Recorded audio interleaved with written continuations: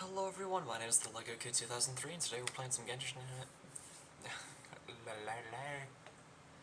me try that again. Hello everyone, my name is the Lego Kid 2003 and today we're playing some Genshin Impact. We have an extra long stream for you guys.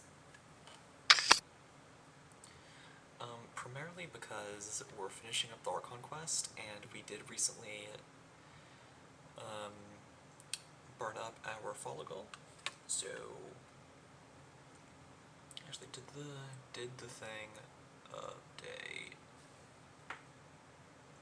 That is my question. If not, then I'm gonna have to. Okay, yep. So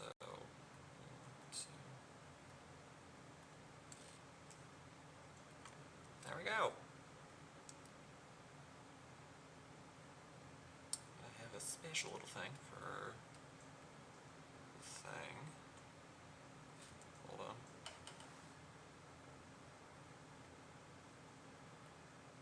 Here we go.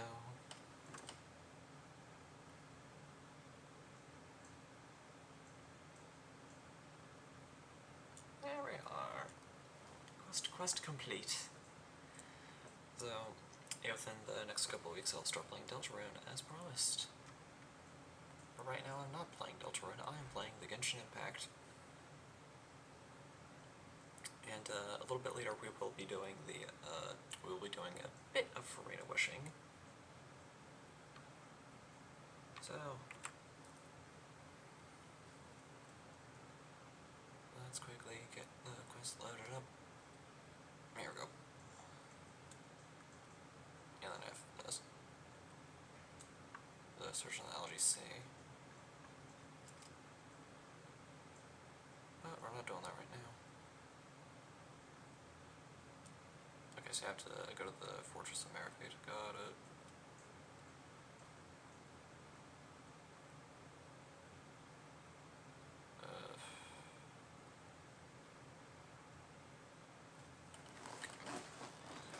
Let's try and...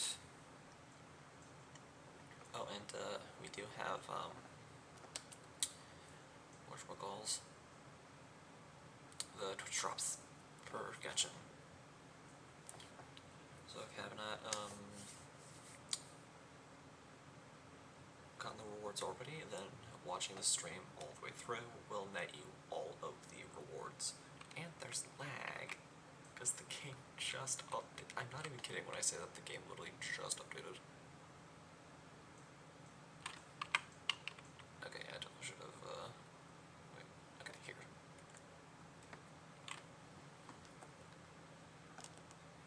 But yeah, we're not stopping until we finish up the Archon quest. And then, depending on how many Prima Gems we have at the very end, we'll determine how many pulls we do for Farina. And hopefully we get her. Because I would like to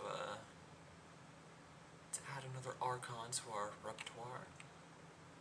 Actually, while I'm thinking about it, let's switch our team.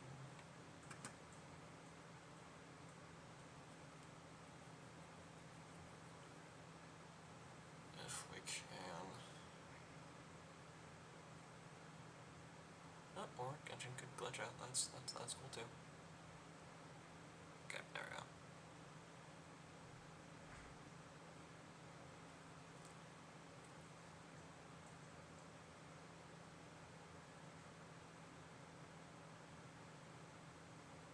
Actually, no, I'll switch to the Archon team when we start wishing.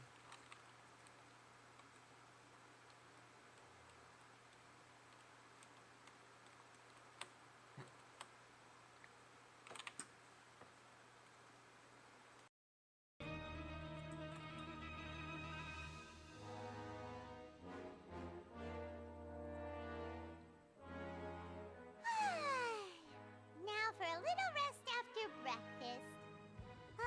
This is the life.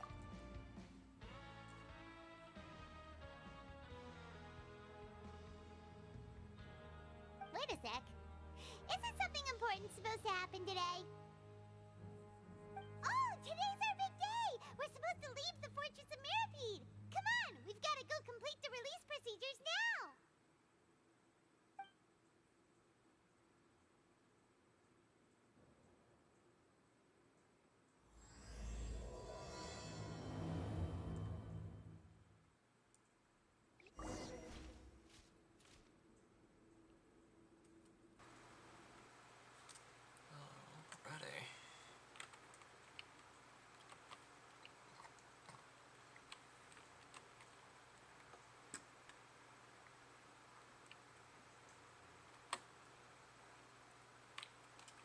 Yeah, it does typically take my computer a little bit to actually get used to the updates, so it might be a couple streams before we get everything nice and smooth again. But rest assured, we will not be dealing with a whole bunch of lag for too long. Alright, so, yep. Please, sign here. This document will be effective immediately upon signing, and you two may exit the Fortress of Meripede via the regular channels. It's been so long since we've been to the surface. Let's hurry up and... Huh? Oh, that's... What's happening?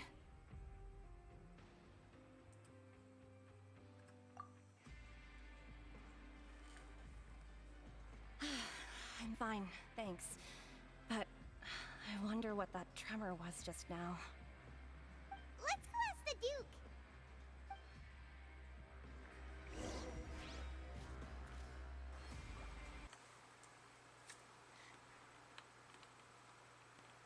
Oh, no, I'm just behind the counter. Okay, let's find Cryo Daddy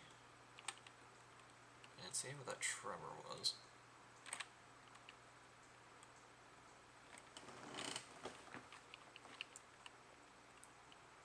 I know that we have at least one guaranteed wish for completing the Archon quest, but I don't know if we'll get prima gems from this. I guess we'll find out.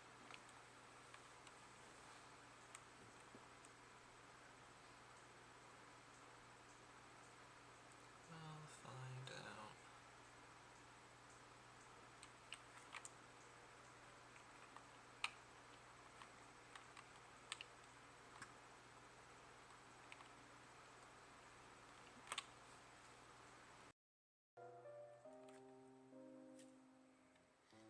Your Grace? Ah, good to see you two. Is there something you wish to see me about? Yeah, what was with that earthquake just now? Ah, that. The tremor didn't originate from the seafloor. In fact, it seems it came from the surface. Over the years of serving as the warden here, I've developed a sense for distinguishing between what occurs on the surface and what occurs underwater. Besides, the seal that Monsieur Neuvillette set in place won't fail so easily. So the fortress is okay? If you recall our last incident, if there really were a problem, there would be crowds of inmates in a panic right now. Huh, you've got a point. Okay, seems we need to get back up to the surface and ask about what happened. By the way, do you know what day it is today? I believe today is this month's pipe cleaning day. Wait, seriously? Ah, yes. Have you completed your release papers? Yep. It's you two. Are you leaving now? That's right! Today is our last day in prison. But now that Paimon says that, it doesn't feel like we were confined here. It's actually been pretty nice. Oh yeah, Paimon feels fond of this place now. Then be sure to come back and visit. I'll miss you. If you've signed the release papers, then you're free to go. The guards will escort you out. You're not going to see us off? I knew you'd ask. All right, sure. Let's go. Well, you actually agreed. No worries, you must be busy. Paimon was just joking.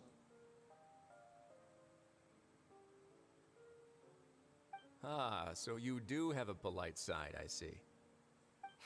After being down here for so long, I imagine you must feel like you're lacking companionship. Shall I come along too? Yeah, don't worry, we'll come back to see you. Paimon really likes the cafeteria here. The chefs sure do know how to make good grub. I hope you won't be here as convicts the next time I see you. We'll do our best to stay out of trouble. Well, it seems our work in the Fortress of Meripede is finished. That's the end of another journey. And since Nervlet was the one who asked us to come here, we should probably go report to him now. Next up, the Palais Mermonia! You're going to see Monsieur Nervlet? Please pass on our kind regards. I'm sure just your regards will do, no? I believe it would be the polite thing to do. You're right. I've heard the Palais has been terribly busy these days. Tell him that I hope he hasn't been overwhelmed by the recent string of troubles.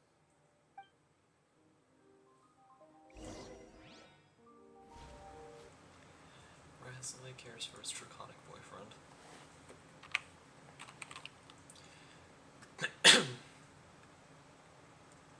Anyways, they're just off to the Palais with us.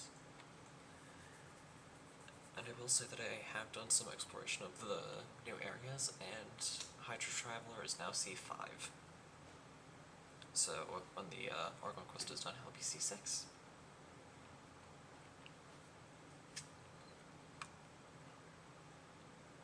Yeah, I just wanted to get that my cute little announcement out of the way.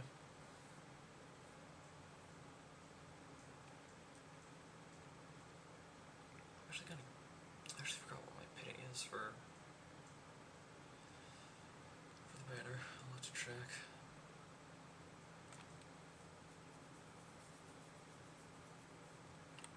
Actually, yeah, let's like super quickly check just to make sure.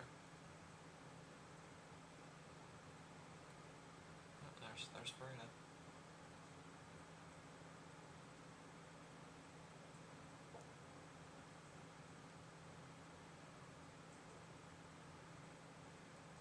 Okay, so 1, 2, 3, 4, 5, 6, 7.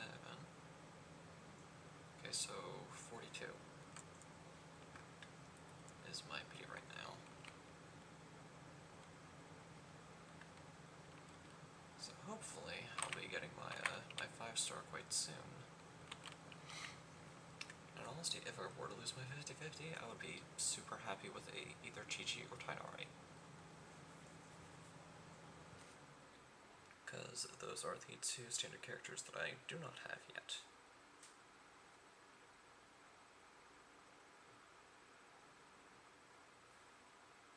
Though, realistically speaking, I'd be fine with any standard character as long as it's not Mona.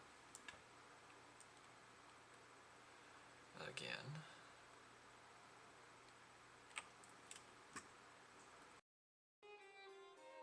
The Palais Mermonia sure is buzzing with activity today. Halt! Huh? Oh, it's you two. Apologies. Monsieur Nervlet did say you'd be welcome at any time. I will say that Zadine has to be one of my favorite Melusines. Because she knows how to do her job, and she has the right amount of sass to just make her character more interesting. See, seems a lot has been happening.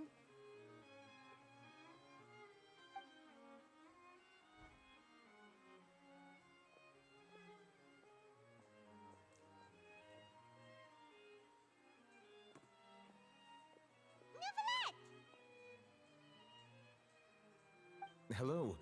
You've come at the right time, but you'll have to wait for just a moment, as there are some urgent matters I must tend to first. In the meantime, please, have a seat. If you'd like to have something to drink, let the Melusine outside know. That's all right. We just ate. Very well, then. Let's take a break over there while we wait for him to finish his work.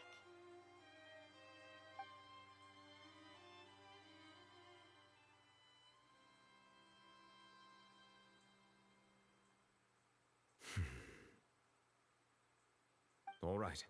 That should wrap things up for now. Are you done with your work?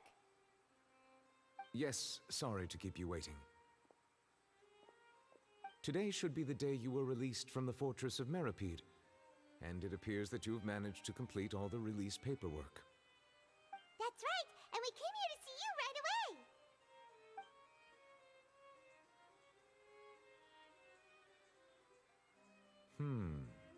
massive whale. Do you have any idea what that might be?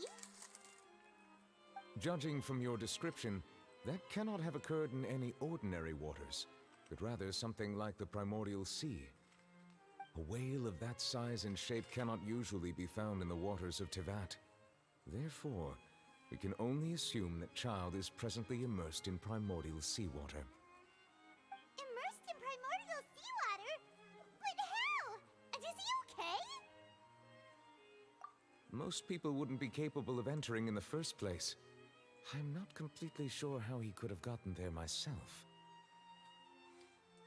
Yes? What is it? Ah, right! Paimon felt it too! We asked the Duke and he said it wasn't from underwater, so we figured you might know something about it. It turns out that I have just received a report about this particular matter. In fact, that's exactly what I was busy with a moment ago. The source of the tremor was here on the surface near Poisson. After the shaking stopped, the water levels in the Poisson area rose at an alarming rate. The water levels rose? Oh no! What about all the people there? Fortunately, the water levels only rose for a short period of time and have already returned to normal now. However, I still have a bad feeling about the whole phenomenon. If the change in water levels is connected with the leaking primordial seawater, then the situation in Poisson may be much worse than it appears. Navia should be in Poisson, right? We need to go check on her! I would also like to go there as soon as possible, but I'm afraid I can't leave just yet. We must immediately formulate disaster prevention plans for the surrounding coastal areas to avoid potential catastrophes. I'll have to ask you two to go to Poisson first. I'll meet you there to check on the situation once I finish things here. There's no time to lose! Let's get going! Please be careful.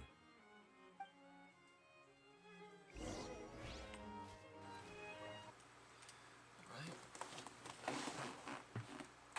Let's head on to... Okay, I failed to say that by the way. Let's head on to Poisson, so we can make sure that Taylor Swift is alright. Yes, I'll still continuously joke about how Navia looks like Taylor Swift, leave me be.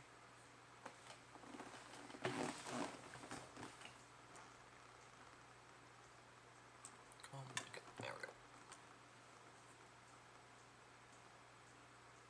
Teleport.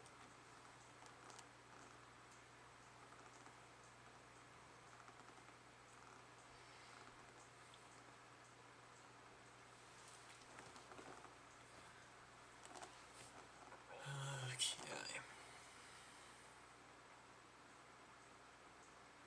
Well, I hope everyone's okay over there.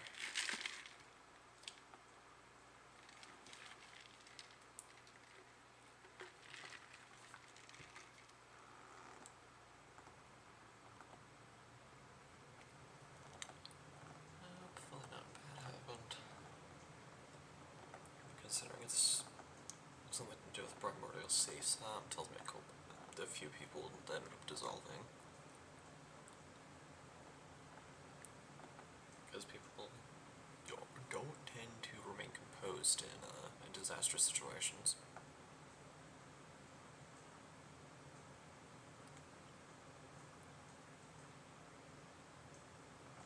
Are we going straight into a cutscene thing?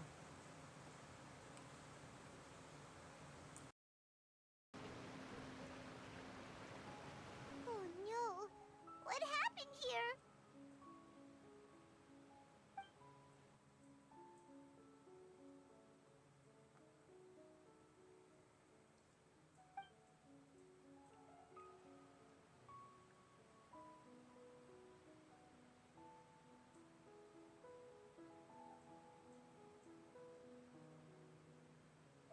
Navia should be around here, right?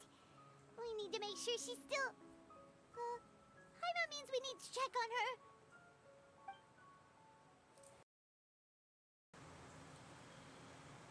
I agree with you, Paimon. Look for Navia and Poisson. Okay. course, I will try to pronounce the French words to the best of my ability. So, if there are any French viewers in chat and I mispronounce something, please do correct me. Because I don't know French. We haven't seen a single soul all the way here. Oh, this is getting scary. What will I ever do now? Look, there's someone on the roof over there. Just stay put! We're coming up! Watch your balance! All right, just hurry.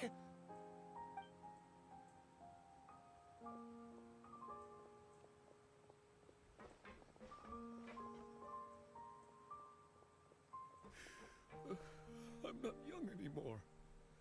How will I survive on my own?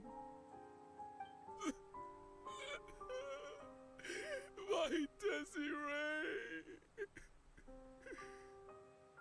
Oh, he looks pretty sad. My leg! My leg! How could this have happened? It hurts! Just hang in there. Help is on the way. You can hold my hand if it makes you feel better.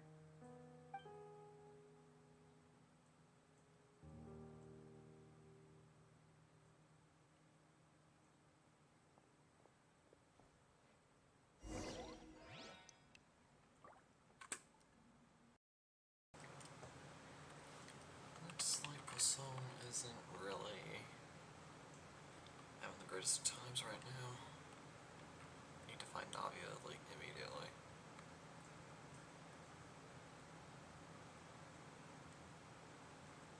Where is Taylor Swift? Oh, there she is.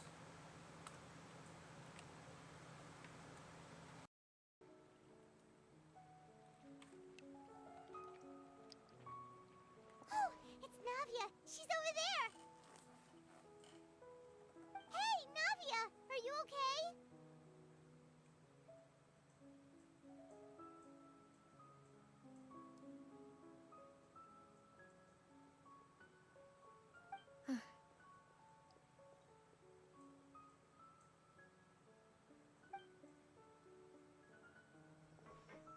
You're here.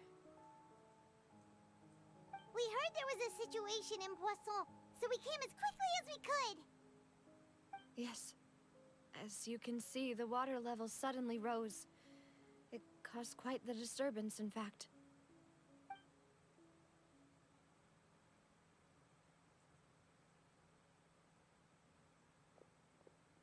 Demoiselle! There was a wounded resident next to a building southeast of here. We've already transported him to safety, but we've run out of medical supplies. He's wounded? How badly? He fell, so it's probably a broken leg. He's pretty shaken up. When the water level rose, he desperately climbed up to the roof. Once the water receded and he saw the ground, he became terrified and eventually... He jumped down then. Find the leader of Squad 1 and tell him to take the wounded resident to see a doctor. He should know where to go. Understood. I'll take over his search and rescue mission in the meantime. All right, you'll be in charge.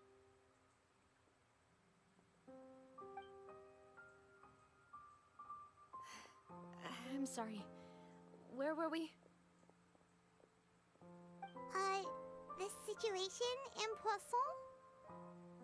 Ah, right. Allow me to explain. A little earlier, we suddenly heard a loud noise. At first, everyone thought that something might have exploded in the waterways. But before we knew it, water started pouring out from everywhere. The rushing water seemed a little odd, almost like the unique color of primordial seawater. Some people didn't realize the danger and thought it was just ordinary water, leaking from somewhere. everyone on the street who happened to be close to the water didn't have a chance to escape.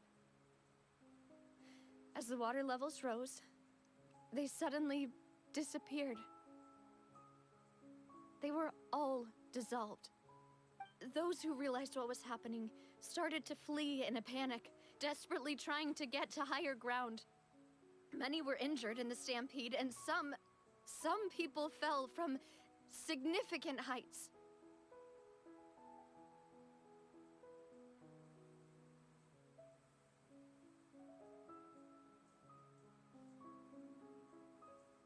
The Spina di Rosula initiated rescue operations as quickly as possible, but there have been a lot of casualties. Fortunately, the water began to recede after some time, and the chaos came to an end. The water that flooded the area contained primordial seawater, so the lower levels of Poisson are still hazardous. To ensure everyone's safety, I've asked the people there to leave as soon as possible. No one knows if this could happen again.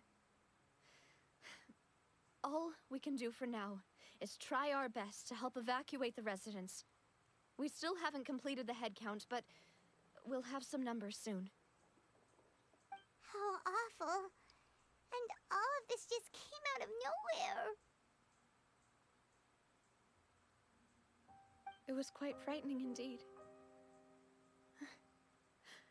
I only wish that everything that just happened was a bad dream. Is there any way we can help, Navia?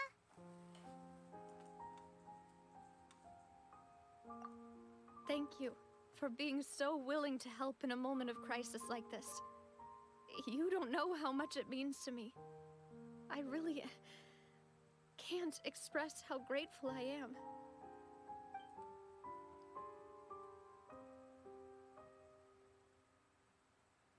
Don't say that, Navia. That's what friends are for.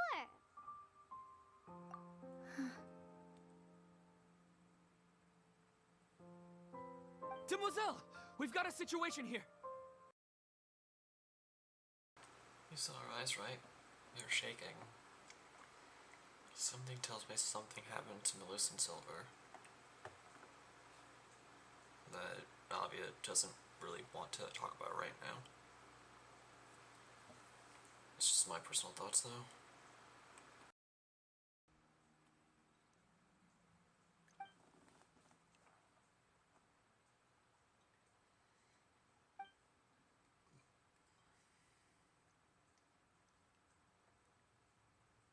Okay, the wounded are being tended to, and we finished a preliminary head count. More support has just arrived, so I suppose I finally have a moment to focus on my own matters. Of course, we should remain ready for anything, and continue doing our best to rescue others. I'll be sure to have everyone at the Spina di Rosula ready to render assistance. Traveler, Paimon, would you two accompany me to my father's grave for a moment? Huh? Right now? Thank you.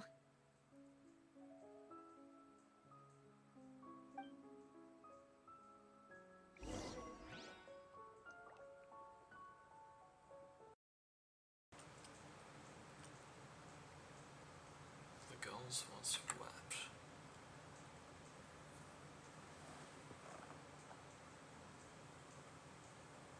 Let's grab that achievement.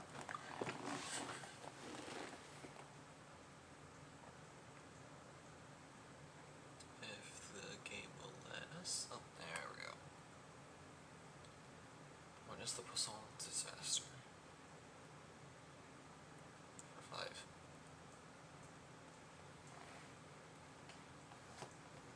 I know, off to gravesite.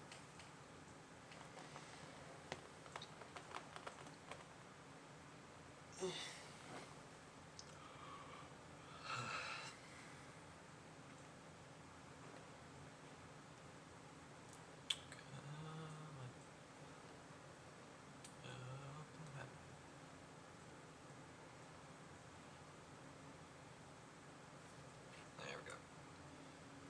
Okay, closest waypoint is right here.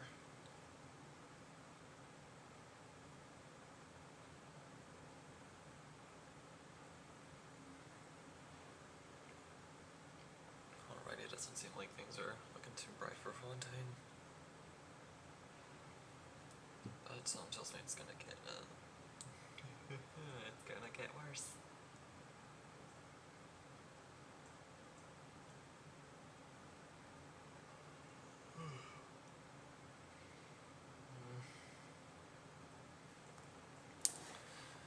But I guess we shall see.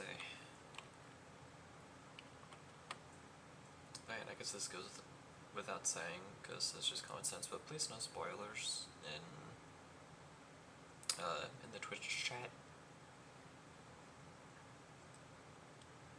Because that does kind of take, like, the fun and the mystery out of everything, so yeah, no spoilers.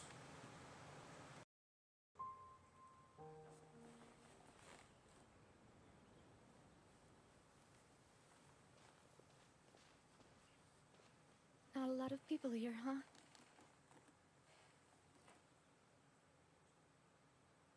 Well, given the time of day and the whole situation in Poisson, Paimon doesn't think there'd be a ton of people here visiting graves. Right. That's how things are now. The living are so exhausted that they've no strength to spare any words for the dead.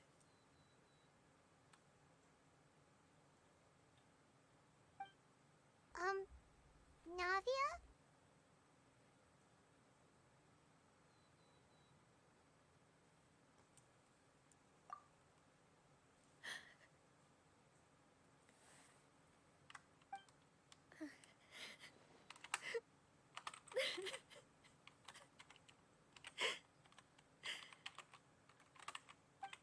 Navia, what's wrong?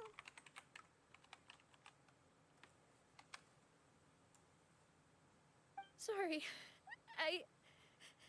I just...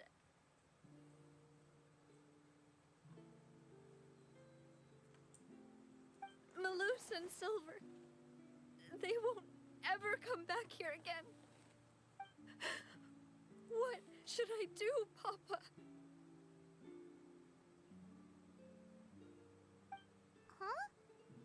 What happened to them? Everyone agreed on the rescue plan, but still... I was the one who initiated it. They were helping evacuate the residents, but they couldn't leave in time. And they were caught in the seawater.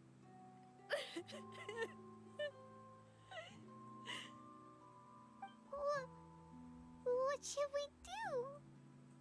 I've known them for so long. And I know they weren't afraid. But I could at least hold a funeral for my father. And I know where he rests. But as for Malus and Silver, they're just gone. I just can't.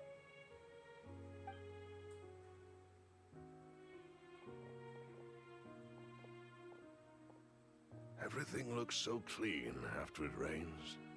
Even the gravestones. I didn't expect that you'd enjoy a glass of red wine in front of Master Callus's grave. I can understand. Besides, the scenery here isn't half bad. See, it's not just me. I always want to bring something when I visit Papa. Perhaps we might even have a picnic. He wouldn't be angry, would he? How could Master ever be upset with you, Demoiselle? Yet the cemetery is the home of those who have passed, is it not? Everyone ends up here sooner or later, no matter who you are. Buying yourself a plot in advance, are you? No need yet. But when I do, I hope you'll let me be buried beside Master Callus, Demoiselle. Hey, stop joking around.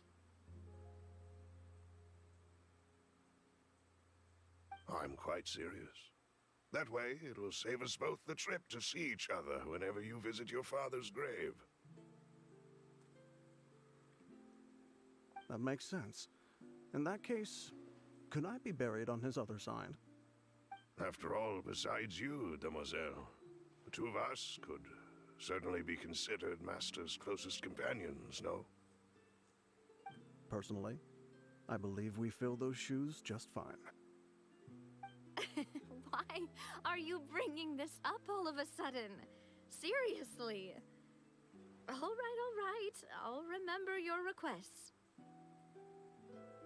But I'd really prefer not to talk about this stuff. And what do you mean by saving me a trip? I'd make the journey even if I had to visit you two somewhere else. I'd promised to let them rest in peace here. But here I am breaking that promise. I'm sorry for letting you see me in a mess like this. I don't usually cry, really. Paimon doesn't know how to help you feel better. But, well, she understands how you feel. I had always thought I could make my wishes come true. But now that I think about it, that never solely relied on me. Many things can only be accomplished with someone else's help. Malus and Silver have helped me so much. But by contrast, I could do nothing for them. I'm so sorry. You can spend as much time as you need here, Navia. We'll stay with you. Thank you. Right now, you don't know how much that means.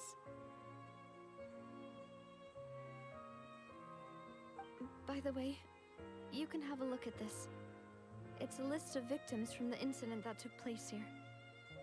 Obena, Khan, Burnett, Giverny, Francine, Karina, Daisy Ray, Joinville, Jolienne, Esson, as well as Malus and Silver. So, everyone else is safe.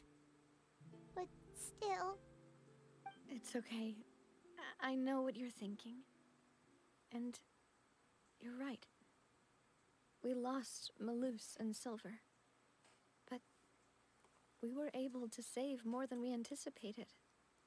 The overall outcome indicates that the cost was worth it. Right! Don't think that way, Navia. One person might be saved at the expense of another, sure, but that isn't something we should ever consider a trade. Malus and Silver were not the price for saving anyone. They're heroes. You're right. Thank you, Paimon. What you said just now was pretty amazing, actually. I'll remember your words. Oh, really? Seems you've become more eloquent in the time since we last met.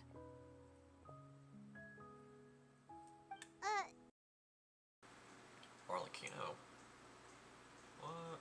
That's the question I have. Yes, my people are carrying out the mission according to your request. All the residents of Poisson have been evacuated, and we're preparing to relocate them to higher ground. As for these supplies, we have everything taken care of. There is no need to worry. Thank you very much. Wait, do you two know each other? We just met recently. Right, Miss Navia? Usually, I would call this a coincidental encounter. But that doesn't quite fit this time. Besides, it never even crossed my mind that a Fatui Harbinger would come looking for me. Thanks to the Knave, Spina di Rosula received generous support from the Fatui, which allowed us to complete the rescue and evacuation work so quickly. Mutual aid is essential to fostering positive developments. We were already in the area, in any case, so it was nothing. That said, I must say that you're a lot sharper than you let on. I'm sure you understand what I mean. I apologize for all the ways in which I tested you previously. We've never worked with a Fatui before, and it's extremely important for us to know who we're working with. My subordinates have reported that Fatui soldiers have been observing water levels and taking head counts in various locations. I hear that they've also prepared a large amount of emergency supplies. I'm quite surprised. This is nothing to brag about, nor do I intend to. It is simply the way of powerful organizations to act forcefully, whether they are doing good or ill. You've witnessed that firsthand, in any case. As I've told this traveler before, I know of the prophecy, and I intend to prevent the impending disaster. Lending your organization a hand was a natural first step in accomplishing that. As such, do not be troubled by this token of our sincerity. Perhaps one day, you'll also be able to help me in the same way. Without your help, there would have been many more casualties. I won't forget your kindness. Furthermore, I sincerely regret what happened to Malus and Silver. I only wish that my people could have arrived a little earlier to prevent this from happening. Don't say that.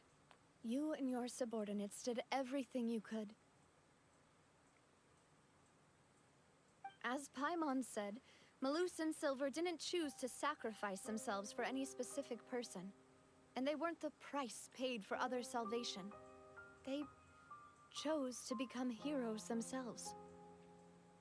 I've never liked hearing people put it that way. It's like trying to relieve pain by saying some noble-sounding words. But right now, there's nothing more suitable. They really did become heroes. You're right. I'm sorry for your loss, Miss Navia.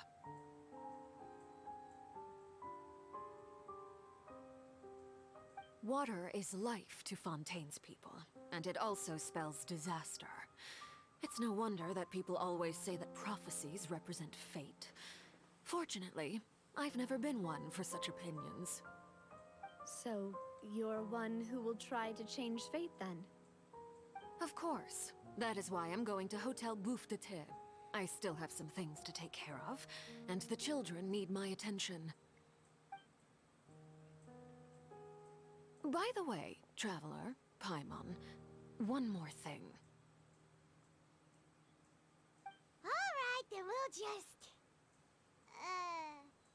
Huh? This isn't right. Paimon thought you would ask us to walk with you for a moment so you could tell us something in private. That is a clever and useful conversation technique, which I do like to use when necessary. But there's no need today. It would not hurt to have Miss Navia listening in. Traveler, I'm sure you remember that I said we could work together when we had the chance. You and I both know that there may be issues with the Primordial Sea. Previously, it was the Fortress of Maripede's sluice gate, and this time it was the water levels in Poisson. These are both signals.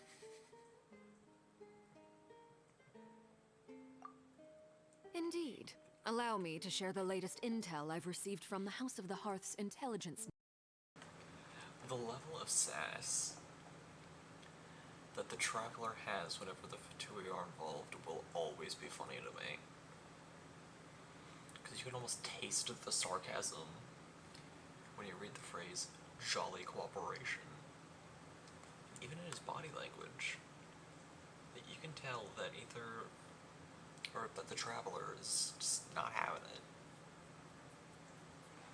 I'm kind of curious, like if I have to, kind of an attitude towards working with a member of the Fatui, especially a Harbinger. So funny. Ready in Poisson. I wanted to take the children along, but unfortunately, Linny, Lynette, and Fremine have all been dispatched to higher ground to assist affected residents. Linny told me that outside of the house, the person they trust most is you. Which is why I want to give you this task. The House of the Hearth's members see each other as family, but Linny, Lynette, and Fremine said that they also see you as such, even though you are not from the house. I'm sure you already understand how earnest they consider their friendship with you to be. Oh, that somehow makes Paimon feel kinda happy. The intel I just shared about the ruins could fetch a high price. But since the children consider you family, it's only natural that I freely share it with you. Got it! So all we gotta do is go to some ruins, right? We can handle that. Excuse me, but may I tag along? You wish to join, Miss Navia? But are you sure you're up to exploring some ruins? You need to rest. Well, I'm sad, yes. But I can't just go back and plop myself into a chair by the roadside and do nothing. There's no point in being depressed while we still have a disaster on our hands. As my father's successor, I must live up to the hopes he had in me. Besides, I'm also doing this for myself. I need something, a distraction, to keep my mind off Malus and Silver.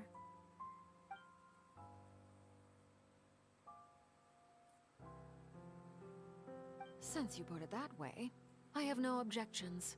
What do you say, traveler?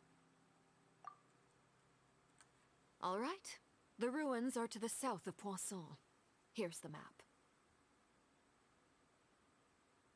Okay, the three of us will handle it. Come on, let's pack up and get going.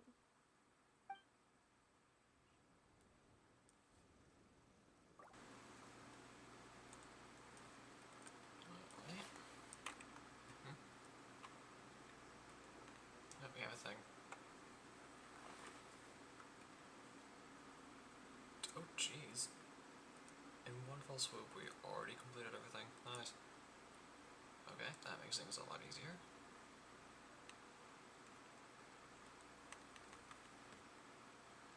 Battle pass stuff. I've not been focusing on that.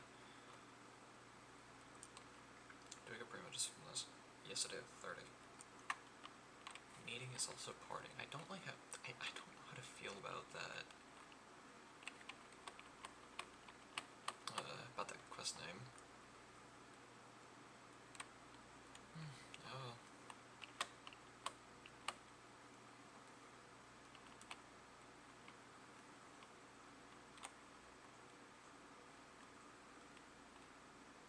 So these puzzles are so difficult to figure out.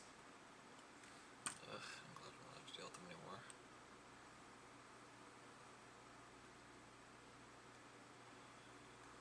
Okay, even though we're in the new area, I'm gonna try to not get sidetracked by Hydroculi.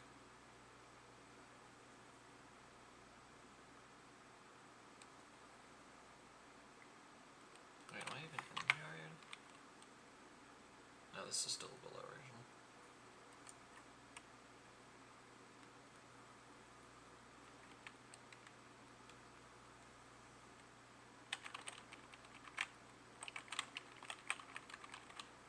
Just in case. Just in case I need them for anything.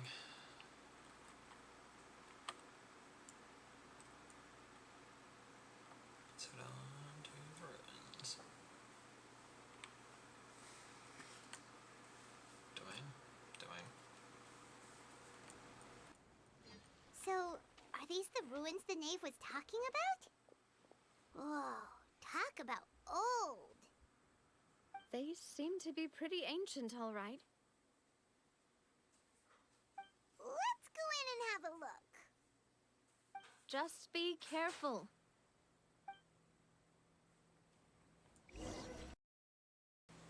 Alrighty. Let's go on in.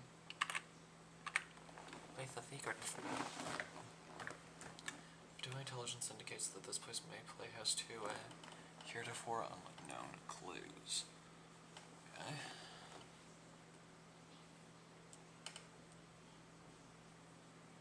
I'm so proud of this team, man. Anyways.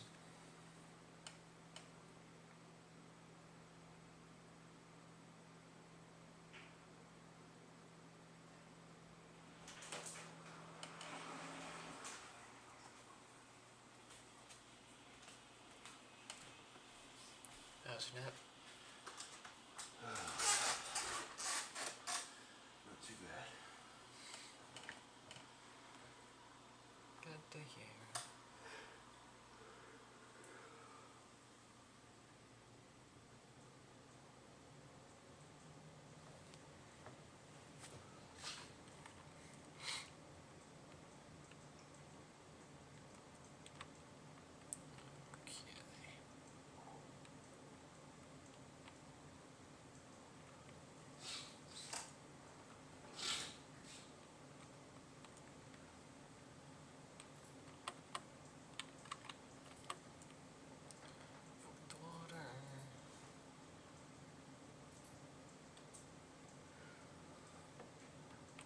Oh, we get to fight.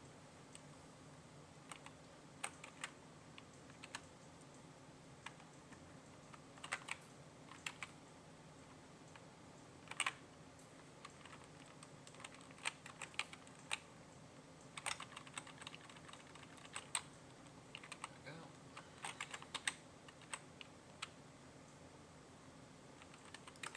Hee.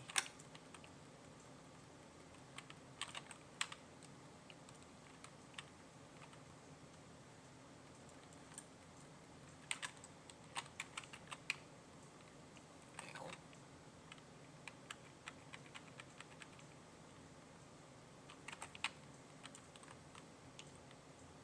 Oop. Oops. Maybe that wasn't what I intended.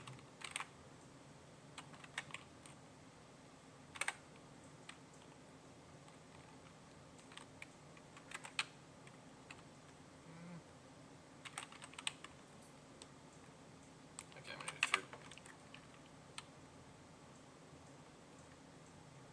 I'm requiring the sustenance.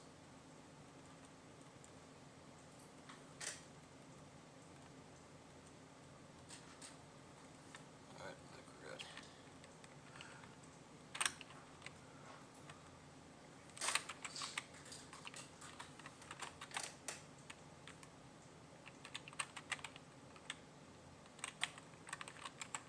I don't.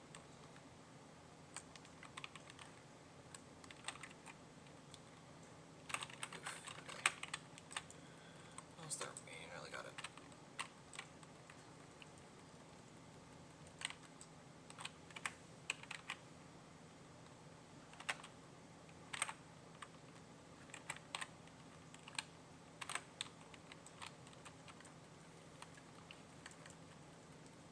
Come on, come on.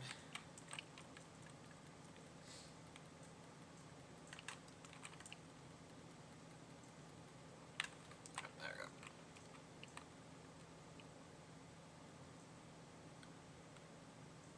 Okay.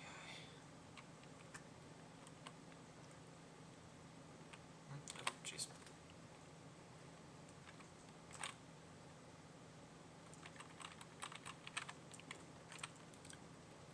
Really quick, take care of these. Thank you.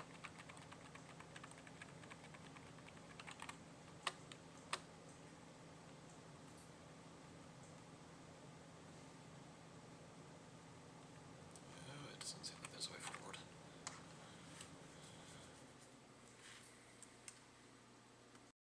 Contaminated by primordial seawater. Yeah. And a lot of it, too. A Fontanian would most likely dissolve the moment they fell in.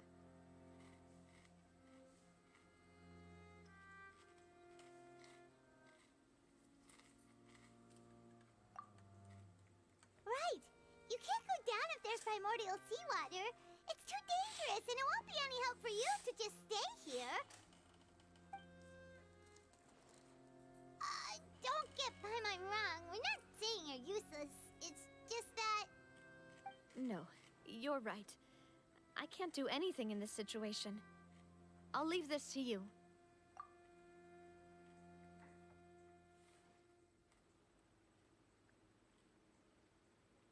That complicates things. Maybe the only way left is forward. In that case, do you want to wait for us here?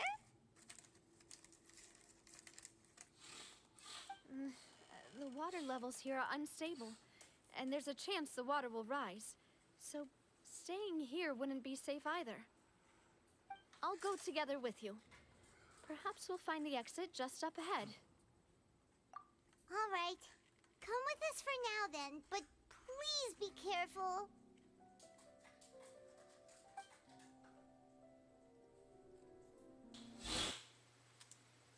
Okay.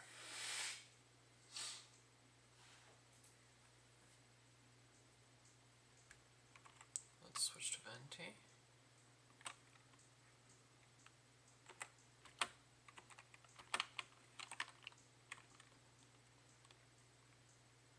Go over here.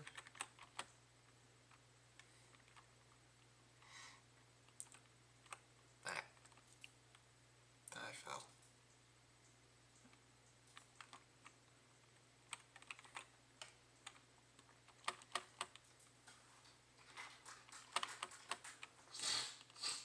Oh, for goodness.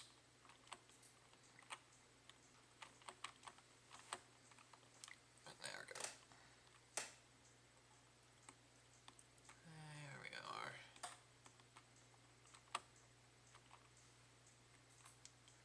Onward and upward.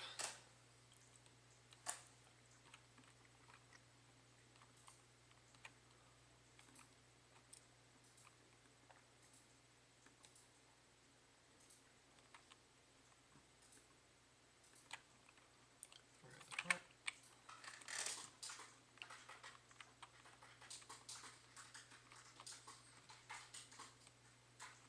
Oh, that bridge does not look safe.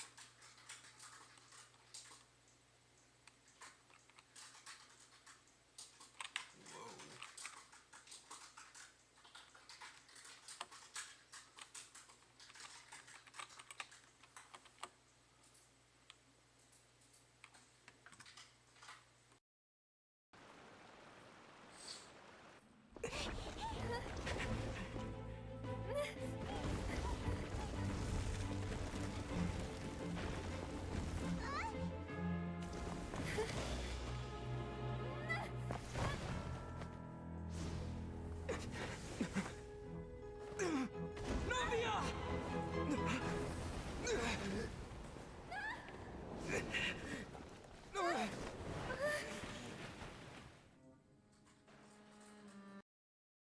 The traveler had a voice line.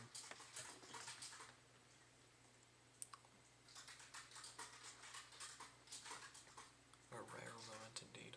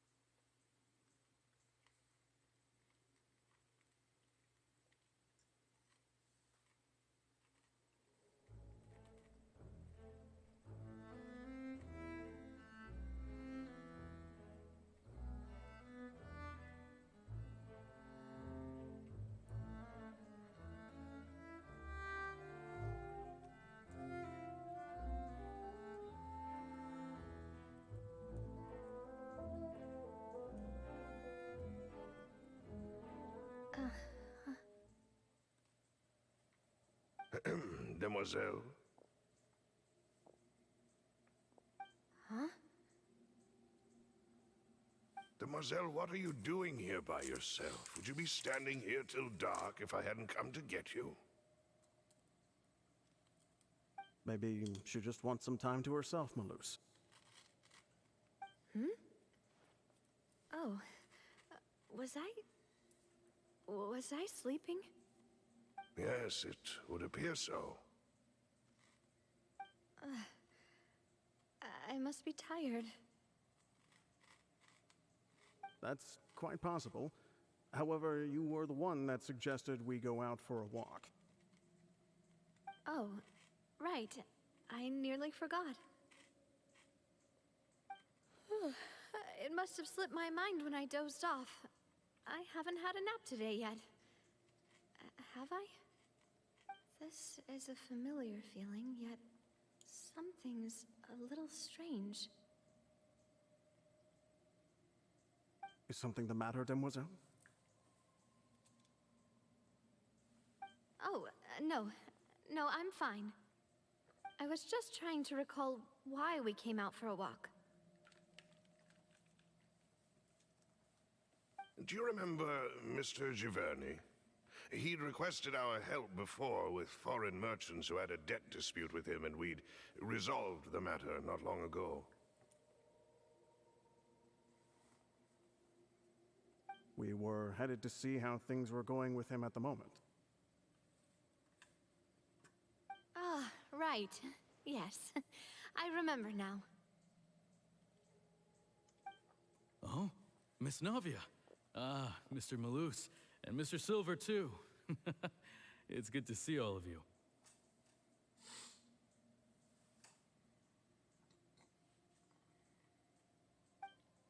How have you been? I've been great. Thanks to your help, those bothersome merchants finally realized that I wasn't the one they were looking for. Why, I wasn't even the guarantor for that person.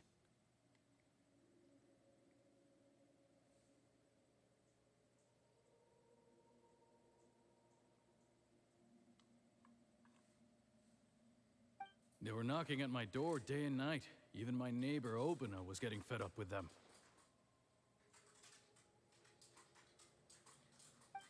Sometimes force is required to calm someone down and get them to listen to what you have to say.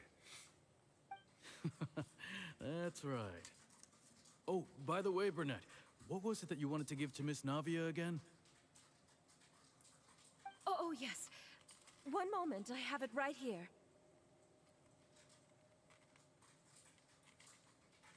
Miss Navia, these are some flower seeds that I prepared. Please take them. They're a very good variety, and they'll become very big and beautiful once they bloom. I don't know what we would have done without your help, so this is a little token of our appreciation. I hope you won't refuse. Ah, did you cultivate them yourself? Thank you so much. I'll certainly take them. Malus, we do still have some empty flower pots at home, right? Why, we can have as many pots as you'd like, Demoiselle.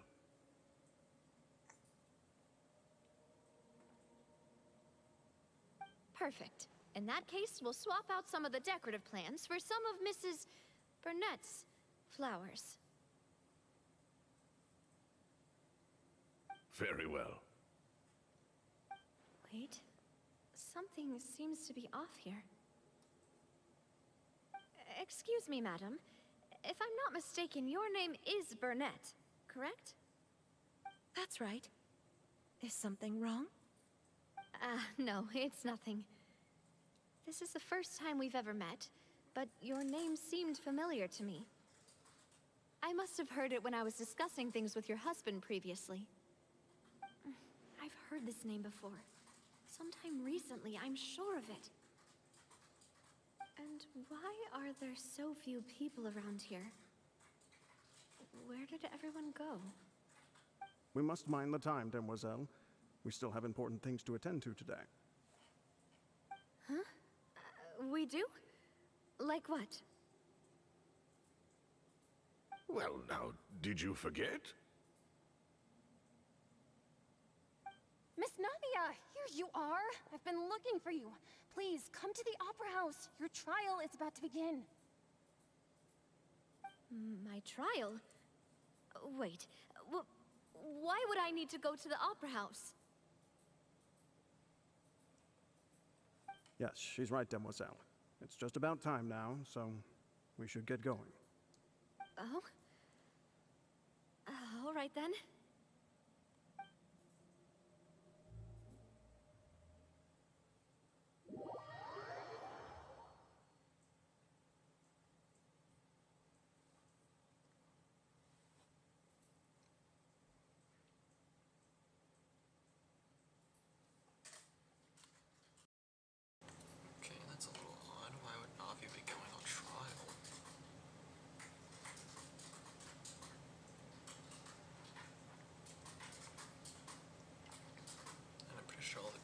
just saw were people that were dissolved earlier, so... What's going on?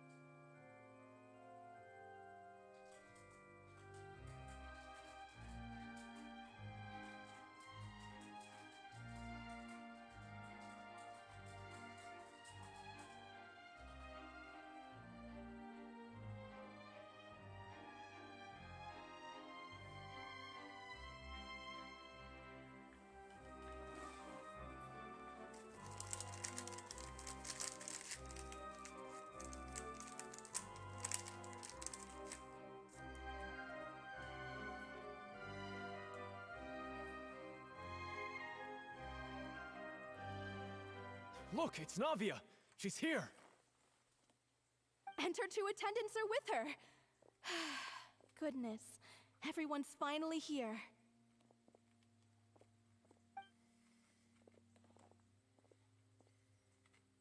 There sure are a lot of people here to see the trial. And they all seem to be oddly... excited about something. I even know some of these people. Karina, Desiree, Joyville, Jolien, Essen. Why are so many people here? And why do I have no recollection of this case? And as for the judge... huh?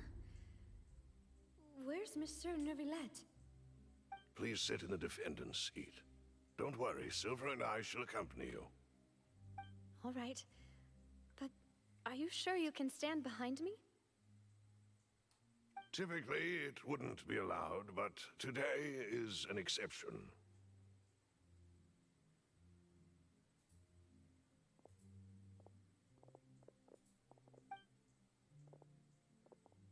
Hey, what kind of place do they think this is? Come on, do they have any idea what they're doing? Seriously.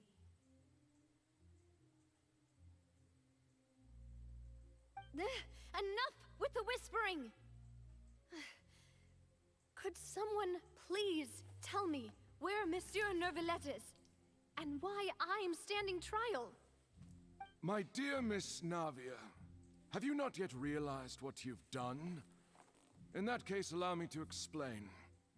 As all here know, you are Master Callus's successor, the head of the Spina di Rosula, someone held in high regard by every soul in Poisson. After you took over the Spina, you treated all of us just like the late Master Callus had. If anyone in need reached out to you for help, you responded. Not only you, but your butler, your subordinates, nearly everyone in the Spina di Rosula fought for the well-being of those in Poisson. Wait a moment. Aren't you just proving that I'm a good person? Yes, correct. Absolutely right. And that is why you stand accused. You have helped so many people get through so many difficulties. You are one with us. We are inseparable. We are one big family, all of us who are from Poisson, inextricably linked. And with you being so important, we couldn't possibly do without you. Therefore, this fair and honorable court shall declare you guilty, and you shall stay here. You will be together with us forever. Huh? What are you... I don't like the sound of that. That sounds like a hive mind. You have said is correct. I have indeed done a lot for my hometown, and I would be willing to be with you all, but what is the purpose of having me stand here like this? What is there to discuss? Ah, well, if that's what you think, then I have no further comments. How wonderful, Miss Navia!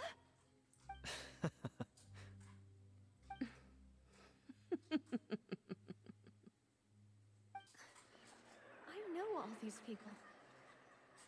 Why are they laughing? I seem to remember now. Yes, I get it. This trial is... Wait just a moment. This isn't right! Malus? What was that, Mr. Malus? Our conclusion is very clear and unanimous. Let the court judge her now. She's guilty! Stay here, Navia! You're one of us! Demoiselle, don't admit guilt. This trial means to keep you here forever. I wish to exercise my right to defend Our Lady. Mr. Joinville, you only know of Navia's goodness, but nothing of her utterly independent mind. She was born a free and independent spirit. She has never been tied down by anything. Indeed, even the death of Master Callus couldn't stop her. Her actions cannot serve as proof that she identifies herself as part of any group. She merely acted as an individual, extending her hand to help others. Please do not mistake her actions as being otherwise. Really? As an individual, you say? Don't forget, we are all Fontanians here. This is the nation of justice, the nation of Hydro. Even if Miss Navia only voluntarily rendered her assistance, that doesn't change the fact that her beautiful soul must return to everyone. Water accepts all, blends with all. It will surely accept her kindness. Everything is measured here in the nation of Hydro, and in the end, everyone shall meld together. Thus, when a unanimous opinion emerges, that opinion represents justice. Now, I speak for everyone. Our opinion is consistent. Navia should stay. We and Navia are one. And you would call this justice? Preposterous. You are merely jealous that Demoiselle still has a chance to exist as an individual. Have you forgotten how much you all once longed to become individuals, to become independent? Do you mean to defy our justice? If your justice is flawed, then why should we acknowledge it? As you said, we can also have our own justice. Silver and I shall defend Demoiselle. And that is how we will enforce justice. Ugh, my head... it hurts. Demoiselle. Silver, it hurts. My head is spinning. All I can see is stars swirling in front of me. I remember now. Everything that seemed odd from the very beginning.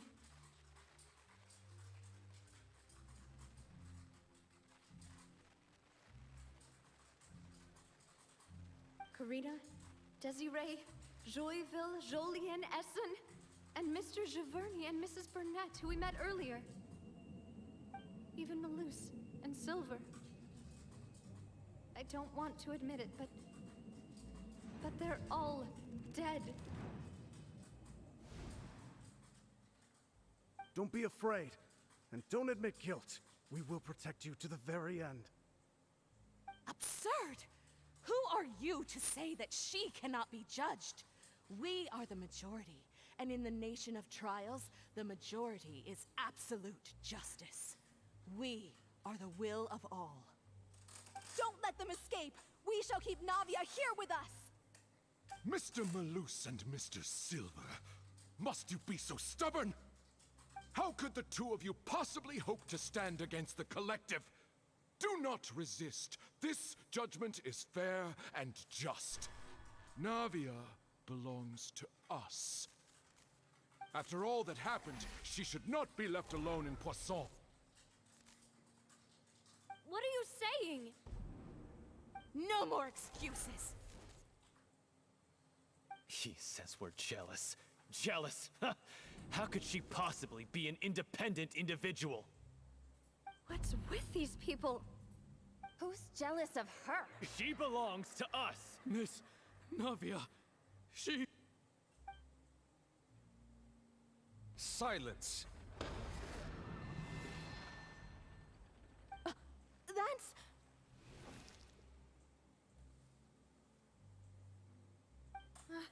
Monsieur Neuvillette! Such commotion is prohibited in the court. The accusations you just presented are nonsense and cannot constitute a proper trial. The court will adjourn for the rest of the day.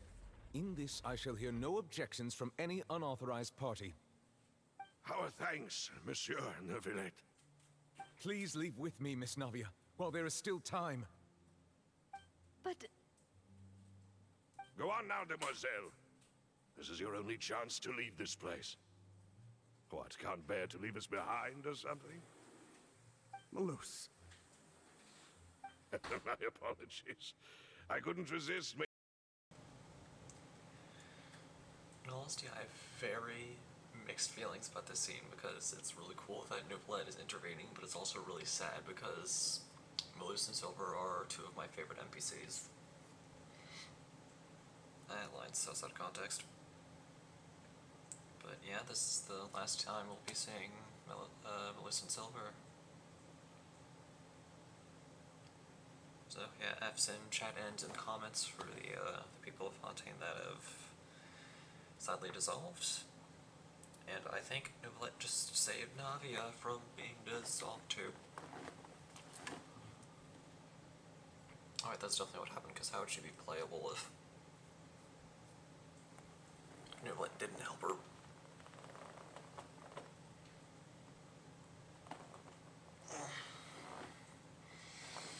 Jeez, I need to stretch. For those wondering what the crunching sound was, I was eating a cinnamon twist from Taco Bell. Hashtag not sponsored, but they are really good. I will not apologize for that opinion. They taste delicious.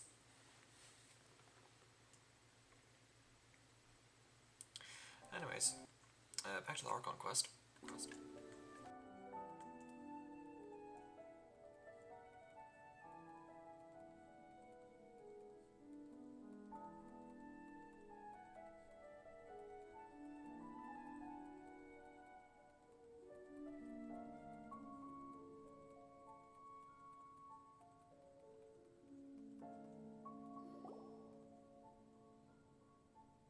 No, wait! Just a second! Navia? You're awake. Good.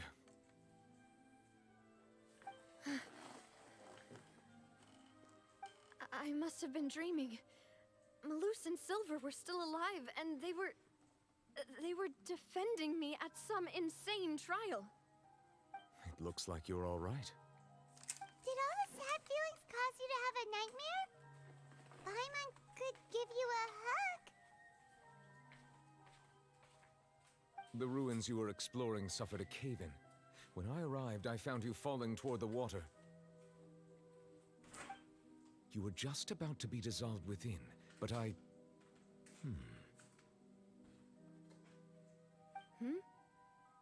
What is it?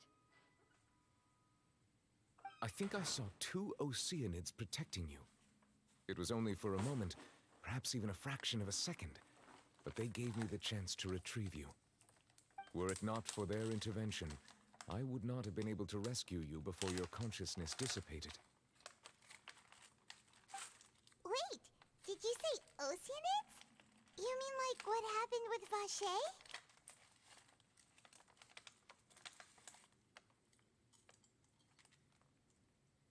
Perhaps those 2 Oceanids were the people you saw in your dream. I always told them that they didn't have to protect me. To think that they'd keep doing so even after death.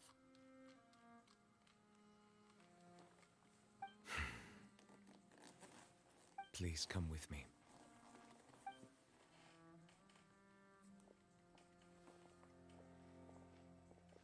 Neuvillette, are you okay? Oh, I am quite all right. Perhaps there's something we could chat about? Why do you look so to set in. Oh, Paimon knows. You're the type who feels awkward when there's nothing to talk about, right? I merely thought that we should give Navia some time to herself. Huh? Why didn't you just say so then? Don't you think it's even more awkward to call us over like this and then have nothing to talk about? I suppose so.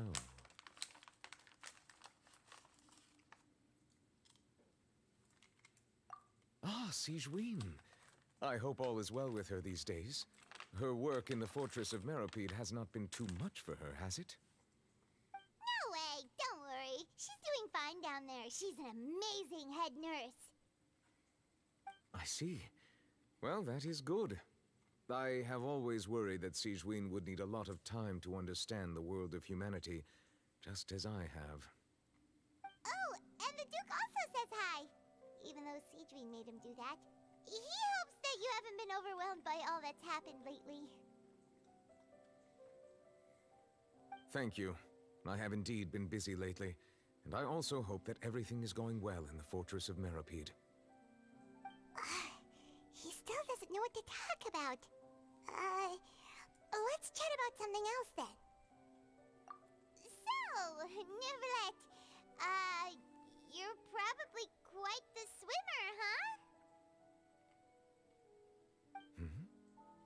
Yes, of course. This isn't going anywhere. Let's try something else. How did you find these ruins? Did the knave tell you? Yes, in fact. I had arranged to meet you in Poisson, but when I arrived, I discovered that the Fatui were helping the residents evacuate. They had even transported a large quantity of supplies to the area. Amid my astonishment, I ran into the knave, and we had a chat. She informed me that she had asked you to investigate the ancient ruins here. Yeah, we originally planned to meet up with you, but we thought you might still be busy with all those official documents. We didn't think exploring the ruins would take very long, and who would have thought you'd wrap things up so quickly?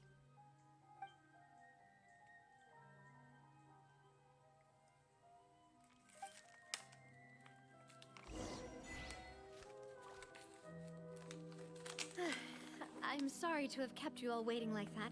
I'm feeling much better now.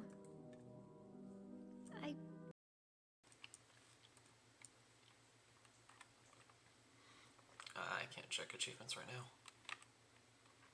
Yeah, that's fine.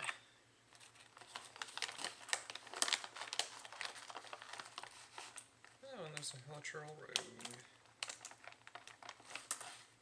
Hold on.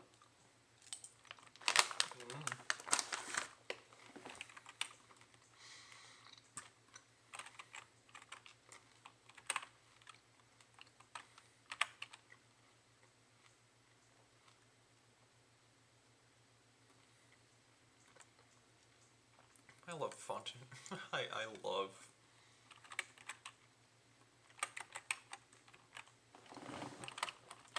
burst frames.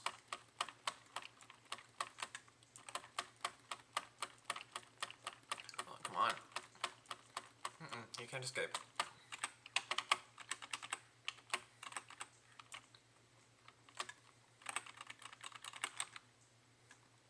Alright, that you down to about half health, which is good.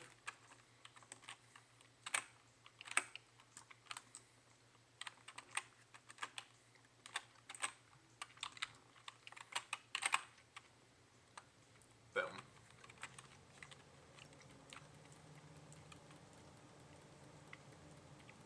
It didn't absorb the hydro. I would have thought it would have gotten it immediately. I got to drop anything? Nope. That's fine. Perfectly. Ooh, this is pretty.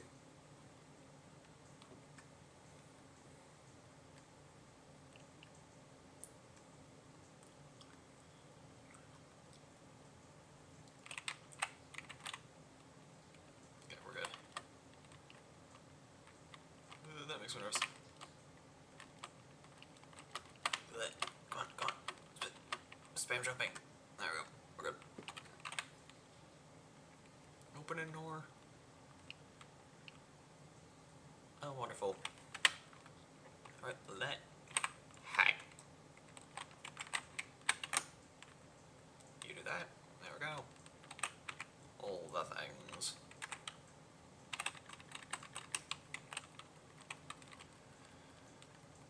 Okay, we should be able to take him down nice and fast. Boom, boom, boom. And there we go.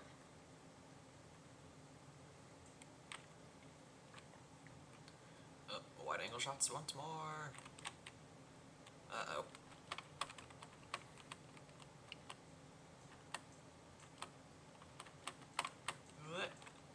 There we go.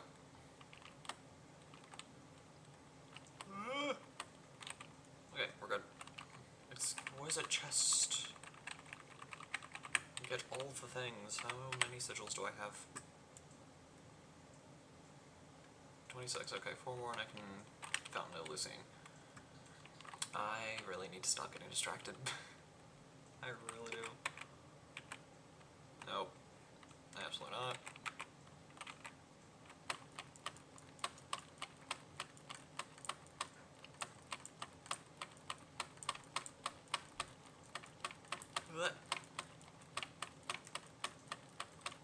Alright, if anything I can take down the Ruin Guard quick. And never mind. And I died. Cool. Alright, time to get Venti main for 2 seconds.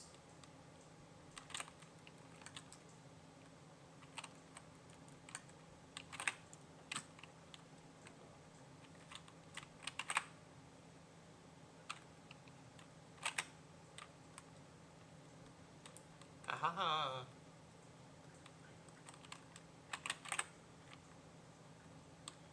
Okay. Ruin Guard is almost dead.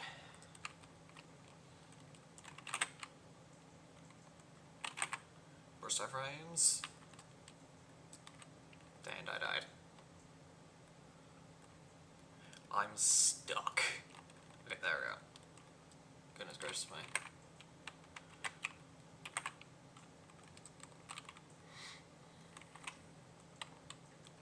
Okay, this should help.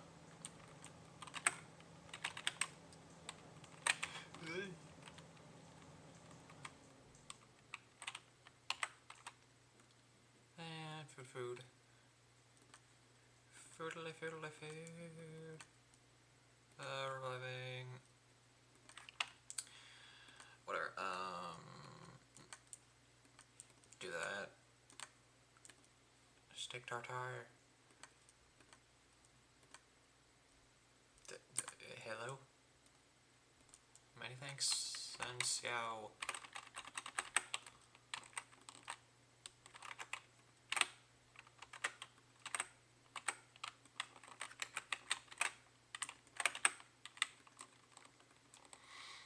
Okay, almost done, almost done, almost done.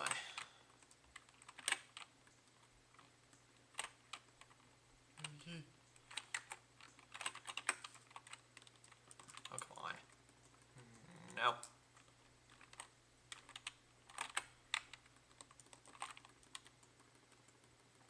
Alright, go on, go, run, go, go. And there we go.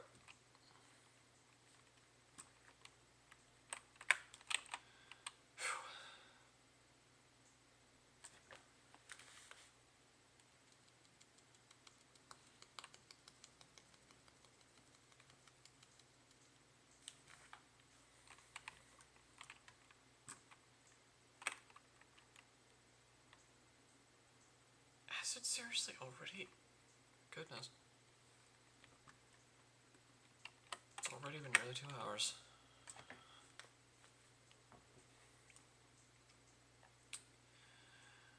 Well, and again, it took a few minutes to actually do the intro since I messed up the first time, so yeah, that would cause a bit of a slowdown.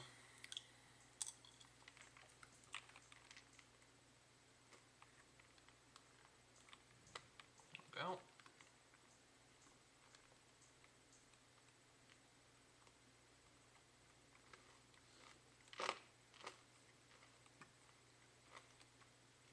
Investigate the space ahead, okay?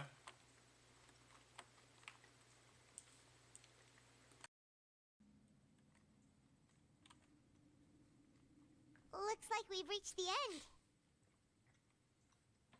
This is the place. There should not be any other hidden spaces in the vicinity.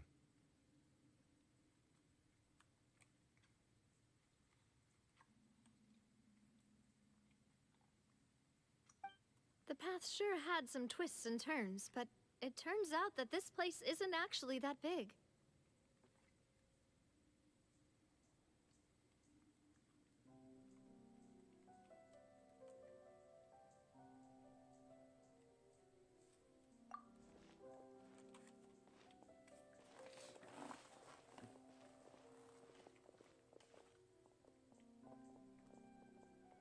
Stone slates? It seems like they were put here as an offering. Could we take them down and have a look? Perhaps we should just leave them be for now.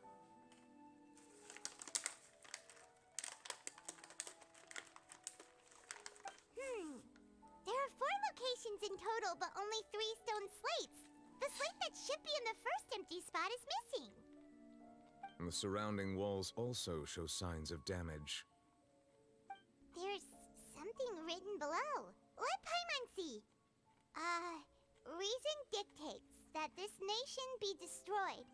I shall record the history of its future here in its past. Say what? It feels like someone left these slates and these words here for a purpose. But does he mean that Fontaine should be destroyed? That would fit the circumstances dictated by the prophecy, yes. Indeed, the slate's contents correspond to it. Take the second slate, for example. There's a person kneeling here. She seems so dedicated. And there's a whole bunch of other people behind her doing the same. She's facing this... what is this? Some kind of island in the sky? And is that Lady Farina in the third image? Did the Hydro Archon fall into the water? And is that a ring of people around her? Paimon doesn't quite get it. Are they all in the water? The fourth image. I know this one. This exactly matches the content of the prophecy. The people will all be dissolved into the waters, and only the Hydro Archon will remain, weeping on her throne.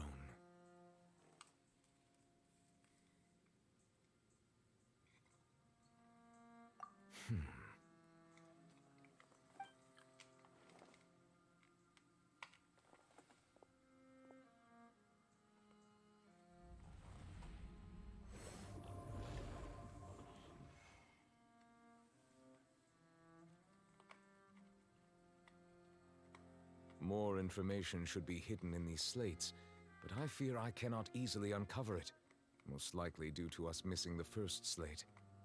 I am very sorry. Don't blame yourself, Monsieur Neuvillette. Deciphering ancient stone slates isn't one of your duties. Ooh, Paimon's getting the chills just looking at these slates. This says that it's the history of the future, right? That means the prophecy's sure to come true.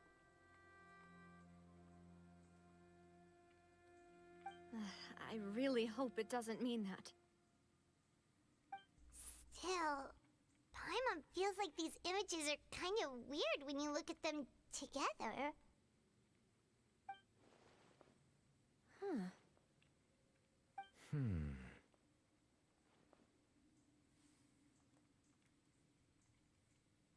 That's right!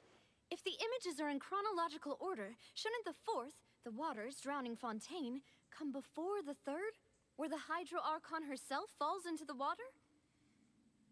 And yet the order is reversed here.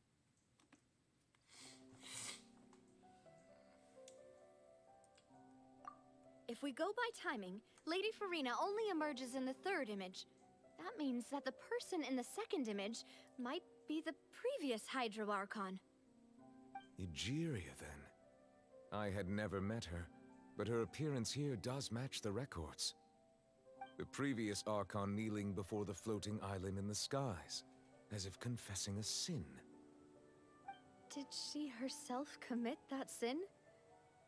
And if not, why would she be in such a posture? Also, I'm still wondering why these ancient stone slates are here at all. Judging from their contents, could this place be the origin of the prophecy? Does that mean that someone, or some people, once saw these slates? But who would have created these slates and left these words here?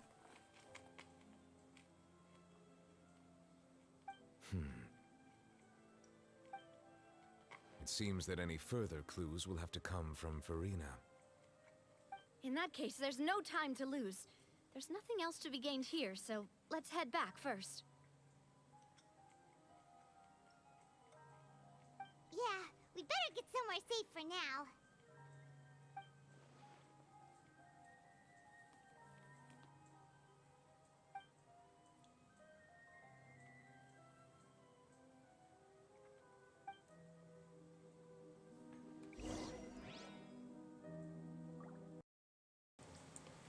This is very interesting.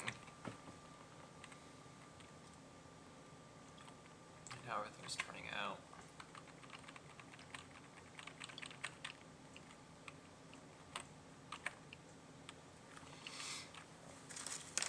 I wonder what Farina will have to say about these slates, if she'll say anything at all. Given how she is, I don't really think we're gonna get much out of her.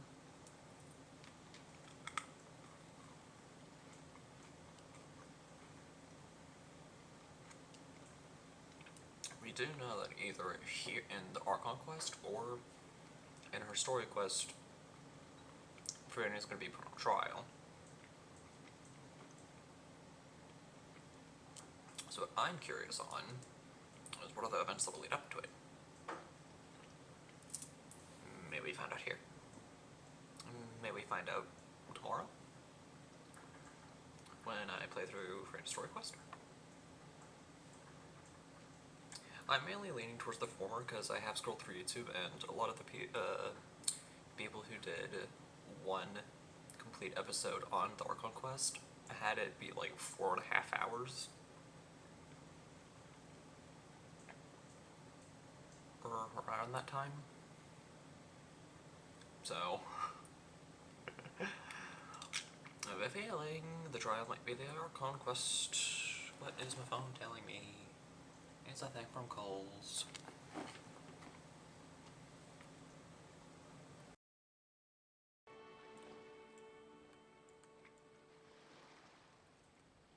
Let's split up here. I'm going to check on what's happening with the Spina. You know how it is. There's some things you just need to be there for yourself.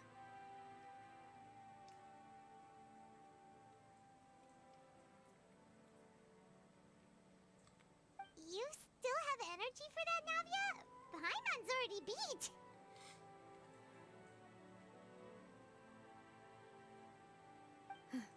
Just head back to the Fleuve Cendre and have a rest then.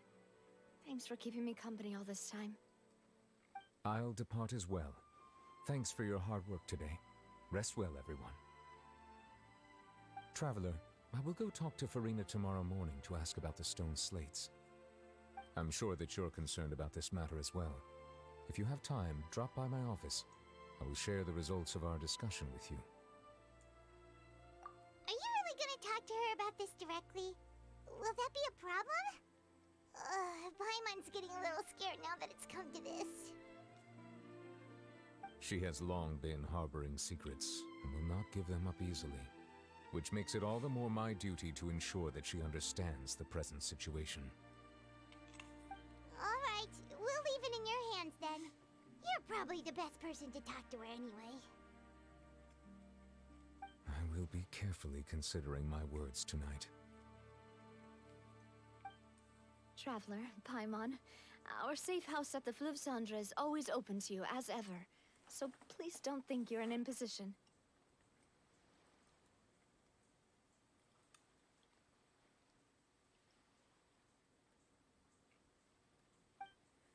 All right.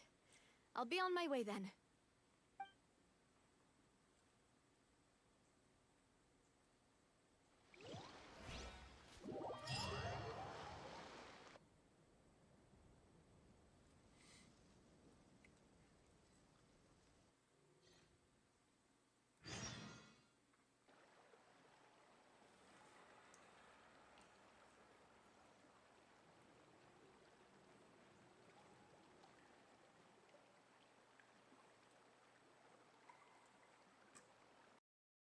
So I was just making sure, yeah, the passage string was transferred over successfully.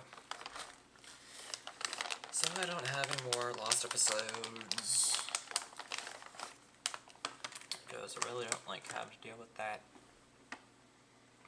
Navia and Newlight both depart. You and Paimon head to the Spinador Solo base at foot of Sandra.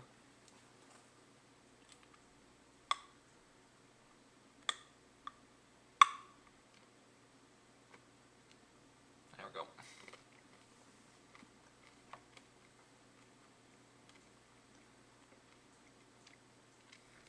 I don't know why, but this side isn't as good as breaking the big tree nerds as this side. I don't know why. They are really good though.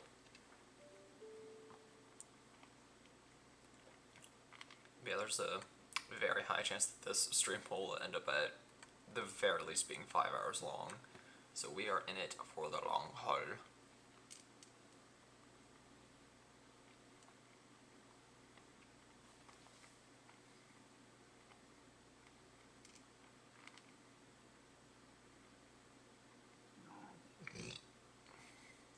Excuse me?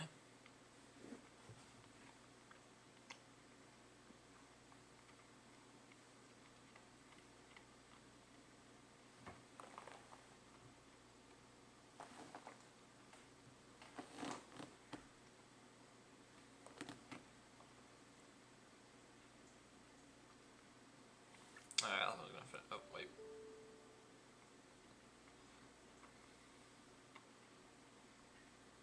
There we go.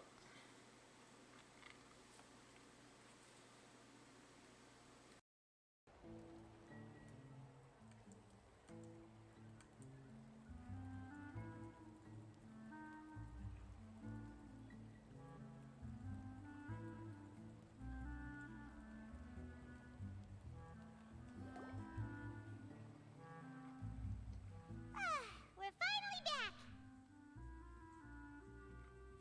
Welcome back. We've got a special menu prepared for you two tonight. Yay! And there's good food too! Navi, no, the boss is the best. Ooh, desserts! Nice, these are all Paimon's! Paimon's already starting to forget what happened today. Great! It's Mona. My least favorite character from Mondstadt. And my only standard banner 5-star that has constellations.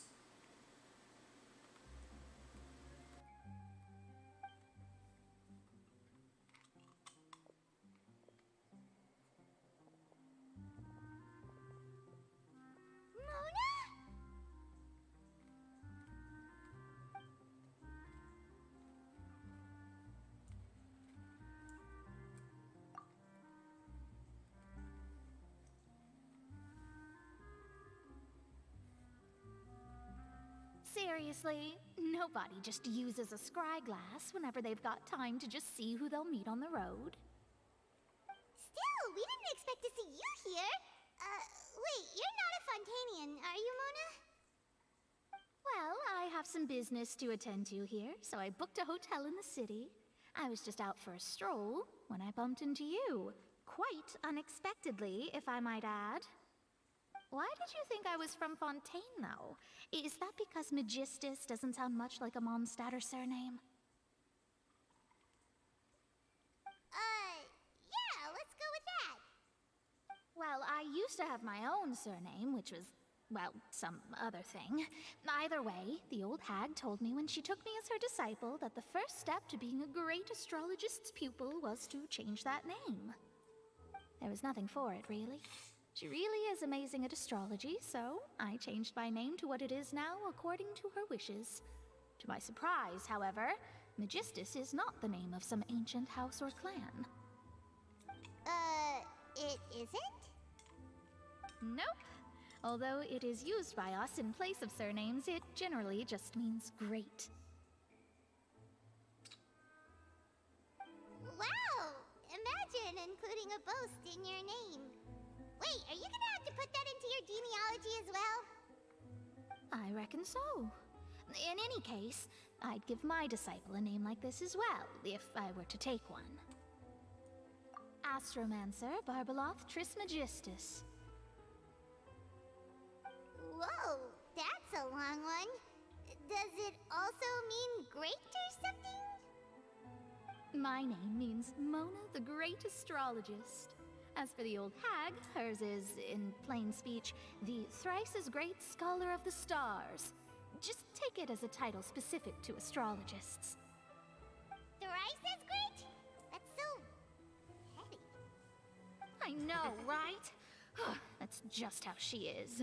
She used to call herself Magistus, actually, but when she took me in, she changed her name to Trismegistus. Talk about excessive. Magistus is thus the calling card of our school, so to speak, which makes it about the same as a surname. It's all right if you don't get it. You can look into it further should you need to study astrology more deeply.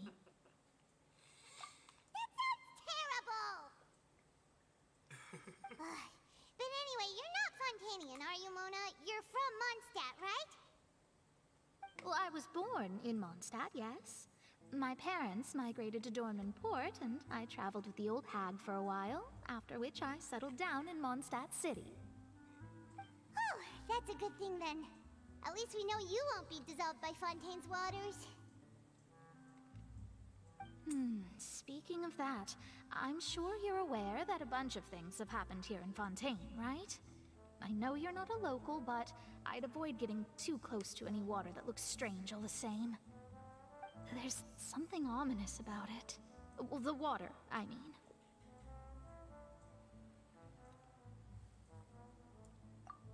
That was the main reason, yes.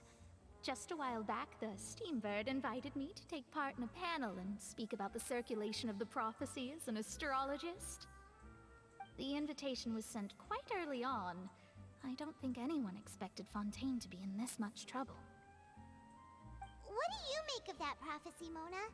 Just tell us what you think as an astrologist. Your word would go a long way to make things more certain and less scary. What I can tell you is that I'm an astrologist, and that this prophecy concerns the fate of Fontaine, even that of all Tevat. Ascertaining this is akin to reading the fortune of the whole world. I'm afraid that this is not something that just anyone can do. If I could do it, you would no longer call me an astrologist, but a visionary. But on the flip side, the prophecy is so huge and powerful that it must surely come from a powerful visionary. Its contents involve the fate of the world. Disregarding it would be a mistake. A visionary? Sounds really powerful and all, but does such a person really exist?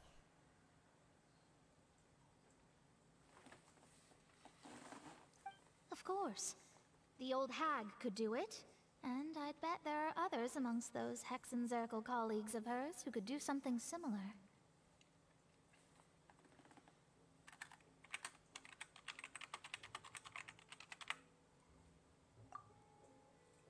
Huh? Are you sure? All right, I'll help you. It isn't often that I see you with such a serious look on your face. I'll tell you once I hear back from her.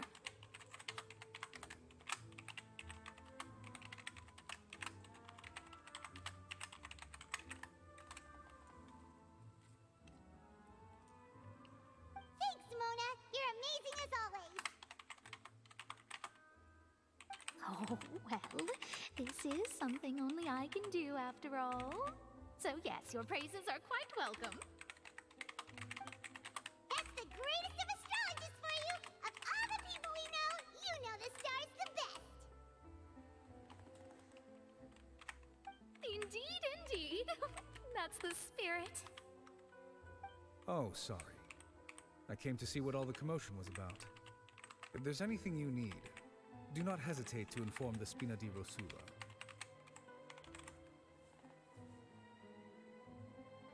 Oh, whoops. Guess we were getting a little too carried away there. Well, I'll go tend to my own business now. If I receive any news, I'll be sure to come find you two again. And there she goes, quick as rushing water. And here we are with the Spina guy giving us suspicious looks. Right, but we were able to recruit Mona's help, didn't we? Our Fontanian friends will thank us someday.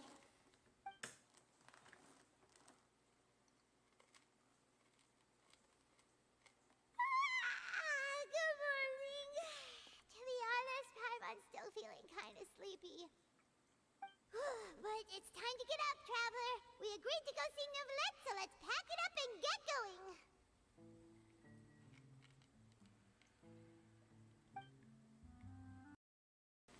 Indeed we did.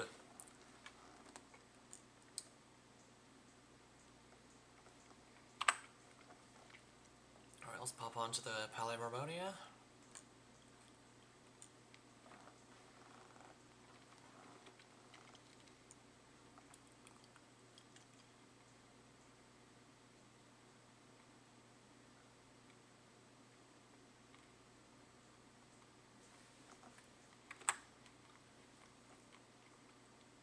Quickly snag achievements.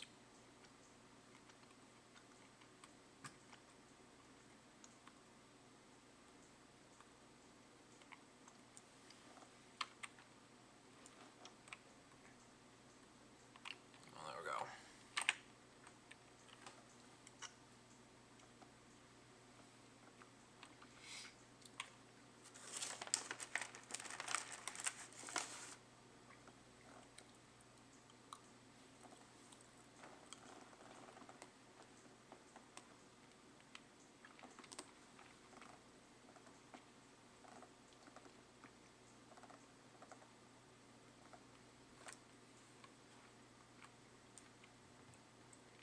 There we go. Oh, yeah, I need to heal up everyone, don't I? Later. Actually, let's bring Vinci back while I'm here. There we go. Hey, Dame. Finally! Is something wrong? Monsieur Neuvillette and Lady Farina, they seem to have gotten into a dispute. Please go see for yourself.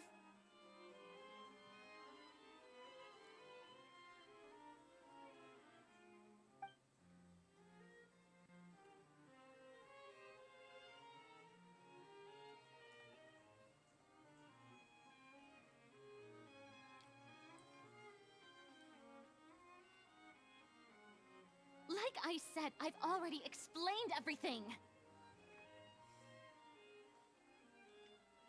And yet the problem has not been properly solved. There is little space for excuses between us.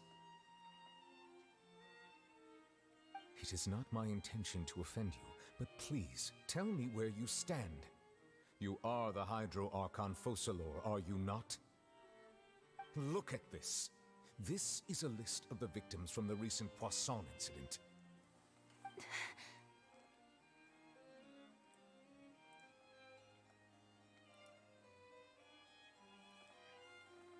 You mean they're all...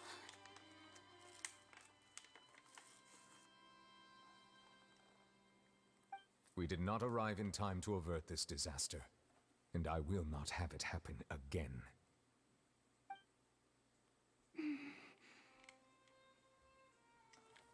I will say this once more. You must tell me everything you know. Yesterday, I found 3 stone slates in some ancient ruins near Poisson. Do you know anything about those? Seriously? You're questioning me like this is a court case now. I don't know anything about that. But you found them in some ancient ruins, you say? That's correct, which is why I came to ask you some questions. There should have been 4 slates, but one of them was missing. The other 3 featured different images that seemed to correlate to the prophecy. The prophecy? The second of these slates depicts the previous Hydro Archon Egeria kneeling before a floating island in the sky, as if confessing something. Do you know nothing of this either? I don't. I've never seen such slates. I'll ask you again. Do you really have no information regarding the previous Archon?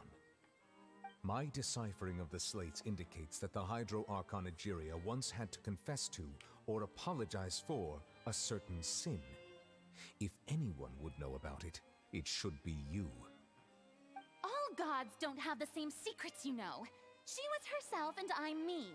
Is it really so strange that I know nothing? I understand your concerns, but I'm sorry. I just don't have anything to tell you.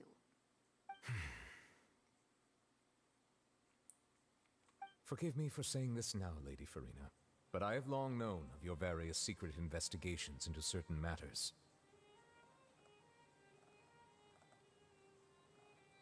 There are several indications that you have been investigating the prophecy on the sly. This is not strange in itself, considering that you are the Hydro Archon. But it is strange that you should also claim to not know any of Egeria's secrets, as well as do nothing following your inquiries. You have never been as superficial as you have presented yourself to be, nor are you a fool. And yet, your behavior is very inconsistent.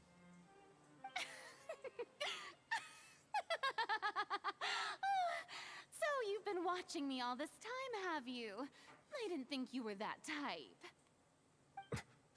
You... Well, since you know about my secret investigations, then you should know I'm actually working to take care of it.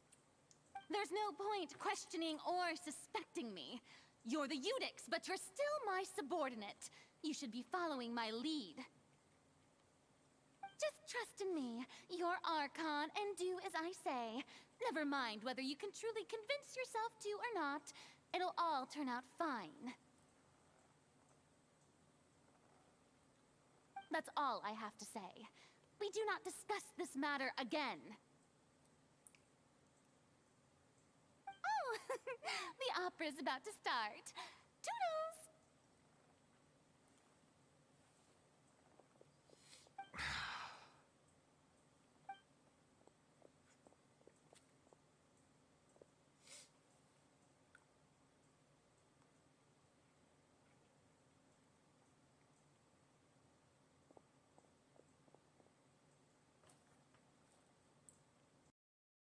She seemed upset about something. Yeah, she seemed deeply troubled. She didn't seem in the mood to care if we were listening in or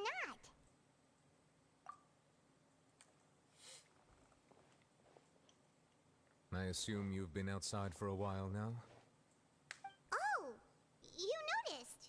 Seems Farina didn't even realize we were here.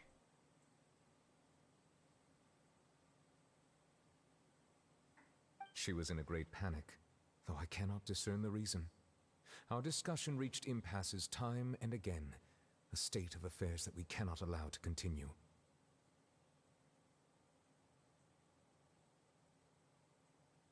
Still, I do not understand. Dialogue is the basis for understanding, so why did she keep refusing to engage?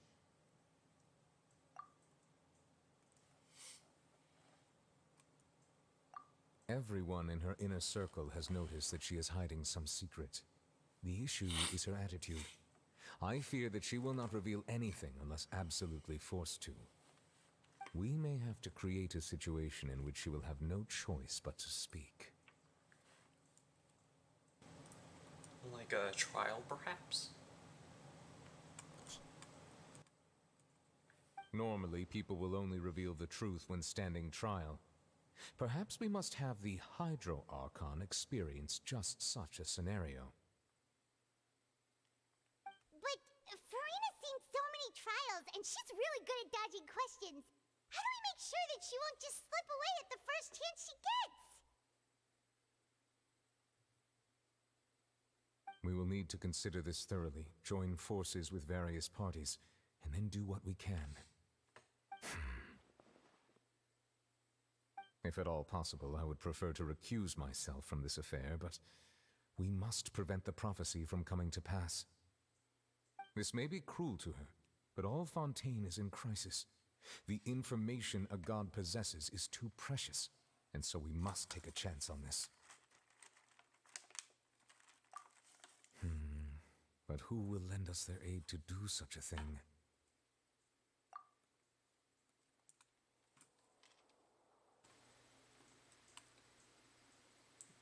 I think Traveler's gonna call the Ghostbusters.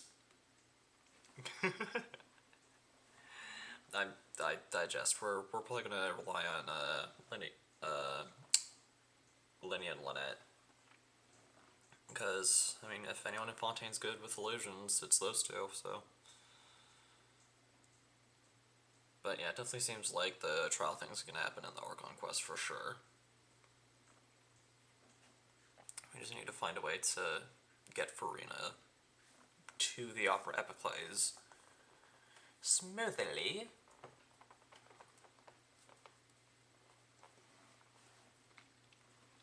So we can put her on trial.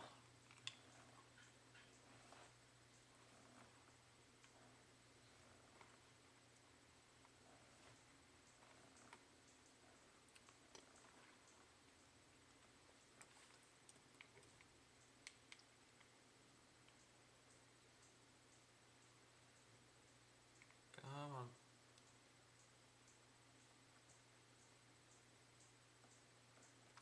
This is just extending the stream.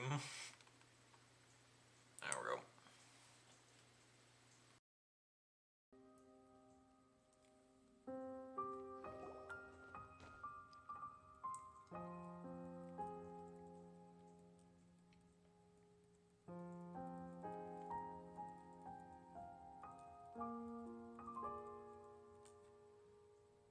Well, that's everyone, huh?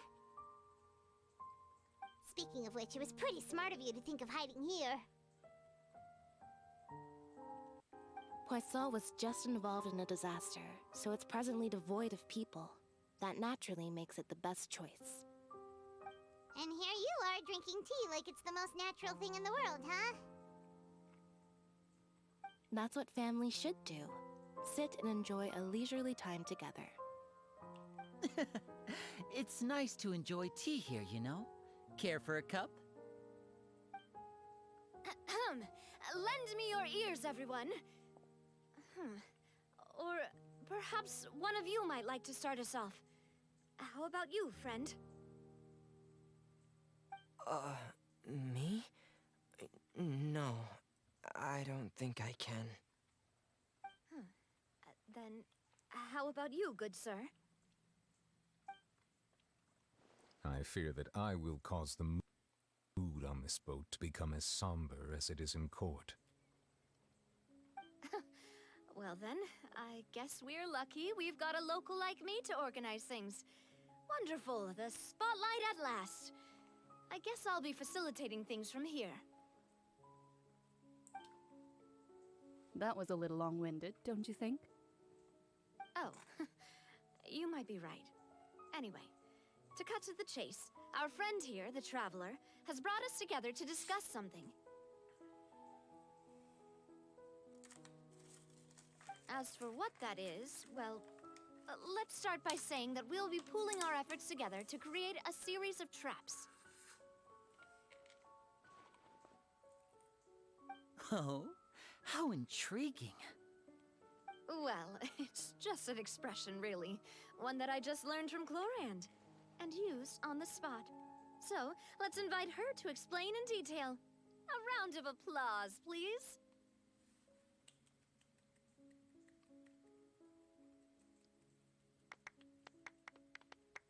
Huh? Didn't you say that you would be facilitating this? Oh, come now. Your work doesn't involve much public speaking, right? This is a good chance to practice. You might even pick up some fancy oratory tricks to impress your boss with in the future. I see. And what does my boss say? He is glad that you consider him your boss. Do go on.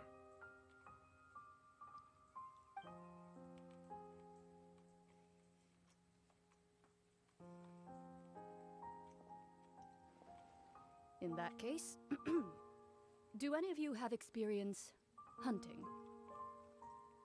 Not that I recall.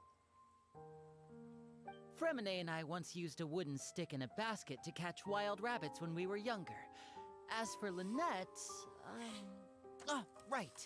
You were sick that day, weren't you? I've also gone diving to catch some fish before. Does that count? I'm afraid not. You may or may not have heard, but Fontaine once played host to a group known as the Marechaussee Hunters. Though that was their name, they did not hunt animals, but rather various monsters left behind by the ancient dynasty of King Remus. Today, Fontaine's monster population has already thinned greatly, so the hunters have blended back into society, taking up arms in other lines of work. They even left a unique methodology of hunting in their wake. A trap comprises of the following components: bait, a trigger, and a containment device. Sometimes a lethal implement will also be necessary to deal with the prey. So, if we were to build a trap together, right now, what would you choose to build it with? For me, I would prefer something basket-shaped. Pigeons and rabbits will see the bait and naturally enter the snare. Our line of work requires a deft hand, and we're some of the best in the industry, so you can count on our techniques.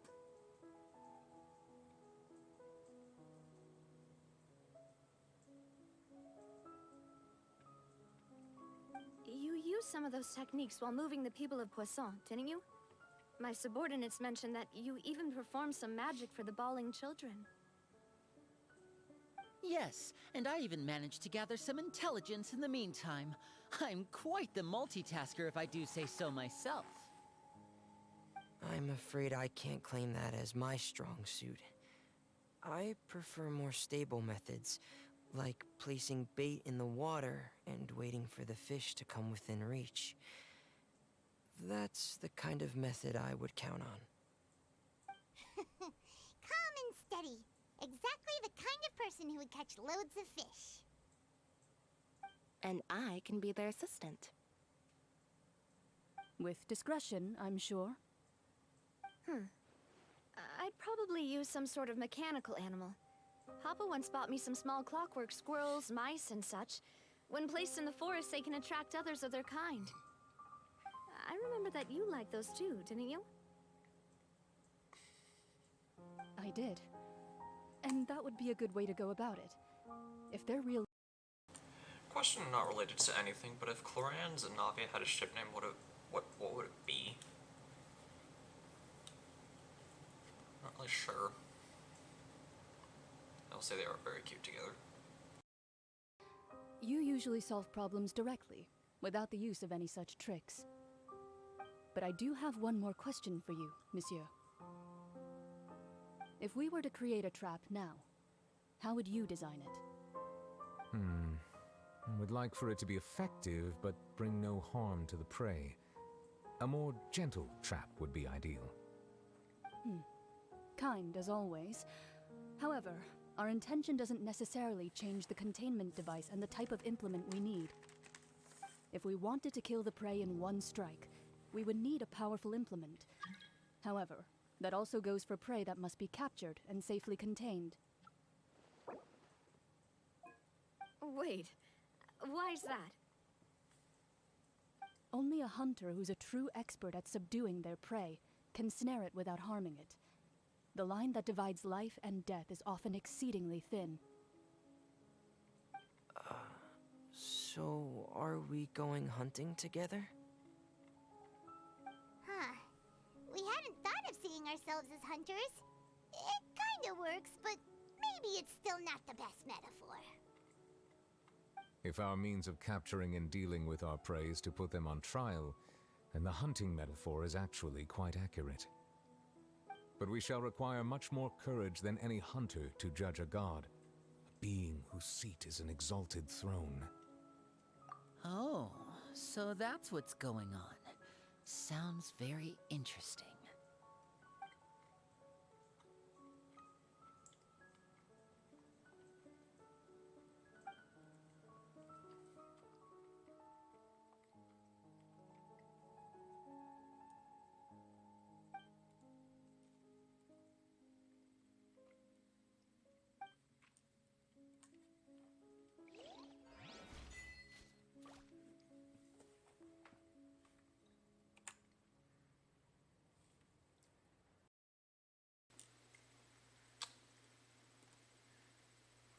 There's too many nerves in my mouth.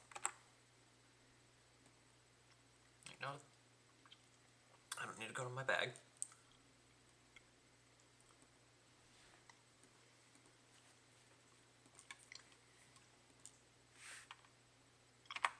Alright, Spina Dorsula, gotcha.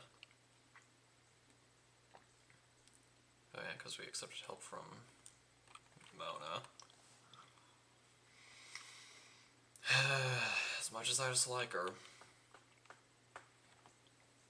I guess she is useful. To some extent.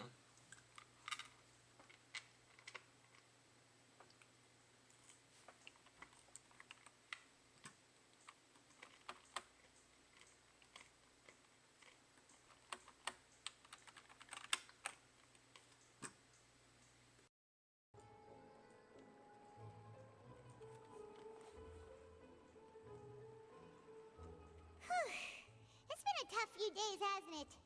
So much has been happening.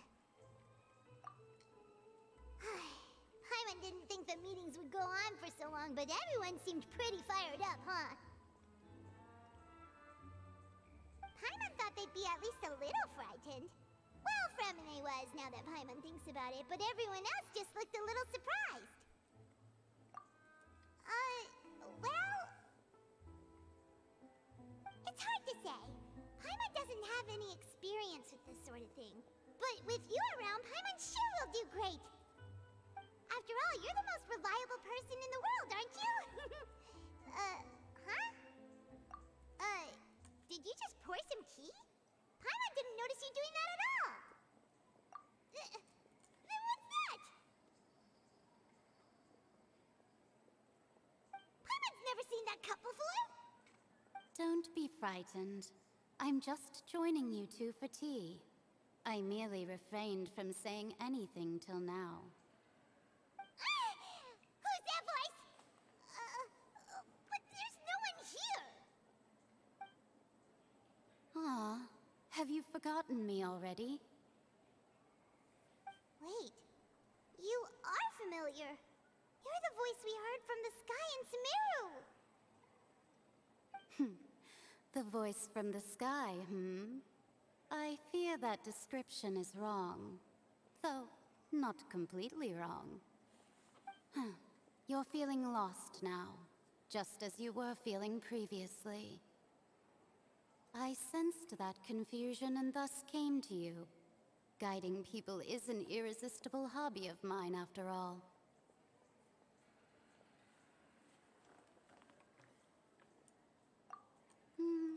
Consider me a passerby, just accepting a commission from my friend's disciple on a whim.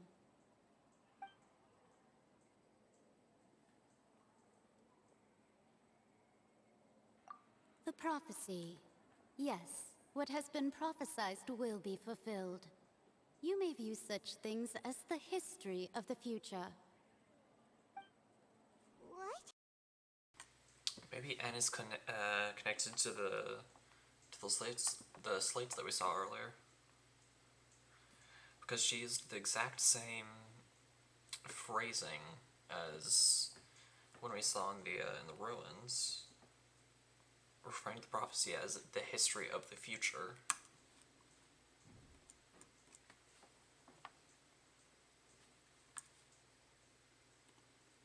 Just as prophecies are usually only the future as seen from the perspectives of the gods, could things be happening in hidden corners where the gods' gaze does not fall?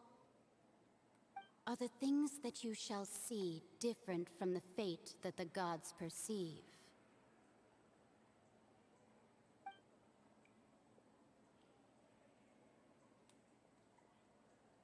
What is she talking about? It all sounds really impressive and important and stuff, but it also sounds kind of scary.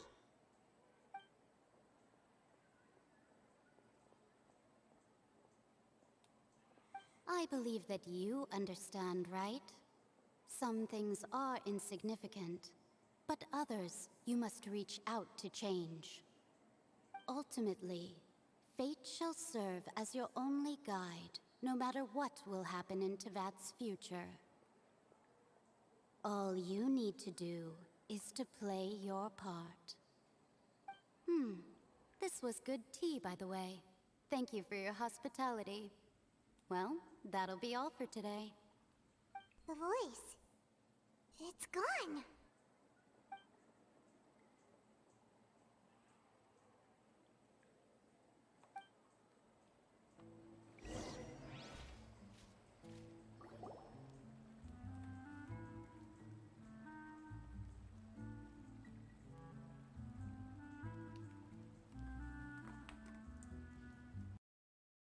Well, that was interesting. So we got to meet Mage N of the Hexen Circle.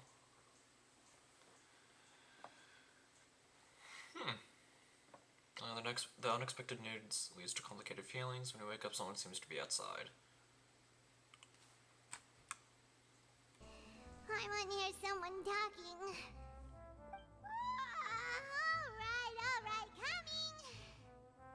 Hey, it's you who's getting lazy, okay? Well, I see I've walked in on some lively banter.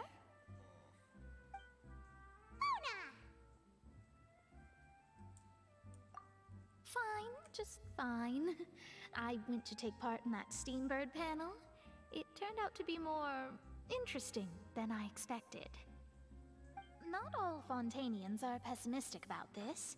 One journalist mentioned that sitting around and waiting for the end to come would be wrong, and that they should make their own rescue preparations. I agreed, so we had a brief chat with her. Did she have pink hair by any chance? Why, yes! It was Charlotte. You remember her, right? That daredevil journalist? I'm in full support of her view.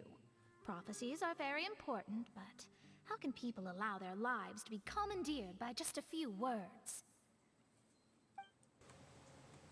Okay, so there actually is dialogue difference here.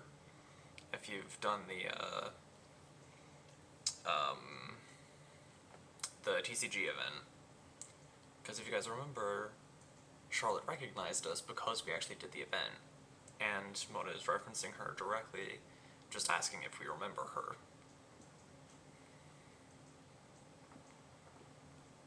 Which we do. Best part, Charlotte is now playable, so hopefully we get her in the wishings. But I'm not gonna allow my hopes to get too high. Huh?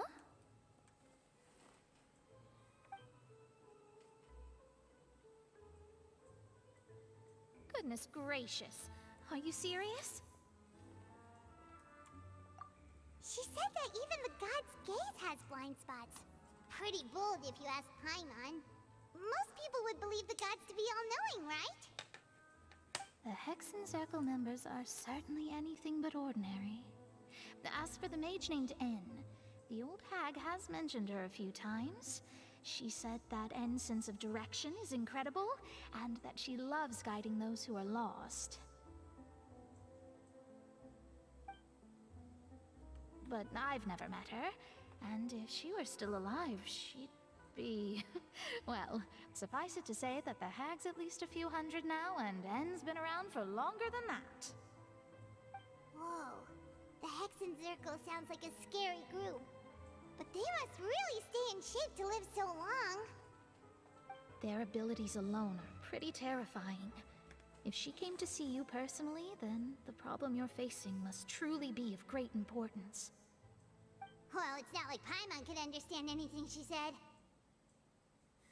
Yes, she was quite cryptic, but I suspect she means that there is still a way to turn things around. She didn't say when or what that would be, though, so... perhaps it is something that you cannot know right now.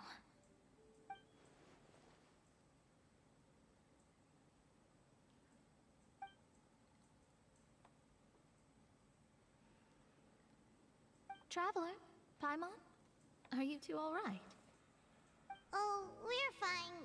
We're just a little down right now. It kind of feels like the end is coming, you know? I see. I feel that same sense of desperation, too. I guess you could consider me someone who has often witnessed fate. So far as I have seen, it cannot be swayed. But even so, I still hope for and believe in miracles. Astrology is eternal and rational, but fate may not be. It is cruel, but it can also be beautiful. Perhaps that's what En was trying to tell you. Not to lose heart, and to believe that what you are seeing playing out before you is not yet set in stone. I did originally think of steering clear of all this, but I couldn't. Even if this is all futile, I still wish to help everyone. If we don't struggle to the last, then how can we face the end when it comes? Huh. You do have a point. There I go, talking about astrological principles again. Sorry about that. The moment I start talking about work-related stuff. I need to get going. It was worth trying to comfort you, even if only a little. I believe that you'll help those who are struggling in the same way I did. I suppose that might be why we always seem to meet by coincidence.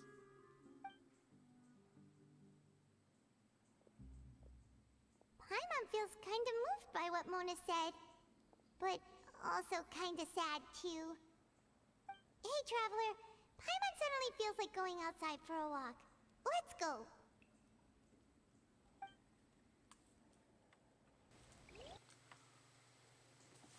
Okay.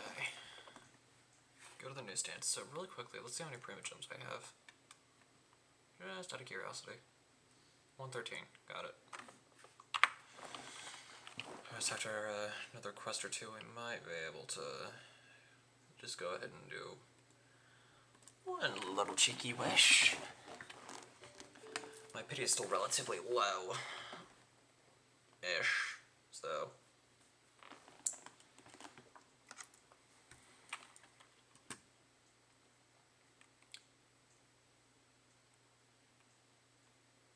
Argument.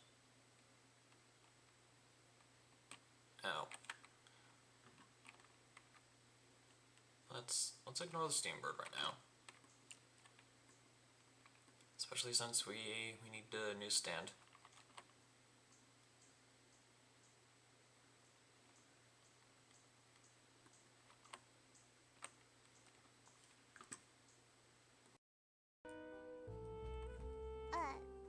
Huh?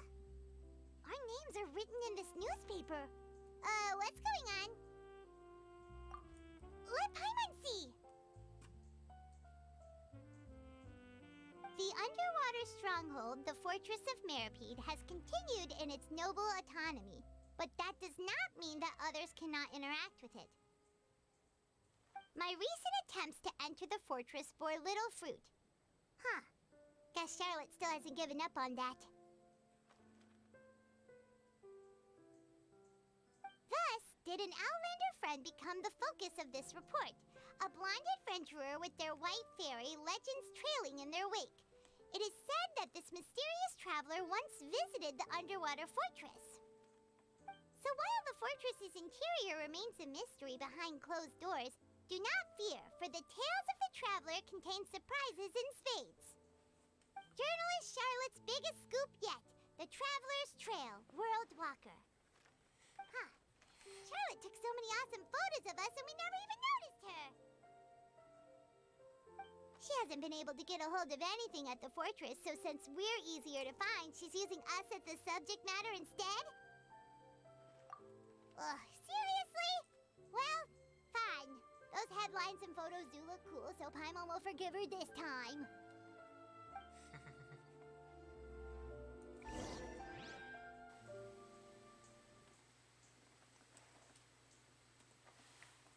Continue moving forward. Whatever that means. Oh, it means going over here, and in the direction of the Steambird. Looks like we're heading over there anyway.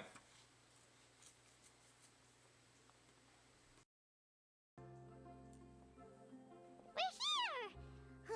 Paimon's hungry. She and get something to eat?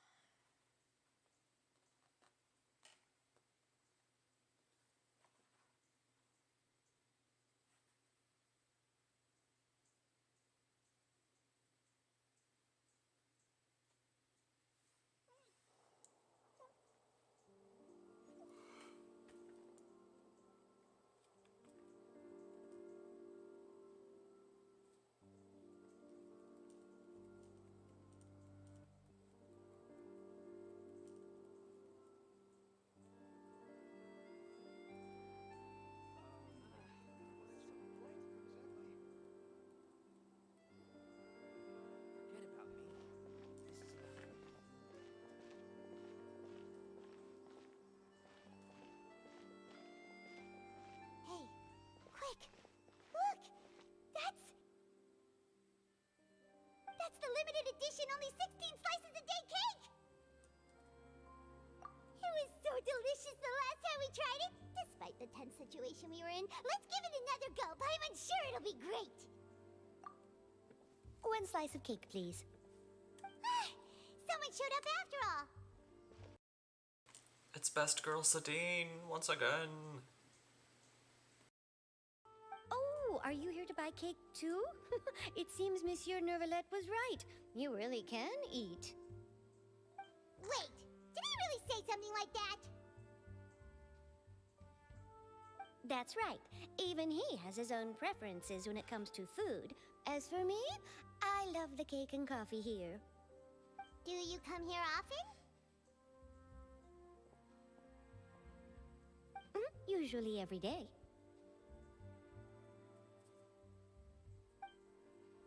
Every day? It's part of my daily schedule, apart from work. I shall have my cake and coffee. Then what if someone told you one day that this place would be closing soon, and you wouldn't get to eat cake here anymore? What would you think? But why would it close?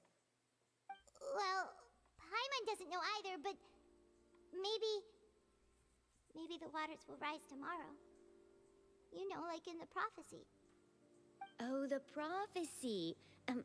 To be honest, I haven't paid much attention to that. No. Still, even if there'd be no more cake tomorrow, that wouldn't keep me from having some today. No. It's the same for eating in general. You might not be able to eat tomorrow, but if you can do so today, then you should carry on. That's what people call living, you know. Huh. Don't be sad. Excuse me, could I have 2 more slices of cake to go? These 2 slices. However's, I barely hope that if you make merch from this nation, make Melazine plushes. Please. I speak for the community when I say that we would love that. Make Sadine and the Melazines into plushes. They would sell very well. I would definitely get a Sadine plush, because, again, Sadine is my favorite. Sadine is my favorite Melazine. She's wise, she's sassy. She's great. Bye!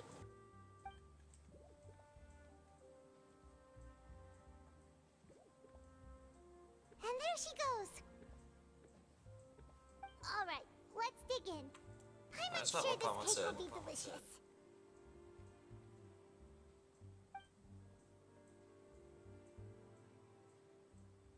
It's more delicious than last time! And the flavor gets even better with a sip of tea. It sure would be nice if we could come again tomorrow.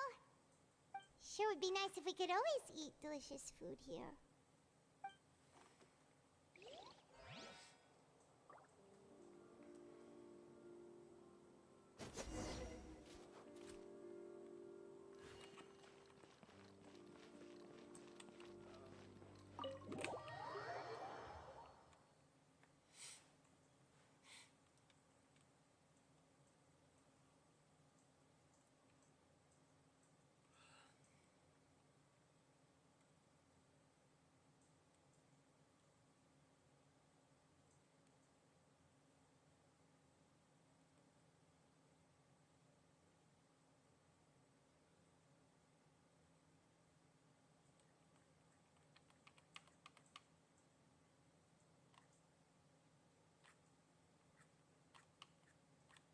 Oh, we're near the Steambird office. Let's go look for Charlotte and have a chat.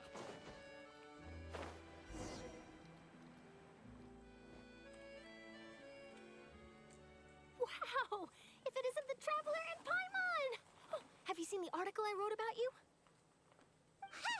You've got some nerve! You just used us to make some quick mora!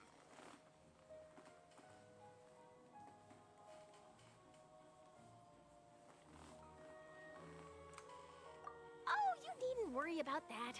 I heard that you were in Poisson some time back, so I sent you a letter to discuss just that. It appears you didn't receive it, though. It's all right, though. I've set aside the amount intended for you. I've even set the table with some food. Really? Oh, you're the best! You're almost a little too easy to win over, Paimon. If I were a journalist with ulterior motives, you'd be in trouble now, you know. Oh, Paimon knows you're not like that. Still, what brings you here all of a sudden? Were you looking for me? When Mona mentioned you, we thought of coming to see you at work. I see. It seems you've already bumped into Mona here in Fontaine.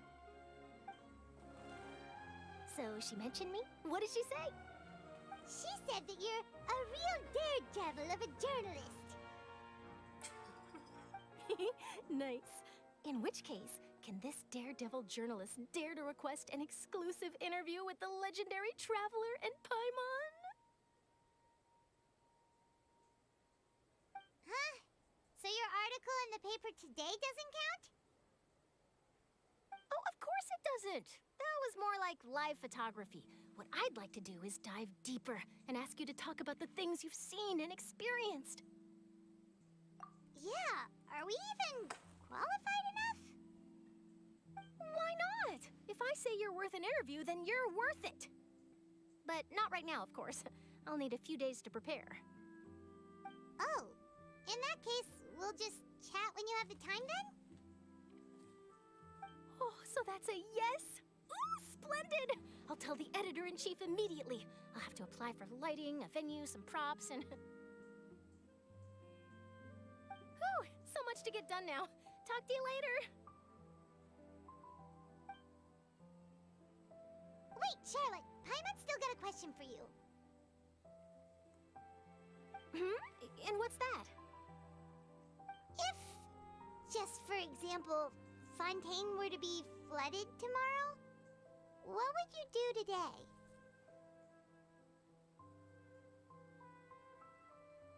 Huh. That's the prophecy you're talking about, isn't it? I mean, I do hear about it often, but I've never once thought that the day could be tomorrow. If you're seriously asking, then I might try and think of a way to leave Fontaine. Oh, but I'm still a journalist first and foremost. That means I have a duty to be reporting from the scene. And secondly, I wouldn't forsake my homeland that easily. From what I've seen, most people don't know what they'd do should the worst come to pass. In truth, it might be better just to behave like normal rather than worry over such an end. So in all likelihood, I'd probably still be prepping at the office for that interview of ours. I know what you're thinking. That sounds a bit sad, but I've always believed that it's best to do what you enjoy. Just think about it. If this nation really were to be suddenly destroyed tomorrow, but I still successfully finish an exclusive interview with a truly unique person, then the story I would wind up writing would truly be timeless. And then do you know what I'd do? Well, I'd write that story, send it for printing, and use messenger pigeons to get copies out to the various nations as soon as possible. I'm not a dreamer, nor am I a workaholic, but I do love my job, and I'd be proud of leaving such an article behind. I guess you could say that I was born to be a journalist. But anyway, that's my answer. And on that note, I'll get back to my preparations. That's so nice. All of a sudden, Paimon actually kinda envies her. Anyway, let's go and take a look at the sea, shall we?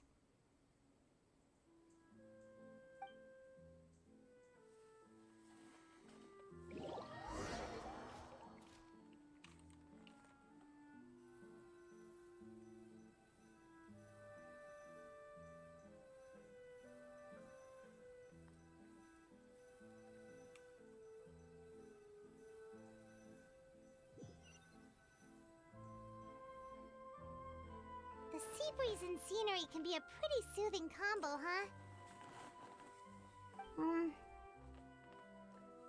Paimon's been thinking. If it wasn't Fontaine, but all of Tevat that would be destroyed tomorrow, where would we go and what would we do? No, Paimon should ask, if you could choose, what would you like to do?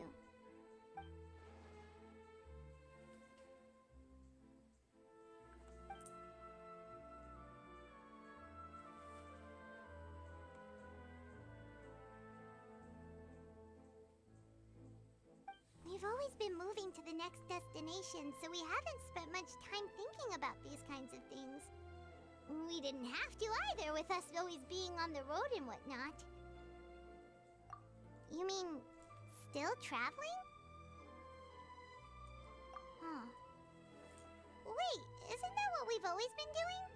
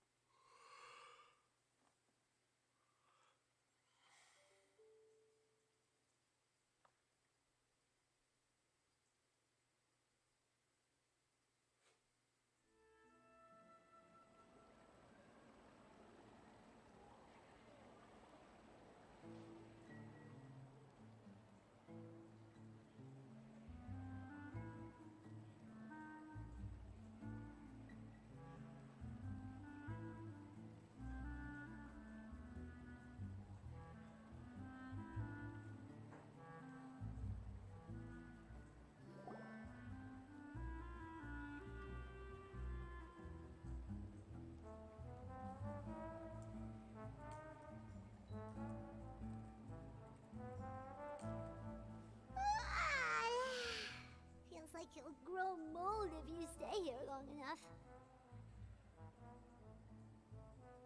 But it's still better than the Fortress of Mirapede, that's for sure. It's not only damp there, but salty too. Ah, so the two of you are still here. Wonderful. Oh, you're from the Palais Mermonia, aren't you? Yes, I'm Isadora.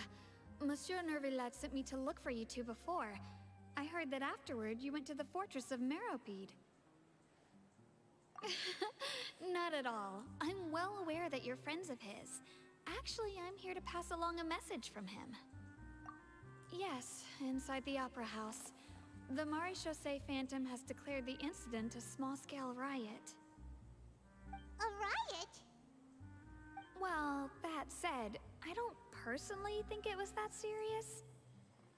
Lady Farina was watching a performance at the Opera House, and while she was resting during an intermission, some other audience members suddenly started harassing her, loudly accusing her of doing nothing about the prophecy crisis. And before she could respond, others started to join in. The crowd continued to grow, and protests against the Hydro Archon started to break out. So people have started to put the blame on Farina. Guess they finally found an outlet for the pressure they've been under due to the prophecy. I agree. People will naturally rely on gods, as is customary. But the moment people feel threatened, gods are also the first to be blamed. So what happened after that? Is Farina okay? Seeing that the situation was spiraling out of control and that further argument was pointless, she claimed that she'd gotten tired of this and left in a hurry. The Marechaussee Phantom had their hands full maintaining order and did not catch where Lady Farina had gone. Only when things had stabilized did we realize that she had gone missing. So, you mean she's still missing? That's right. The Marechaussee has dispatched many people to search for her, but we don't have any leads yet. That said, I don't think there's much to worry about. She is a god after all. Even if she were to fall into the hands of rioters, what could ordinary people do to her?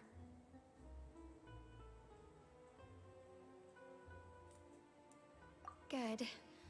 Monsieur Nervillet sent me to tell you about the situation, but he didn't say anything else. Don't worry, this is more than enough to go on. Thanks for keeping us informed. Ah, is that so? Well, all right then. In that case, you two take care. I'll be heading back to the Palais now.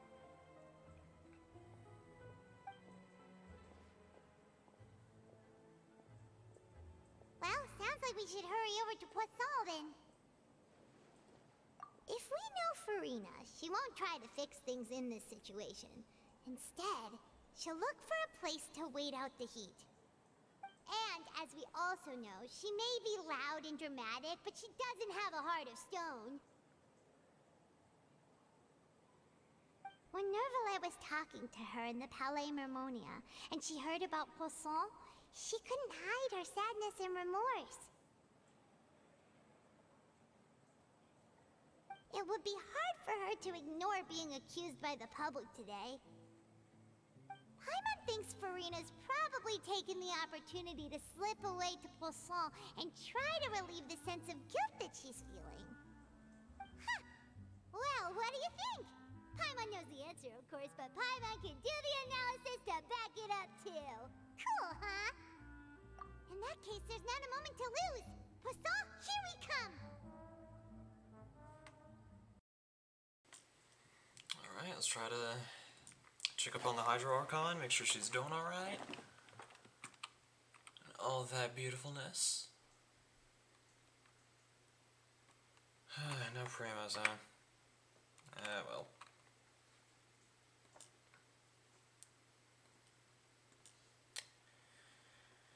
Anyways.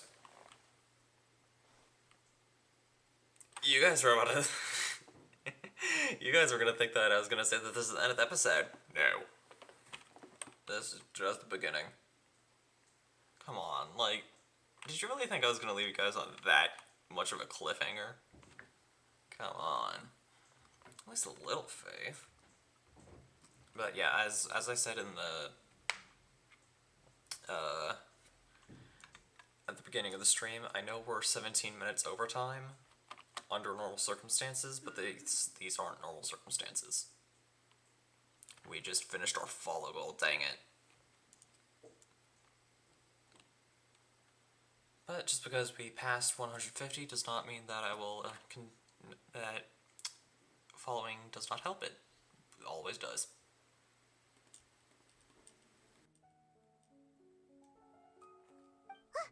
That's Farina, right over there. She really is here all on her own.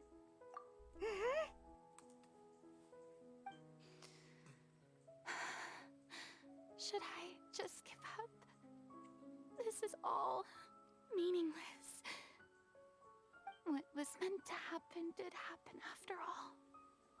Everyone's dead. I'm sorry. I am so sorry. Give up, Farina. There's no point in holding out. I'm sorry. But what can I even do? other than to repeat meaningless apologies over and over.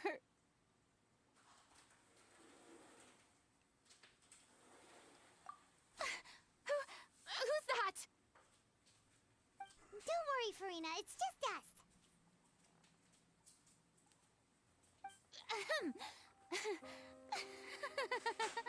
So it is you, blonde traveler from another land.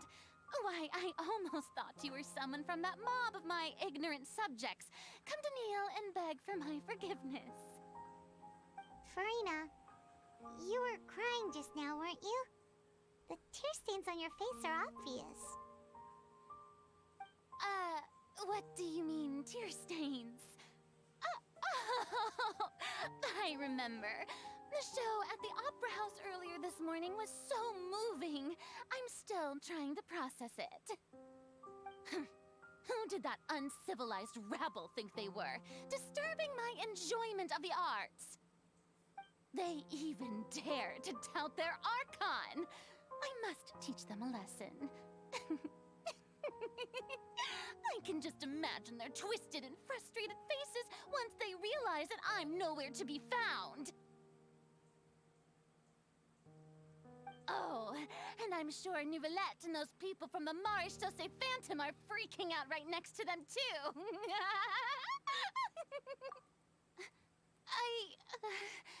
Of course not. Hey, there she is! The Hydro Archon's over there! Quick, after her!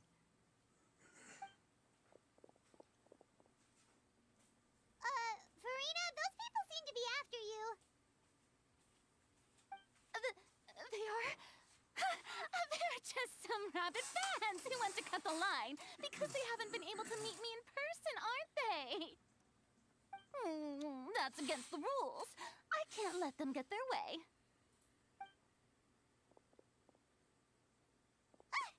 Farina just ran off! Quick, we have to catch up with her!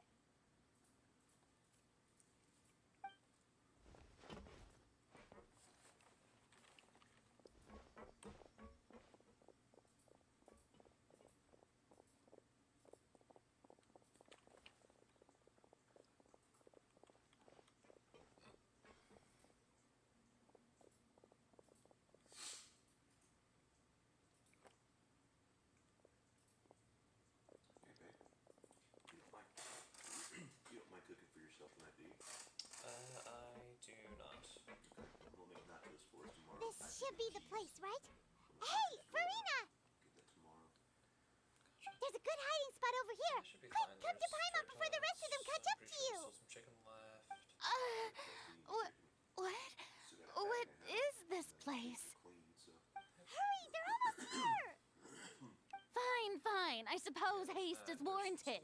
Lead the way. So, yeah, I'm most certainly not devoid of options.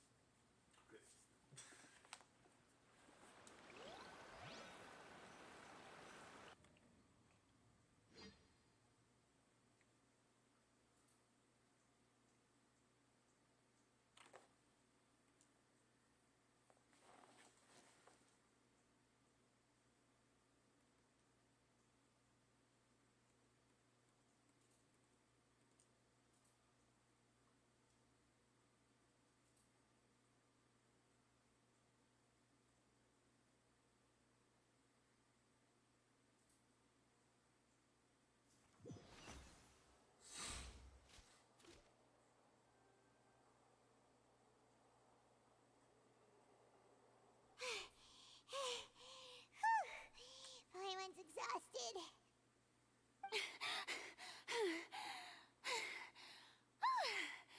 I'm so tired. I totally thought they had caught me. No, I mean, I merely gave in to the sheer enthusiasm they displayed. You're right. Yep, that's a good girl.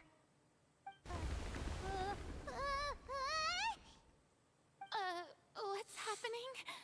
The ground's shaking. Is it an earthquake?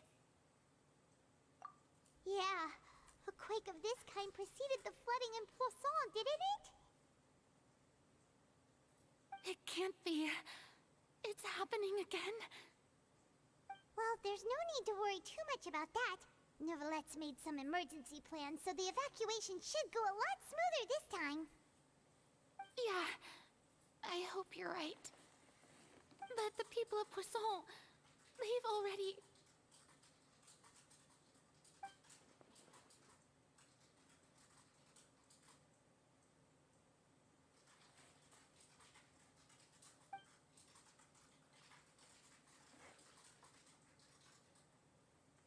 It's true. I've been investigating the prophecy for hundreds of years. I once had informants all over Tevat, searching for clues and feeding information back to me. I've tried all kinds of ways, too, to hold back the sea. Anything to keep the coastline from advancing. But all my efforts proved to be futile in the end. Really, the truth has been clear to me for a very long time. We cannot make an enemy of the divine.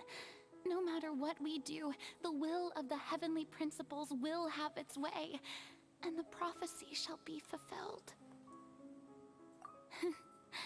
Give up.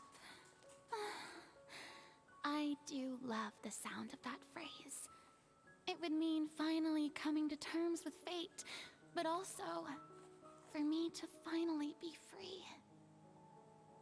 Indeed, I've thought about giving up so many times, especially after we almost lost Poisson. Fate is really unreasonable, isn't it? It has no heart and obeys no rules. The prophecy has only just started to come true, and so many people have already lost their lives. But just now, it all became clear to me. I still don't have the right to come to terms with fate on behalf of everyone else. As long as the final moment hasn't come, it's still not too late. Don't worry. I will keep hope alive for everyone until the very end. Well, that's enough for now. I got the impulse to play the stricken maiden, but honestly, considering my rank and station, that wasn't a good fit at all. Don't take any of what I just said seriously. How could I possibly let Fontaine fall to the whims of trivial prophecy? Come on! Paimon could have sworn you were actually being honest just now.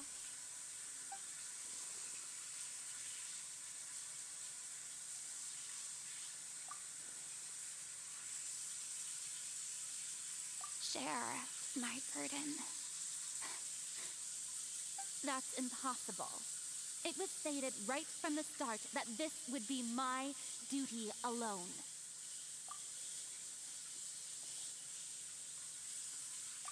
A witness. Yes. I've heard that you came to Tevat from beyond the stars, yes.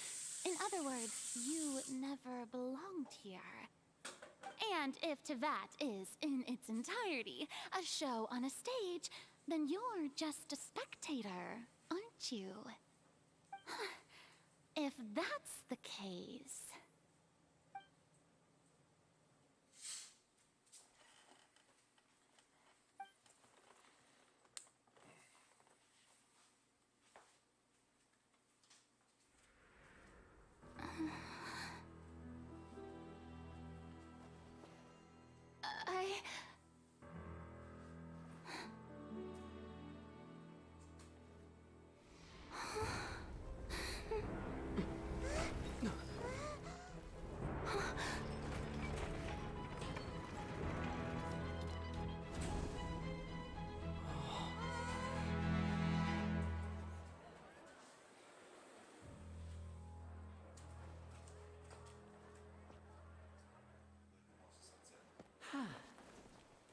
Yes, sir?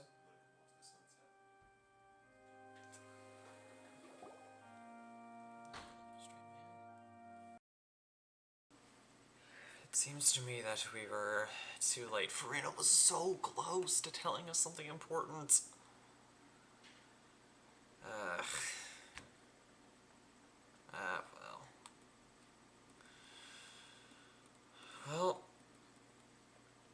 definitely seems like we have no choice but to put her on trial now.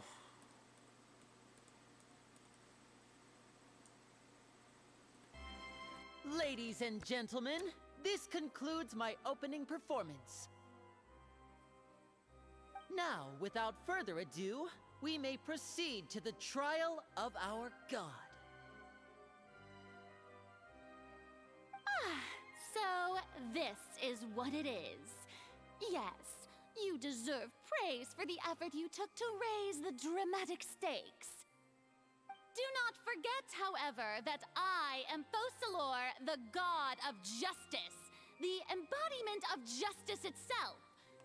Does it not strike you as even the least bit absurd to bring the very concept of justice to trial? May I interpret these words as your refusal to stand trial? In that case, you will have the opportunity to defend your honor through a duel.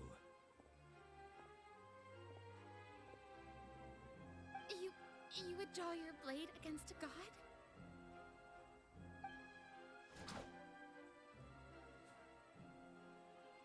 I see. It seems like you have made up your mind.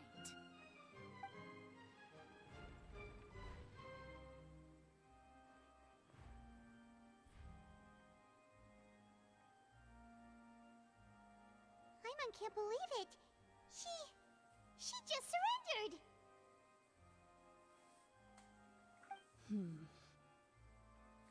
What the heck is going on?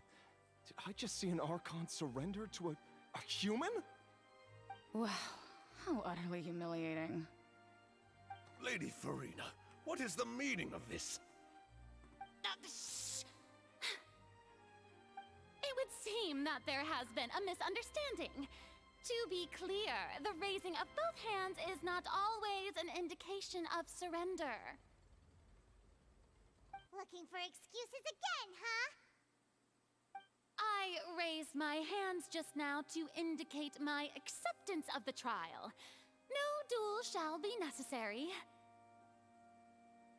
I will admit that I've been running away for a long time. I'm sorry, everyone. I was unable to protect the people of Poisson. It is my duty to stand trial for my crimes. You are not the only ones to be disappointed in me. I, too, am exceedingly disappointed in myself. But now, it is time for the Hydro Archon to show you her courage and resolve. I, Farina, will use this trial to show the world the true meaning of justice! This time, I will protect you.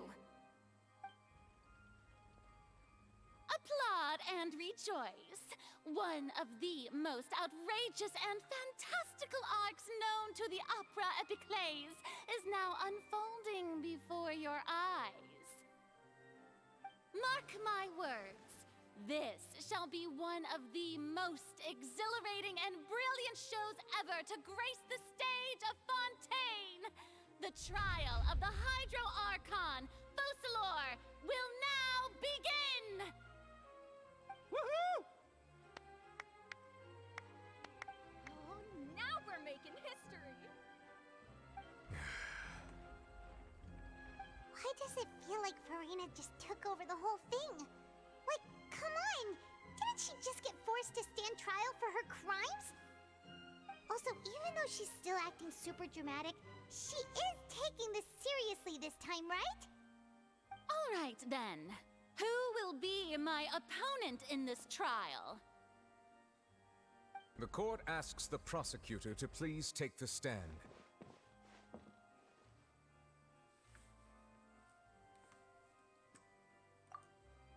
Is that so? Very well. Then please speak, witness of Tivat, my accuser and fated opponent.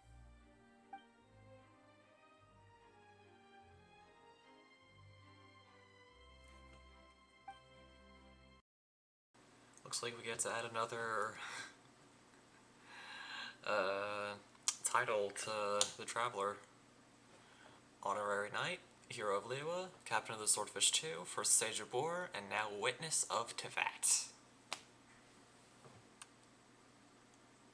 I actually kind of like how that one sounds. A final question before the trial begins. Just how much work did you do to force me onto this stage? Well, we did do a lot of prep after the meeting that day.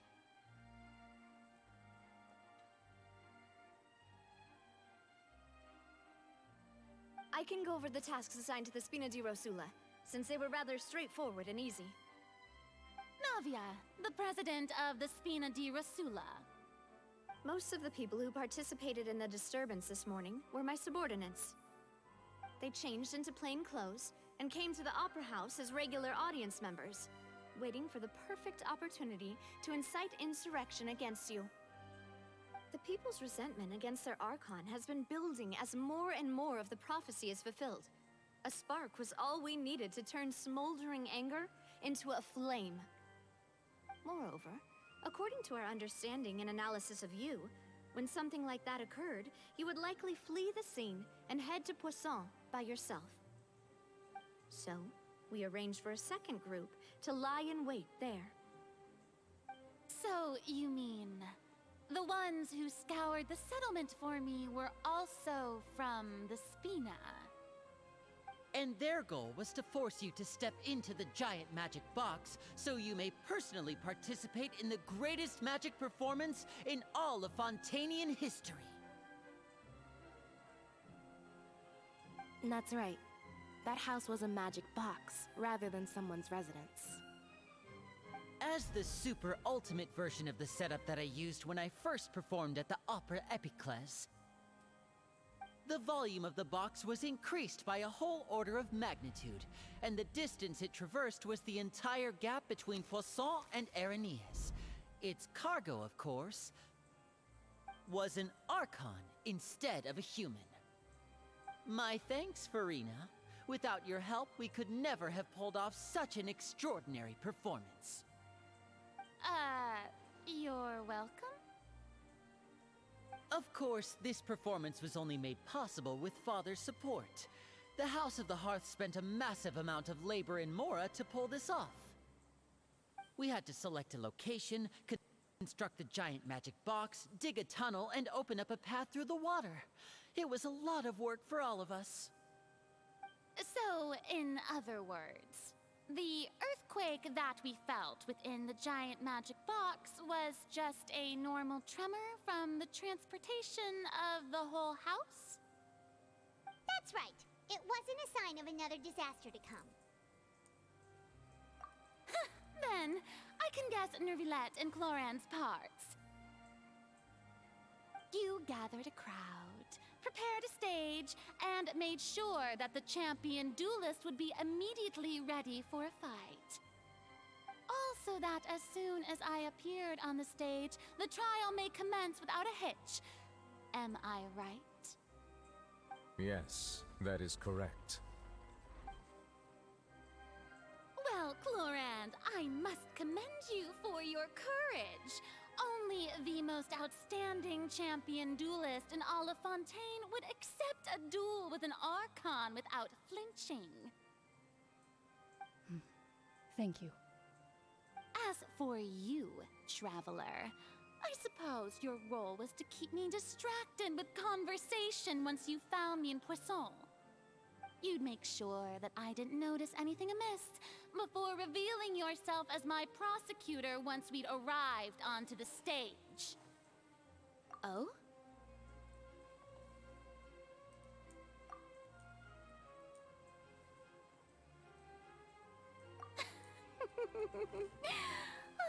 Is that so? Then I suppose I must have missed my final chance. It's fine. It matters not. What's done is done. The stage is already set, so there's no reason to disappoint the audience. Let's see this trial through to the very end.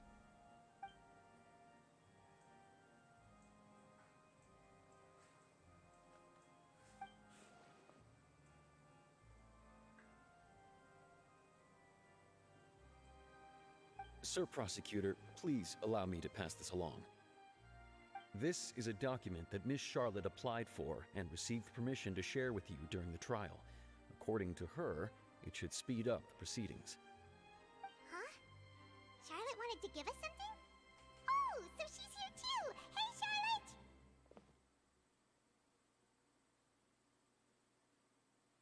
Oh, let Paimon see. Isn't this the exclusive interview that she did with us before? So she's already finished it, huh? Wait, then that means this document is a perfect timeline of everything that's happened ever since we stepped foot in Fontaine! So in other words, we can refer to this anthology of evidence every time we want to use something from our journey as evidence for an argument! Let's quickly confirm the information in it. Just think of it as a refresher, alright? Alright, time to take a trip down memory lane, everyone.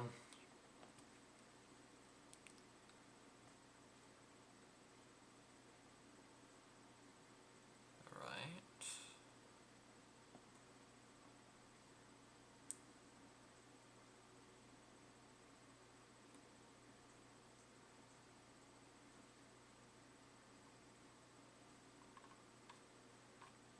Okay, I feel like that bit's gonna be really important. We talked with Arlecchino. The fortress and refuge is also destroyed by the... yeah. There's a whale in our last dream of the fortress. Awesome friend, that's actually really wholesome. And then we had the tea time with N shortly before meeting with Farina. Okay. I think I got everything. I think we're good. We are nice and ready.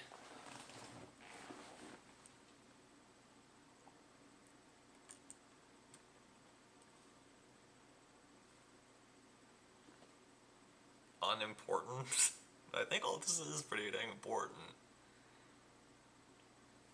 Oh well. Defendant and the lead actress of this performance, I still haven't even been informed of my supposed guilt in all of this. Of course, it is only natural for humans to struggle to understand the actions of a god. However, you will need more than that to convict me of a crime. That's true, but my charge here is unrelated to your conduct as an Archon. Instead, I would like to charge you as a fraud who's never been the Archon in the first place. First of all, traveler getting voice lines again, so when? Second, we're accusing Farina of being a fraud. Oh, this is a twist. A twist, a twist, a twist. And Hydro Daddy just rolls with it. That is amazing. She's faltering.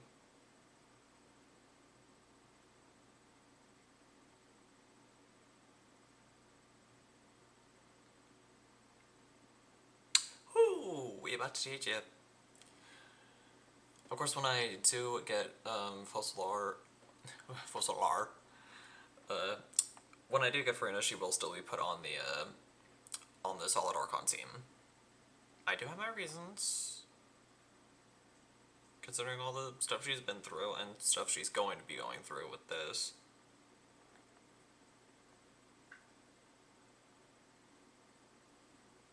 Oh. Yeah. I'm just gonna stop talking for a bit. I have cause to believe that common sense will prevail in this case. Many of the members of the audience have known me as the Hydro Archon ever since they were born. There would be no fooling their memory. See? Even the Oratrice has decided to show me its favor. Are you sure you want to commit to a charge that will never be upheld? If you wish to drop the case, I can promise you as the god of justice That you will not have to face trial for making a false accusation. We will treat everything that's happened as a dramatic spectacle and move on with our lives. What do you say to that? An argument with near impossible odds, huh? We have to not only refute Farina's claims, but also overturn the long-held beliefs of the people. Well, I tried to give you the chance to surrender. If you must persist, then let me ask. If you believe I'm not the Archon, then what manner of being do you think I am? And if I was not the Archon, then how did I manage to live for over 500 years?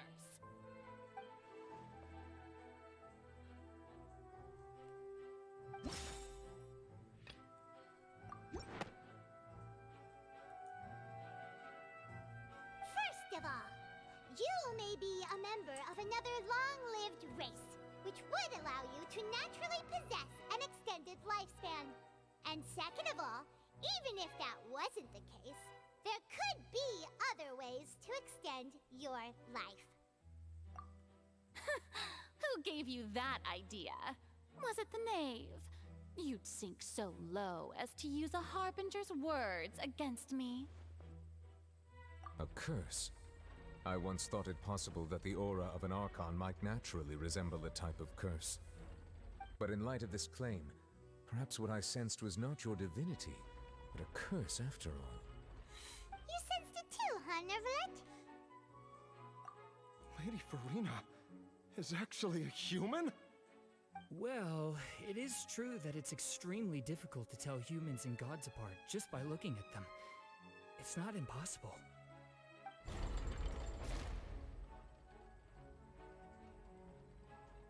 Well, don't start celebrating too early now.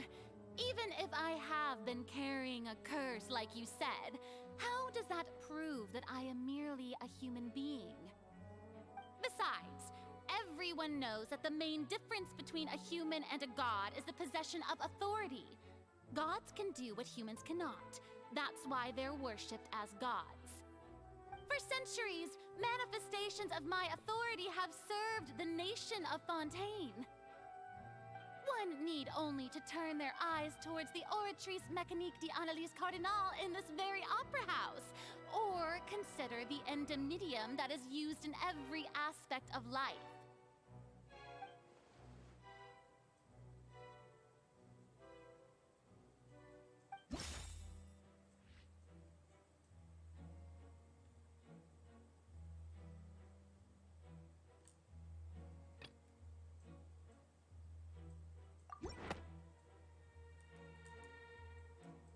You tried to reference the Oratrice.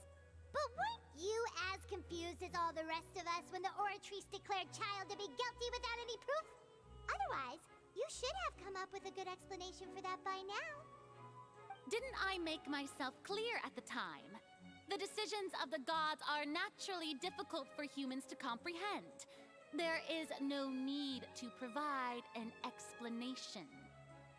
Lady Farina, I believe a reminder of your current circumstances is in order. While the court is in session, the principles of justice and the law must come before all else.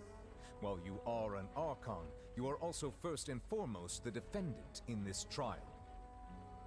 You will prove yourself unable to defend against the prosecution's charges if you continue to withhold vital information against the rules of the court. I never thought you'd use that kind of rhetoric against me. That was no trick of rhetoric, Lady Farina. I've merely reiterated the rules of the court. Rules that all should respect and follow. So, you neither knew why Child was declared guilty, nor did you understand the structure and operations of the Oratrice. Instead of having been created by you, the manifestations of authority you mentioned have been made by the real Hydro Archon, haven't they? The real Hydro Archon? Well, now you're really losing me.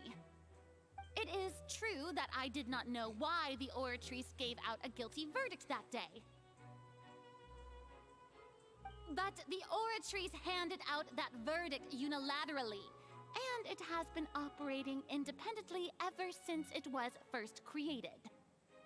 You can't argue that just because a divine creation is flawed, that the god behind it must also be no god at all. She's still throwing out all kinds of excuses. Seems like she's confident that we won't be able to produce proof that she has no power over the Oratrice. My power as an Archon.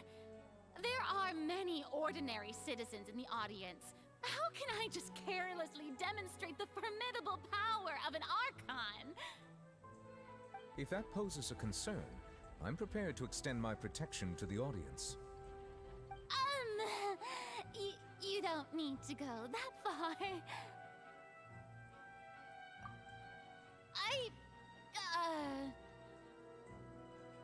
Aren't you the Hydro Archon? Or is it that you can't even wield the power of Hydro, much less the authority of a god? Indemnitium! Yes! It's all because of Indemnitium!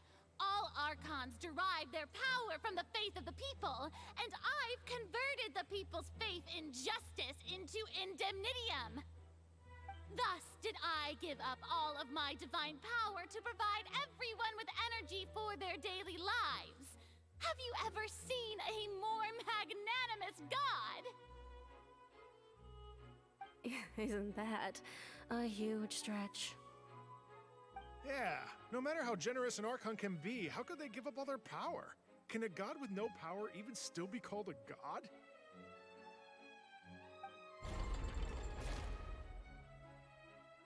It seems like nobody's buying Farina's excuse. Hey, come now, everyone. Please don't stare at me as if I was a liar. I'm still the same Farina you knew, right? The one that you loved. Shouldn't you want to believe in me? Please? You've got to believe me. If what the prosecutor said is true, she really has committed a grave offense. Did she deceive all of us? And all of our parents and grandparents too? And then all of our ancestors? Ever since they were born?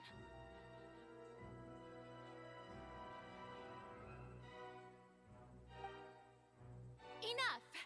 That's enough. Tell me then, if I'm not the real Hydro Archon, then who is?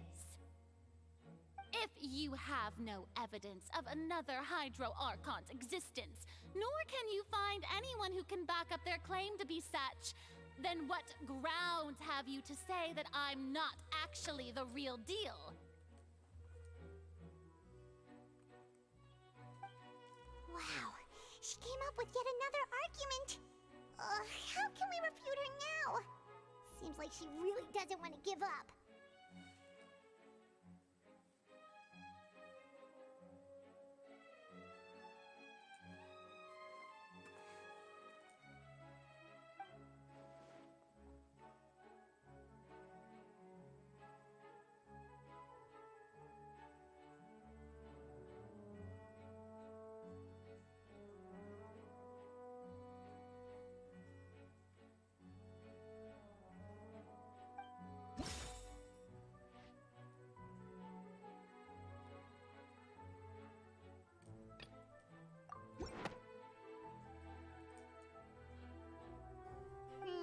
That doesn't sound right. Paimon doesn't think this clue can be used. It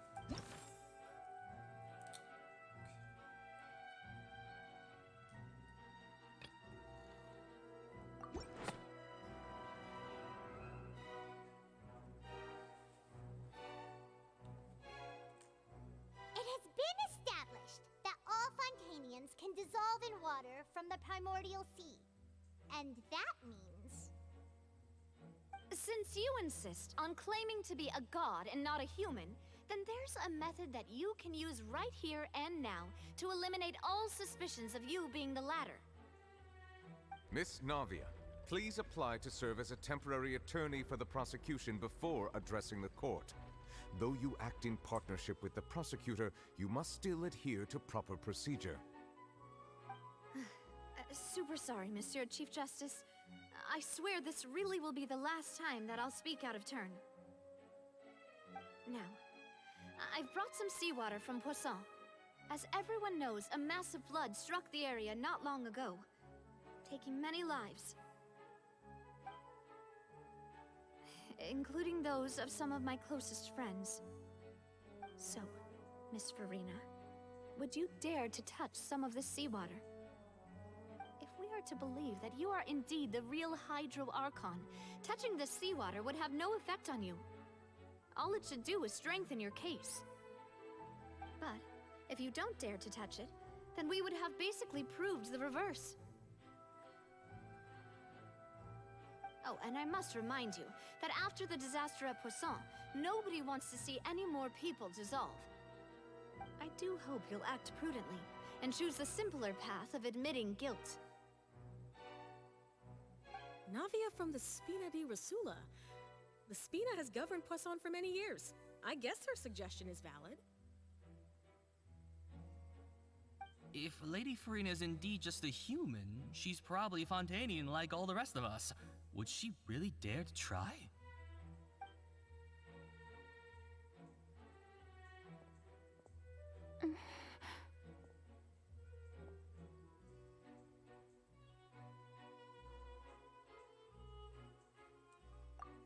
Lady Farina, this test has been unilaterally proposed by the prosecution. As it falls outside the realm of standard court proceedings, you possess the right to decline participation.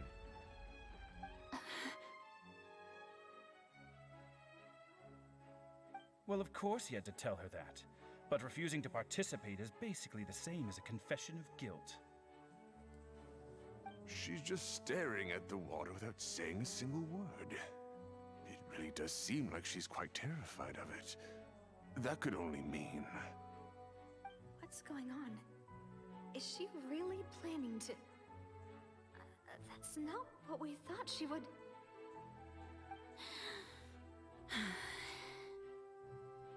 Due to the inherent risk of the test, Lady Farina, you may...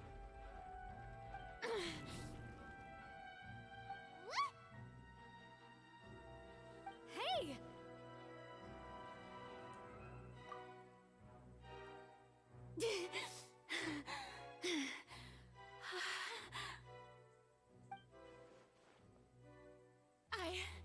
I'm fine! Look at... She's breathing quite heavily, which could be nerves. Or she could be hyperventilating, which again could be traced to nerves for multiple reasons, really. Inherent risk of touching primordial seawater, or it could be the fact that she's actually a cursed human. Sage Rain! Best girl! Aside from sitting. 2 seconds. Let me see.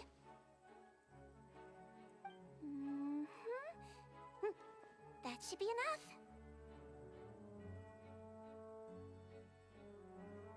Please announce the results of your evaluation to the court, Miss Siegeween. As everyone doubtlessly saw, Miss Farina was displaying symptoms of hyperventilation and flushed skin. These indicate that she was experiencing the adverse effects of exposure to primordial seawater. The extent to which she was affected is the same as other humans when exposed to primordial seawater of a similar concentration. Thank you, Miss Siegeween. Lady Farina, you may return to the defendant's stand. Oh wait, what did she just say? I didn't get dissolved! Shouldn't that be enough to prove my innocence?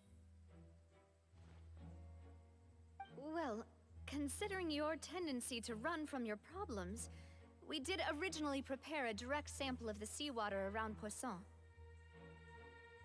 However, after extensive discussion, we exchanged it for a sample that is not concentrated enough to dissolve an actual human. After all, on the off chance that something entirely unexpected might occur, we don't want anyone else to lose their life to the sea. for Farina's life, you secured a low-concentration sample and asked the head nurse to serve as an expert witness. It's a great thing that the direct sample wasn't actually used. Farina could have...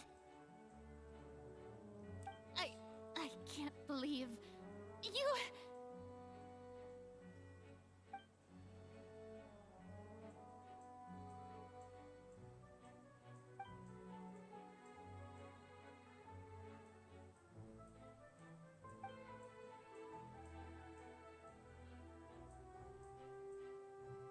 Listen to me, everyone. Please don't give me such cold and disdainful looks. What happened just now didn't prove a single thing. Think about it. How can you conclusively prove that an Archon can't also be affected by the primordial seawater?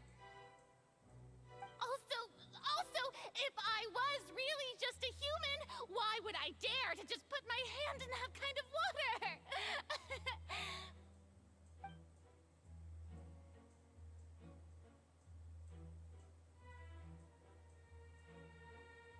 Please, everyone, anyone, just listen to me. I swear, I really am your Archon.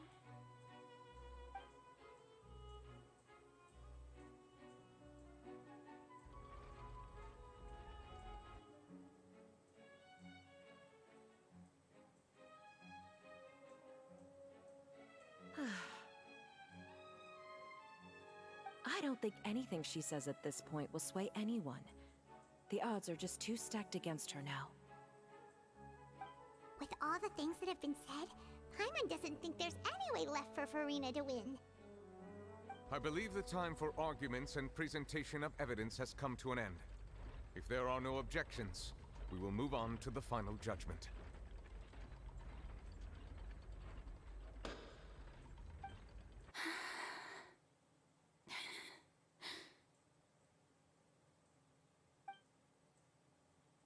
I don't think anything she says at this point will sway her.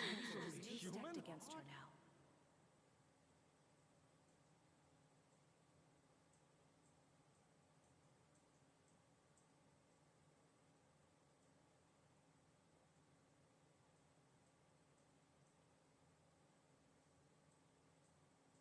In my capacity as Chief Justice, I shall now render judgment on Farina's misrepresentation of herself as the Archon of Fontaine. As a human who knowingly deceived her fellow citizens, Farina is...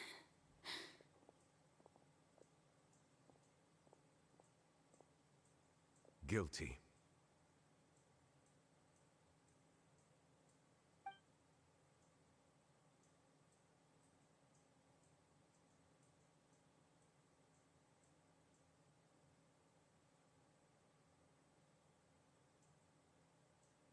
We shall now turn to the Oratrice Mécanique d'Analyse Cardinal to render the final verdict on the charges.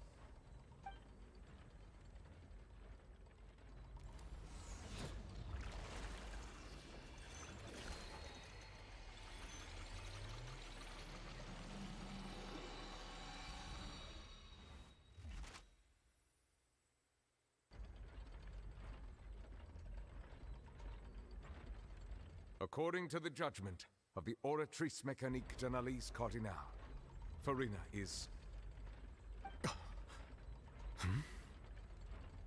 Well, what's wrong? What's the Oratrice's verdict? No, the Oratrice also displays a guilty verdict. Isn't that correct then? However, the exact wording of the verdict is thus. The Hydro Archon, guilty. To be punished via the death sentence. The death sentence? That's actually one of the available sentences? I've always thought that it was just a myth. The one and only time the death sentence has been handed out at the court, and it's been given to the very person we've worshipped as the god of justice? What an unexpected twist. Farina's been sentenced to death by the Oratrice? We just wanted to use the trial to show her the seriousness of things so she'd tell us the truth. How did things escalate this quickly? This outcome is indeed quite strange. According to Fontaine's current definitions of justice, as well as its recommendations for criminal sentences, is this sentence really appropriate for the crimes that have been committed? Yeah!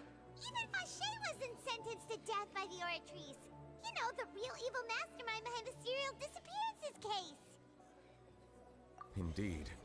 Not only is Farina's sentence overly excessive, the very point of our trial today was also to prove that Farina has never been the Hydro Archon in the first place. But now, the Oratrice seems to have deliberately invoked the title of the Hydro Archon. What does this mean?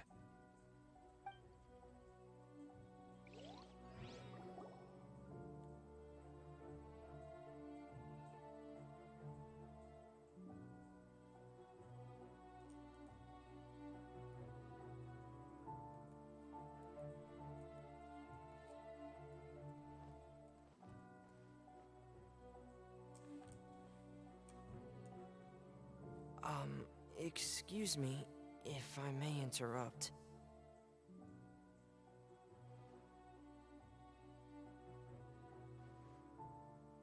Is the trial still going?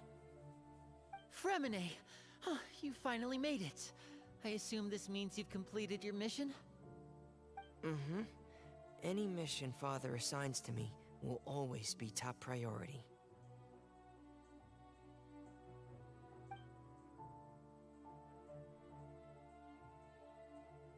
Is that the first prophecy slate?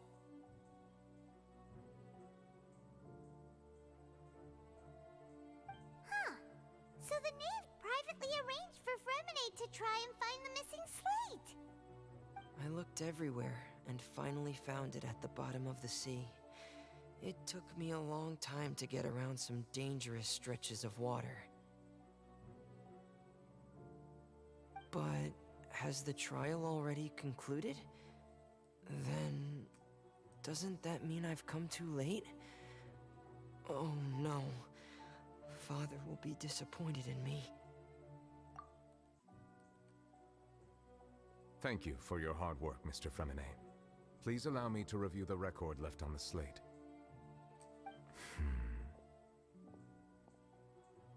Traveler, I believe that you have already seen the other existing slates, and would like you to come here and confirm their contents.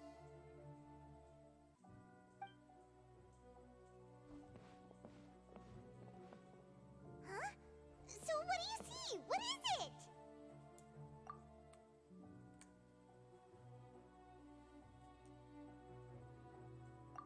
I believe I've now made sense of the Hydro Archon's crime. It has to do with Fontaine's lost history. Huh? Isn't the Hydro Archon just guilty of deceiving her people? Oh, wait, no, that's Farina, and we've already proven that she's not the Hydro Archon. So when you say Hydro Archon, do you mean the real Hydro Archon we've been kinda talking about? In truth, everything that you've encountered in Fontaine up until this point can be traced back to the contents of these stone slates. However, I'm uncertain as to how much sense they currently make to you. Okay, let's try to recall the contents of the other 3 stone slates. Paimon will do her best to help you remember.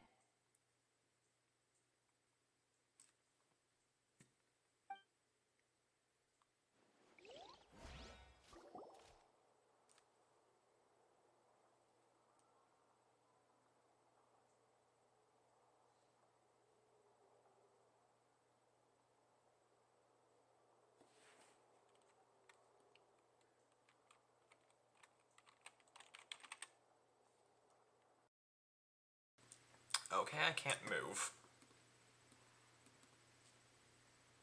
Oh, there we go. Select to check the descriptions of the stone slates to extract key information. Find scenarios relating to the stone slates and the incidents recorded in the interview notebook. You can verify said content there.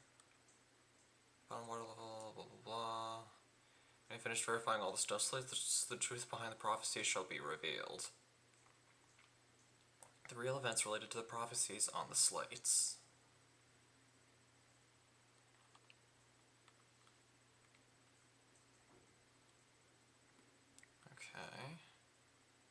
So that would mean Fontanians or transformed Oceanids. The second one, Celestia's Judgment. The third slate, Hydro Archon sinking to water. And then the last one is the ending of the prophecy. Okay. Divine power turning humans into Oceanids.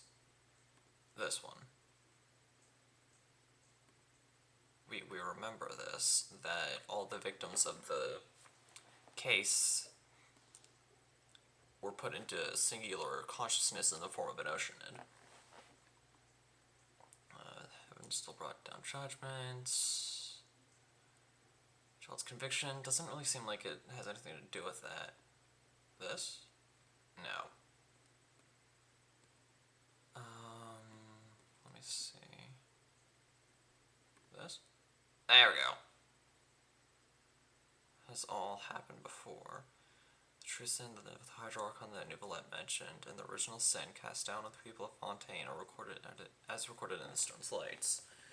Alright, we're on the right track. Hydro Archon sinking to the sea. That sounds like what happened with Navia.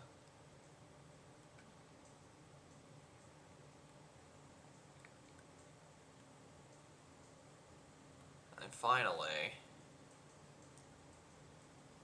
basically identical, Fontanians will eventually be dissolved, and the Hydro Archon will sit alone on her throne and weep.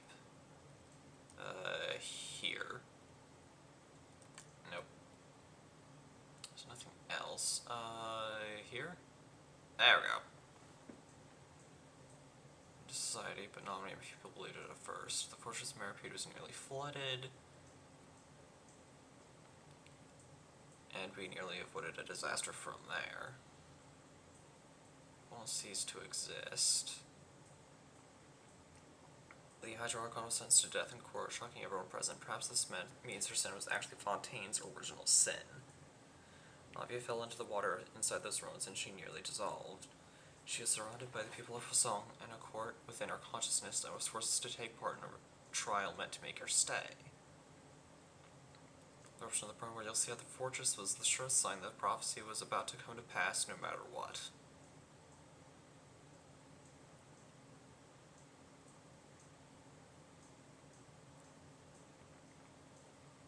This is definitely an interesting twist on the rebuttal mini game that we played in Archon Quest's past in previous updates. Verification complete. Okay.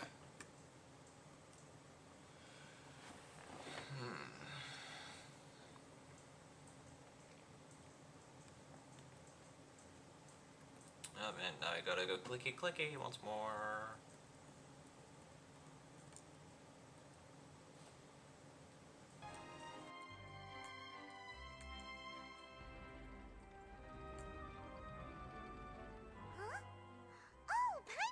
Now, so that's how you can make sense of it.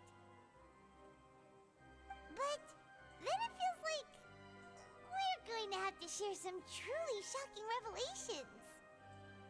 Let's hear them. Incredible. Linny, did you hear that? We're not real humans. All Fontanians were originally created by the late previous Hydro Archon, with Oceanids as their basis. The evidence for that can be found in how only Fontanians could dissolve in primordial seawater, and how all the girls Vacher dissolved were also turned into Oceanids. Oh, and according to Navia, when she was about to get dissolved, she also saw everyone gathered around for a trial. All of them in the shape of Oceanids. Indeed. Yeah, and it follows from the content of the first slate that she probably angered Celestia by creating humans without prior permission. That could also explain why the Oratrice judged the Hydro Archon to be guilty. It's to account for that ancient sin. The Hydro Archon's true sin was creating us? And yet, after many hundreds of years, the Hydro Archon's creations have turned around to try to judge the Archon within the Opera Epiclese. The twists of history are often the most unexpected of all. Yeah! Isn't the image here just like when Navia fell into the sea? So wouldn't it be trying to show the image of the Hydro Archon also falling into the sea once the prophecy has been fulfilled in the fourth slate? In the end, the people will all be dissolved into the waters, and only the Hydro Archon will remain weeping on her throne. Only then will the sins of the people of Fontaine be washed away. Did Paimon get all that right? You've made some keen deductions. I must say, given how much you still don't know, it is impressive that you've already managed to connect so many pieces of the truth. However, while you were able to decode all the information on the slates, they've also been etched with an additional layer of hidden information using a different power source. When we were at the ruins, I tried to decipher the hidden information recorded in the slates. But since we only had 3 slates at the time, I was unable to come to a full conclusion. Now that the slate collection is complete, I shall make another attempt to decipher the narrative recorded within. If everything goes well, we should finally be informed of the unadulterated truth.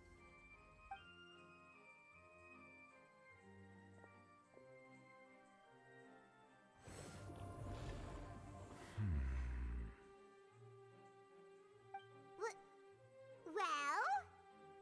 Did you get it? I believe I should share this truth not only with you, but with all the people of Fontaine as well. I will try to briefly summarize it for you.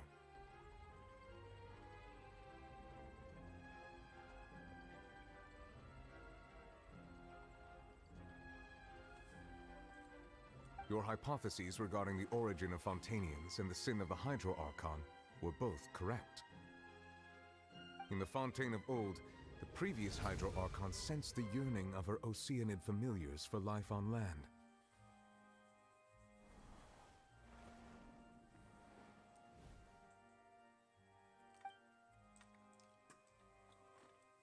The Oceanids were enamored with the beauty and romanticism of human beings, and wishing to have those experiences for themselves, expressed to the Hydro Archon their desire to become of a similar kind. However, even though water as an element is intricately linked with the power of life, the Hydro Archon, as one of the 7, did not possess the authority to create a new form of human life. Not one to give in, she eventually found a way to create permanent humanoid bodies for her familiars by appropriating the power of this planet's primordial sea. She poured primordial seawater into the Oceanids' blood vessels, creating humanoid mimics in the process. But if Fontainians were to ever come into direct contact with water from the primordial sea, the power within their bodies would escape these artificial restraints and return to the sea. As a result, their forms would collapse, and they would be reverted to their original forms as Oceanids. Of course, the Hydro Archon never received permission from the heavenly principles to create a new human race. And thus, the Hydro Archon and all of her creations came to shoulder the original sin of appropriating the power of the primordial sea. That is the true history of how the people of Fontaine first came into being. So we were all Oceanids before we turned into human beings? That's way too much information for me. I think I'm just going to pretend that I never heard a single thing.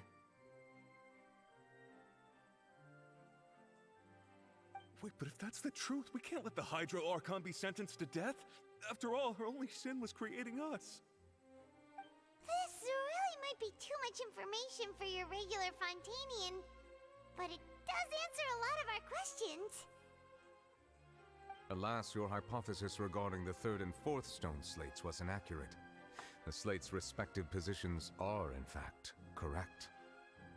A key point of the visual on the 3rd slate is how all the individuals depicted in the water are humans rather than Oceanids. They have not been dissolved, which implies that the water depicted in this slate is not water from the primordial sea. The nation of Fontaine is the nation of Hydro, as well as the nation of Trials and Justice. Instead of being the literal element, the water in the scene symbolizes judgment and justice. You may also recall Navia's experience. When she fell into the sea, her consciousness was surrounded by that of many others who intended to hold a trial to determine her fate. Therefore, the meaning of the third slate is that the people of Fontaine shall try the Hydro Archon at the Court of Justice. Yes. So that meant we were fated to do this, and according to the prophecy, this was going to happen no matter what we did. This is literally a case of you have become what you swore to destroy. We tried resisting fate so much that we inadvertently caused fate to play out just as it should have been. What should we do? Huh. No matter what, the prophecy will be fulfilled. Is this what it feels like to be a prisoner of fate? If that's the case, does that mean the scene in the fourth slate will also be fulfilled soon? Traveler, I would like to point out another small fallacy in your deductions. About the fourth slate, you probably thought that the eruption of primordial seawater beneath the fortress of Meripede served as the surest sign that the prophecy was about to come to pass, yes? However, I believe that rather than being a sure sign, that eruption could in fact only be a small warning of something far worse to come. As for the root cause of the catastrophe, I believe you've already encountered it once before.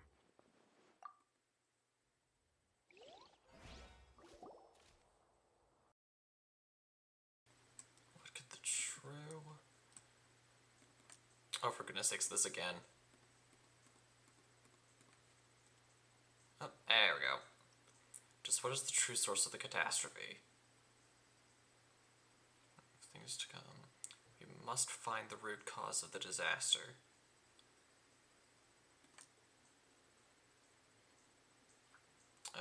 Verify truth. That doesn't seem right. No.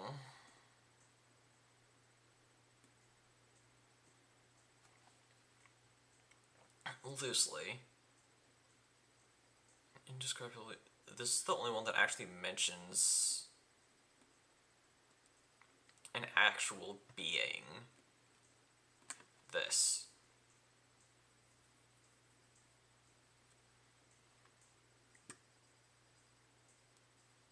It's that giant whale. It could only be that thing inside of the primordial sea. That giant whale. Original sin, the trial, and the root cause of the disaster. Why is everything glowing purple? What was that?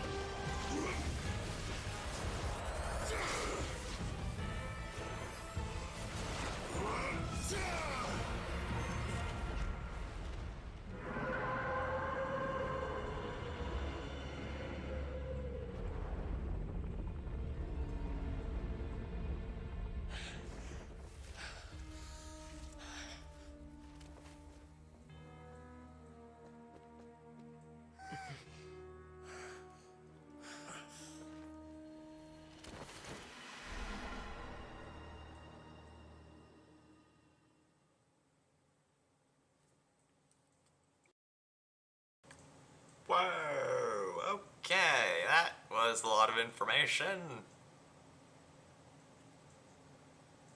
Giant whale. Giant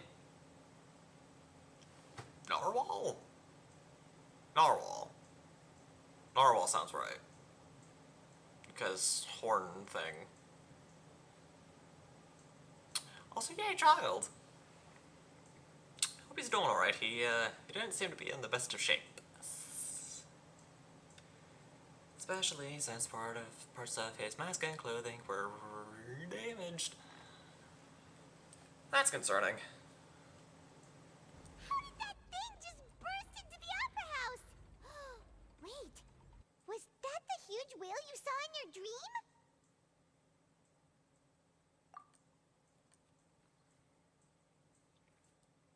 So we've met it at last. I understand very well why it has chosen to make an appearance here. That whale does not belong to Teyvat. It is a monster that has traversed the stars, weeping all the while. It has been greedily consuming the energy from the planet's primordial sea, using it to grow. That is the main cause for the rising sea levels. And once it has finished consuming all of the energy contained within the sea, its next step will be... You said that when the Hydro Archon first created Fontanians out of Oceanids, she filled their blood vessels with primordial seawater. Precisely. That whale finds the blood of Fontanians nigh impossible to resist.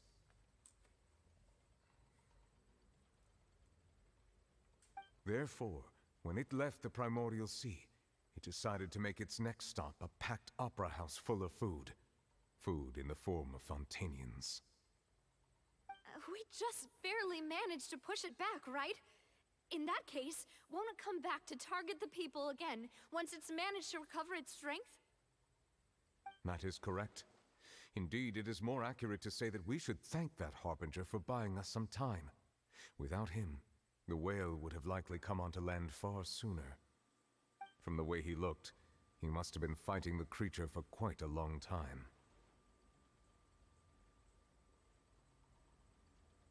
That battle maniac. We've always known that he had a special connection with that whale, but we definitely didn't expect it to help us out like this. Anyway, now that we know that this whale is the actual cause of the disaster recorded in the prophecy, all we need to do to stop the prophecy would be to find a way to beat it up, right? It is too late. It had already absorbed too much of the primordial sea's energy before we could notice it. At this point, it has become practically integrated with the sea itself. Even if the entirety of Teyvat were to be destroyed, it could still survive and swim off towards some other world. That's not something I will accept. We've already done everything we can, and we even found the true culprit. We've come so far. You can't just tell me that the last hurdle is some impossible foe. That's just not fair. Indeed, that's not how a grand performance should end. I'll fight it to the end, no matter what. So the prophecy will be fulfilled no matter what, huh?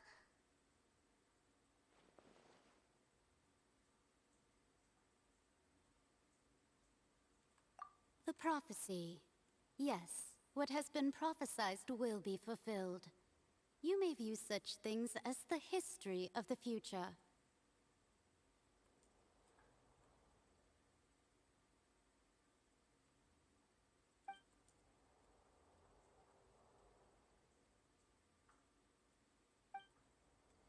Just as prophecies are usually only the future as seen from the perspectives of the gods, could things be happening in hidden corners where the god's gaze does not fall? Ultimately, fate shall serve as your only guide, no matter what will happen in Teyvat's future.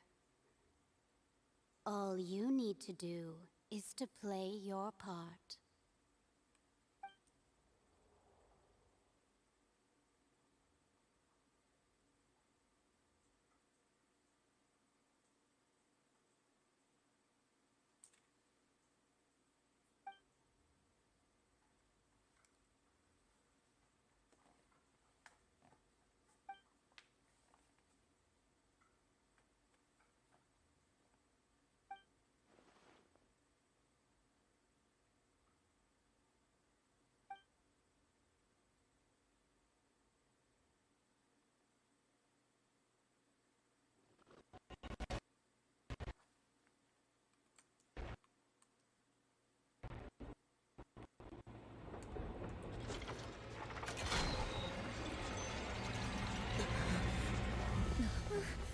What's happening with the oratories? I believe it is preparing to carry out the death sentence.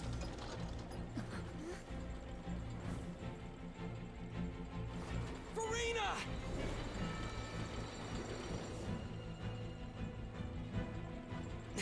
No, I still need answers.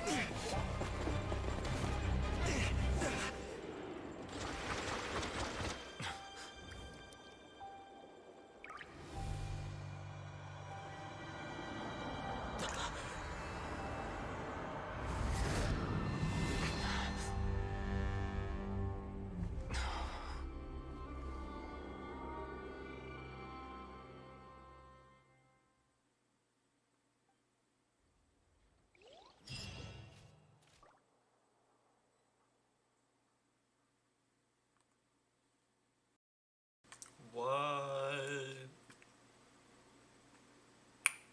Okay. Huh.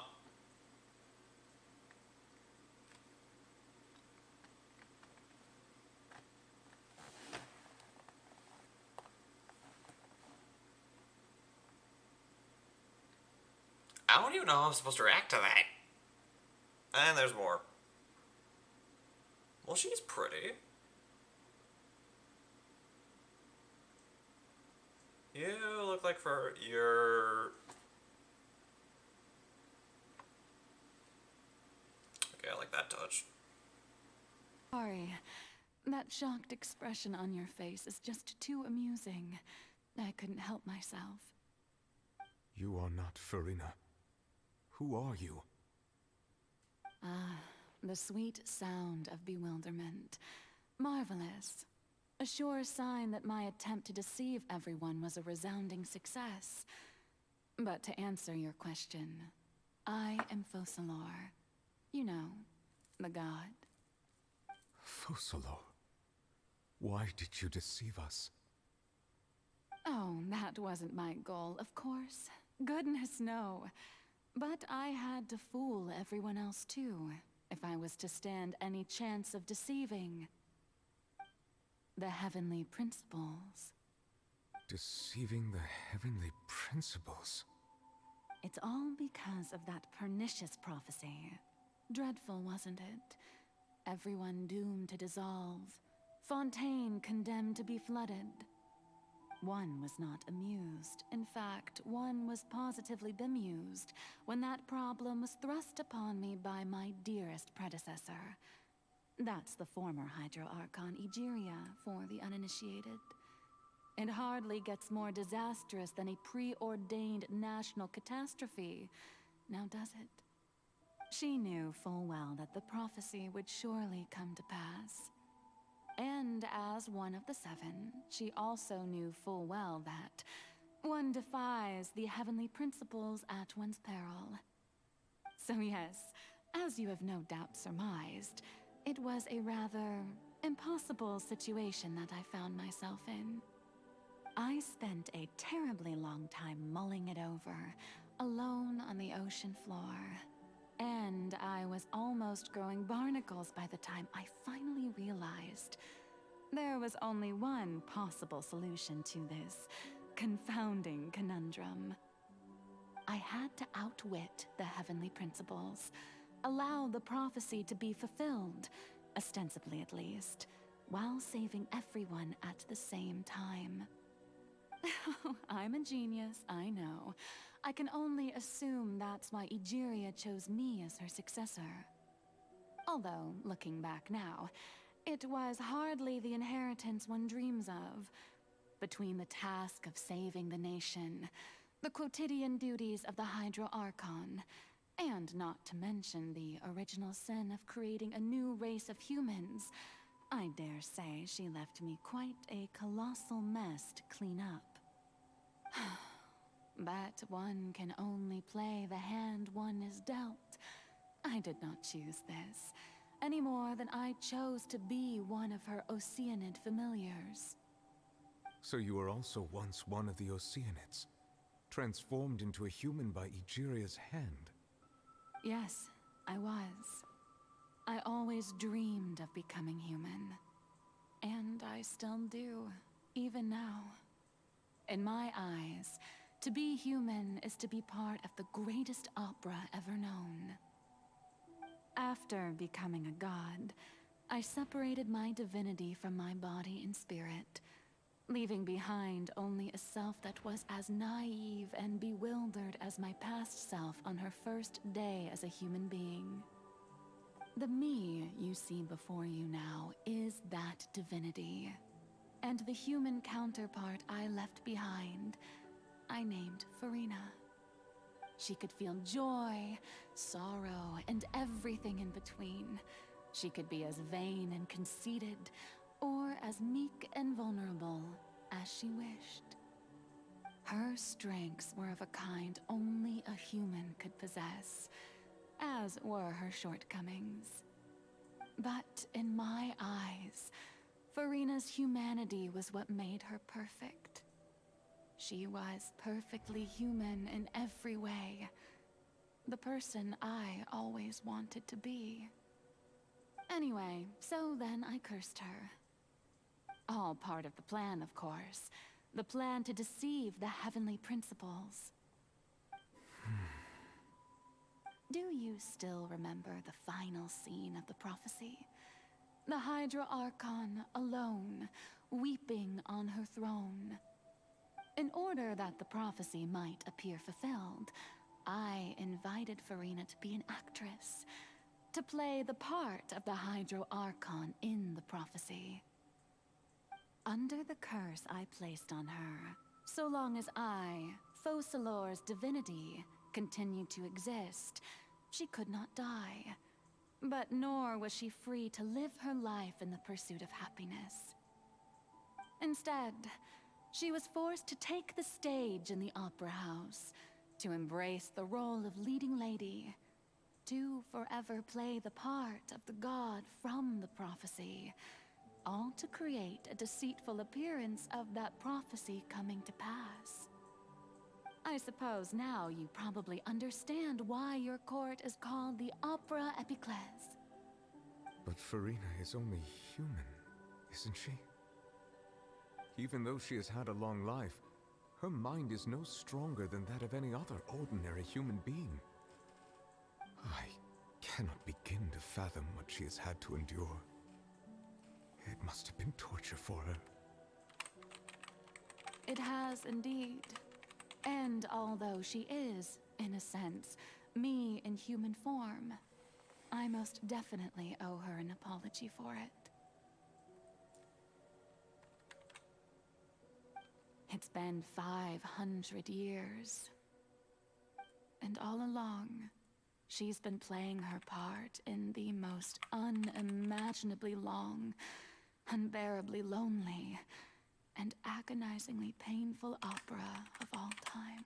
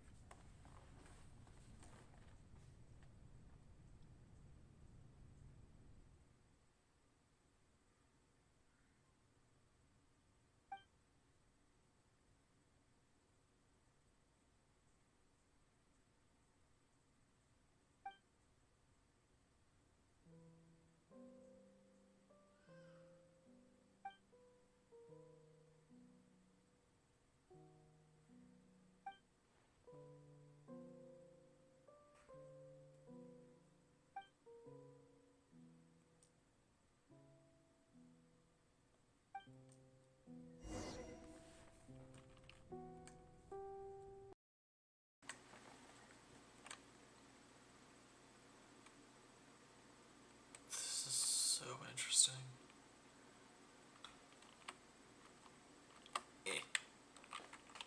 Okay.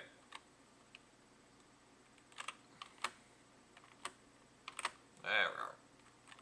Can I mess with these? No, I can't. That's fine.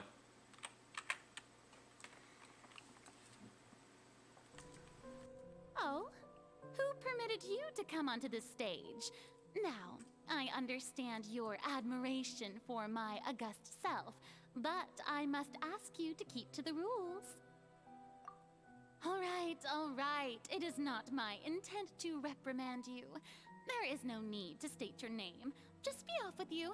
Do not distract me from my performance. Oh, do not jest. Can you not feel it? I am Focalor. The eyes of countless Fontanians are upon me. I must, at all times, display the utmost elegance and nobility.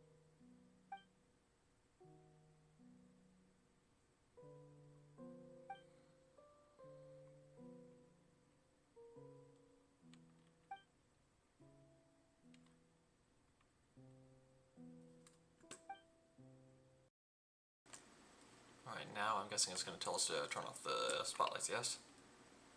Yes, and I'm fooding. I'm food.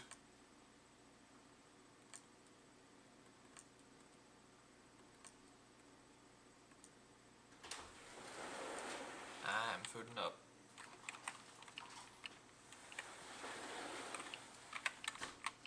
Close this.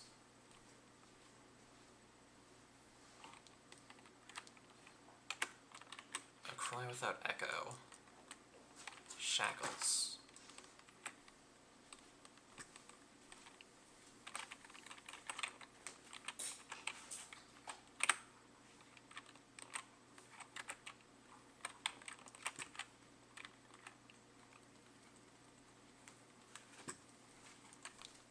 The energy's not going away.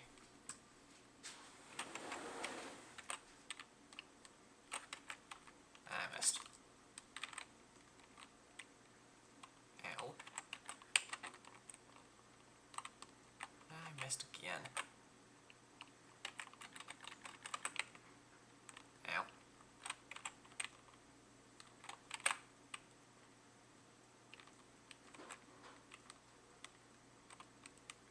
Keep her in here.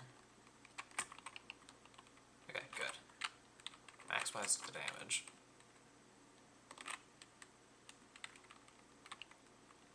Wait, can I close off more than one? Okay, so no, I have to do this in stages. Oh, there we go. Now the Usia energy's gone.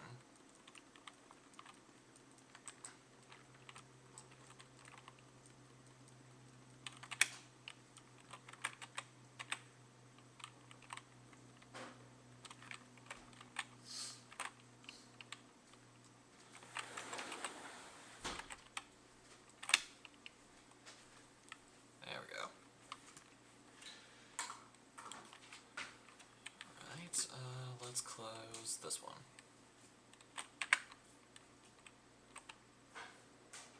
A silence without end. Chains.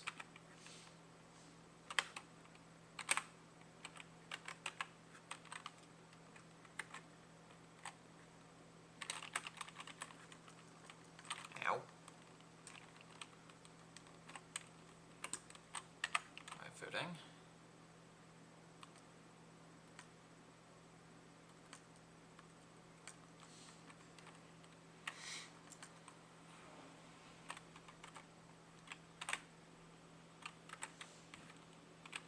Alright, burst.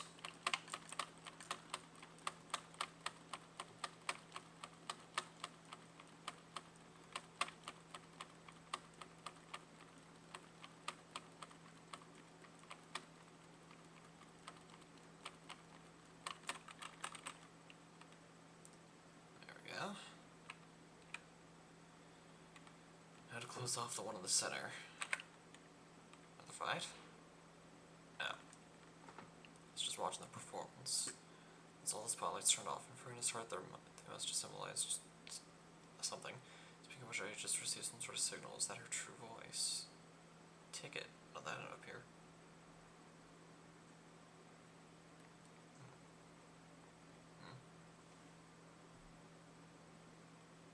Guess it really is telling me to just simply watch the show. Show me how you truly feel, Farina. Scene 1, before a mirror, Farina. Is that Tibetan script?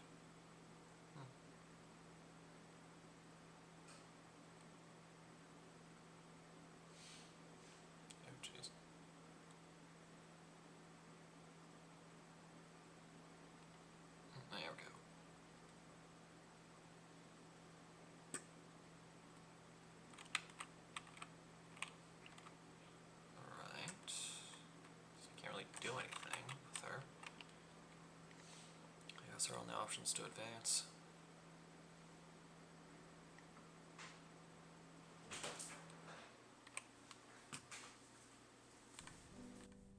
Farina. Farina. Huh? Who's that? Who's calling me? Where are you? Be not nervous. Be not afraid. I am before you. Wait a moment. You're near me?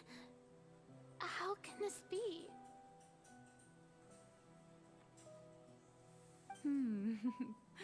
Mirror you, huh? You know what? That's not bad. Let's go with that. Mirror me.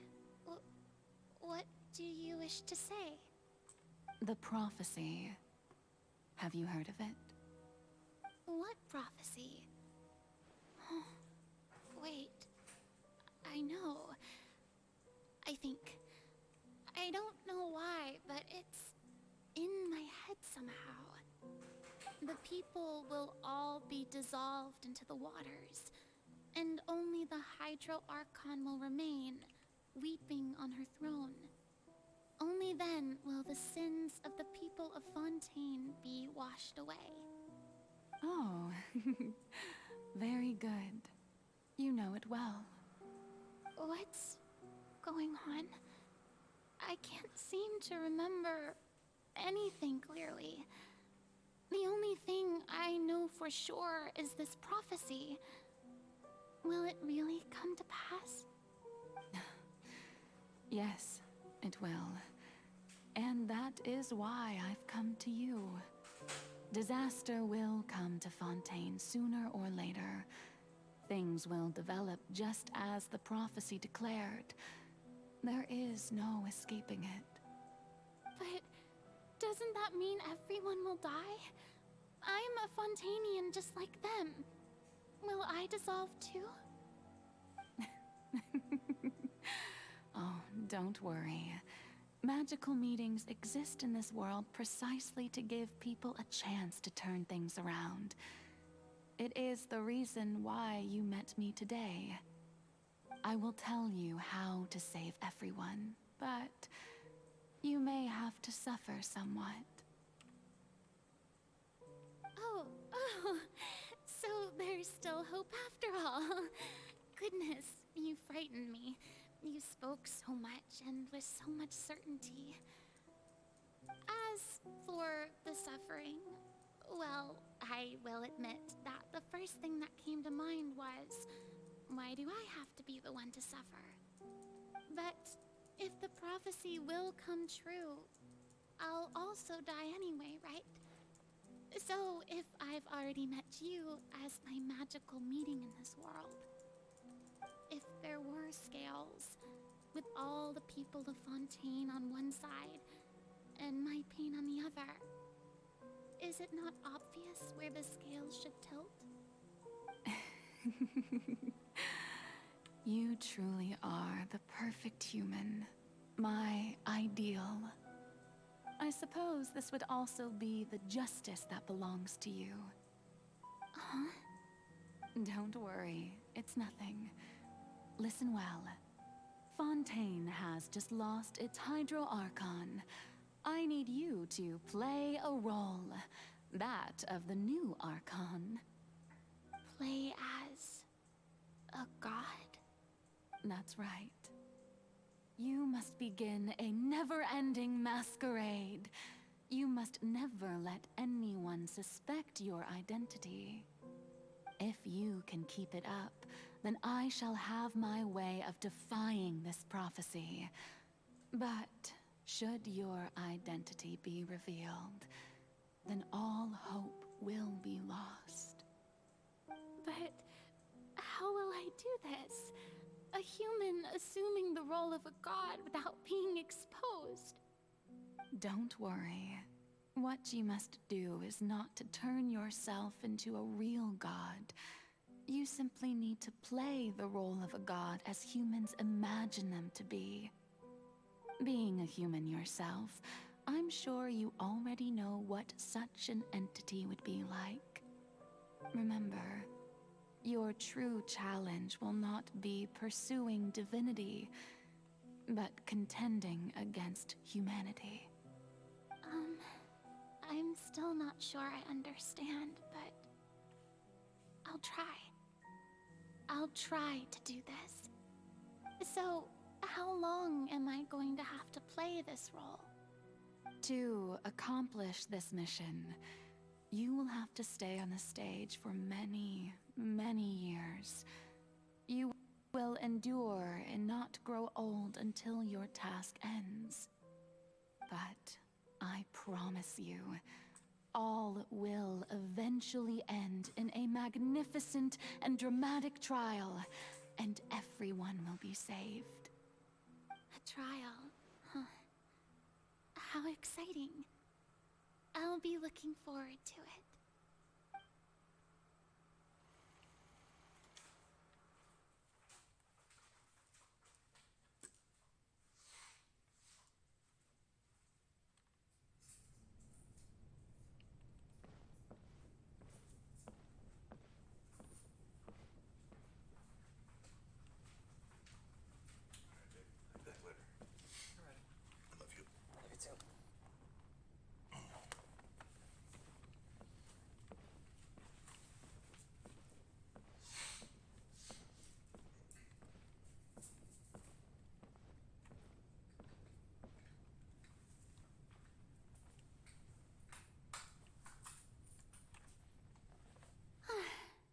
The Maison Cardinalise has announced my accession, but this is my first time facing the people. What should I say to most appear like a god? To be honest, ladies and gentlemen, good evening, and welcome to the Opera Epiclese. I'm sure you've all heard about how I have taken on the role of Hydro Archon. Indeed, I am Farina de Fontaine, your new Archon.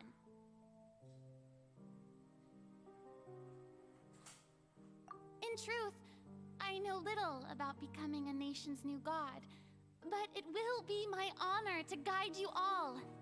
As the god Focalor, the god of justice, I shall do all within my power to lead you into an age of fairness and justice.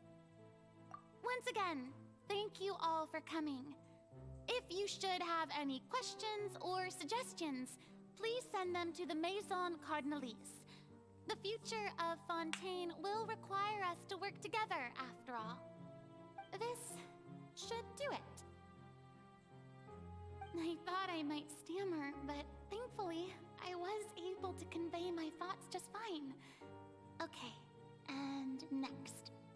That's the new Hydro Archon. Is this some kind of joke by the Maison? I would have thought that a being that surpasses humanity would be a bit more assertive. Hey, did you hear that? She even told us to send her suggestions there at the end. Shouldn't gods be all-powerful? She's being so modest. What's the difference between her and an ordinary person, then? If you ask me, perhaps the succession didn't actually happen. She might just be a Maison-back puppet. Wait, what's going on? Why is everyone suspecting me of being a fake? This is bad. If I get exposed here, there'll be no saving the people from the prophecy. Right. Mirmi said that I just need to play the role of a god as humans imagine them to be. Calm down, Farina. Think. What do the people want? How would they imagine a god to speak and act? Assertive, with a strong sense of presence. One who can dispel all doubt. That is the character I'm fated to play.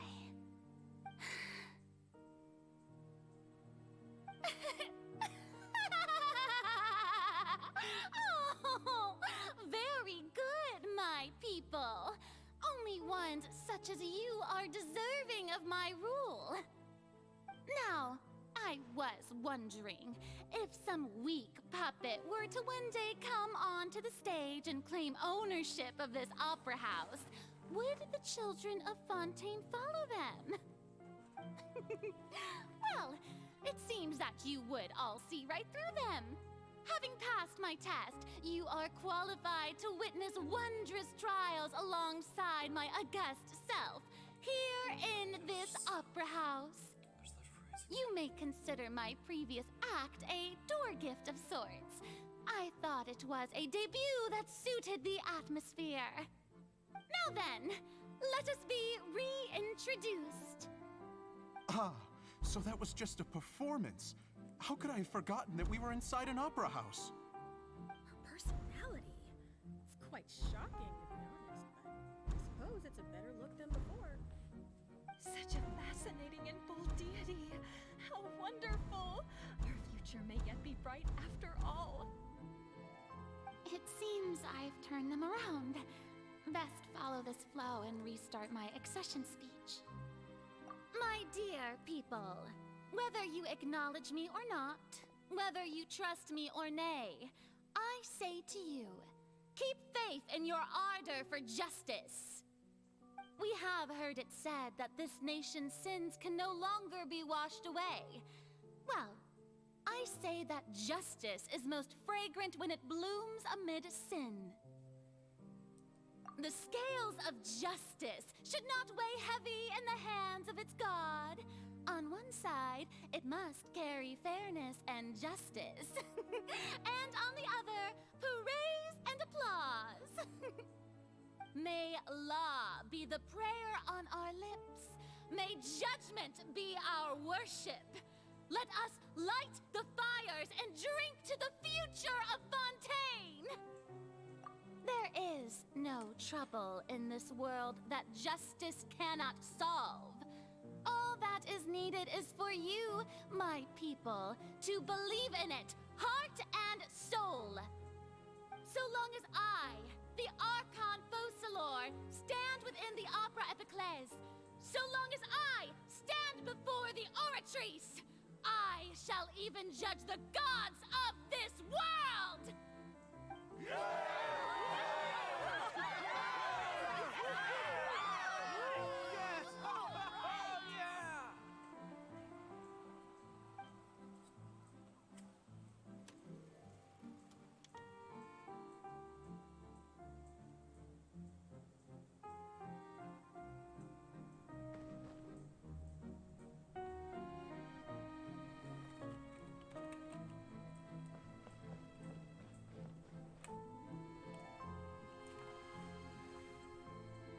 Lady Farina, here are today's case reports, as well as a summary of the follow-up for your perusal. Come now, was I not just at the Opera House in person? Leave these kinds of things to Neuvillette. Besides, none of these trials were the one that I'm looking forward to the most. If I may be so impertinent, what kind of trial are you truly looking forward to? A magnificent, dramatic, and wondrous trial. A trial to end all things. How could you hope to understand? That's true. I fear I lack the ability to grasp your divine thought, Lady Archon. No need for fright, and do not take what I said before too seriously. Go now, do your duties.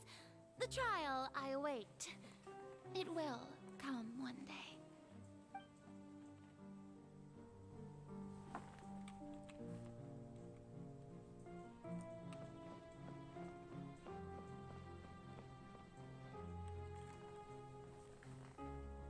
Lady Farina, I don't know what to say. Thank you for agreeing to see me. No need to thank me. Or rather, thank your own sense of perseverance instead. Long have you stood in line to meet me, have you not? Oh, I'm afraid that's just an inevitable consequence of my divine charm. All right, Deoteria, is it? How is your son's illness? You remembered me, and you knew of my family, too. He is doing much better now. In fact, he is far more of an ardent believer than I. He was the one who forced me to seek an audience with you, and to bring your words back to him. Oh,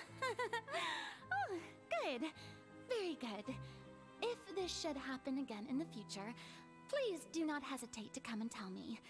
Going down to citizens' homes every so often, while not usual practice, should serve as a fine change of pace. Oh, you're such a gentle and wise god. Thank you once again, on behalf of my son.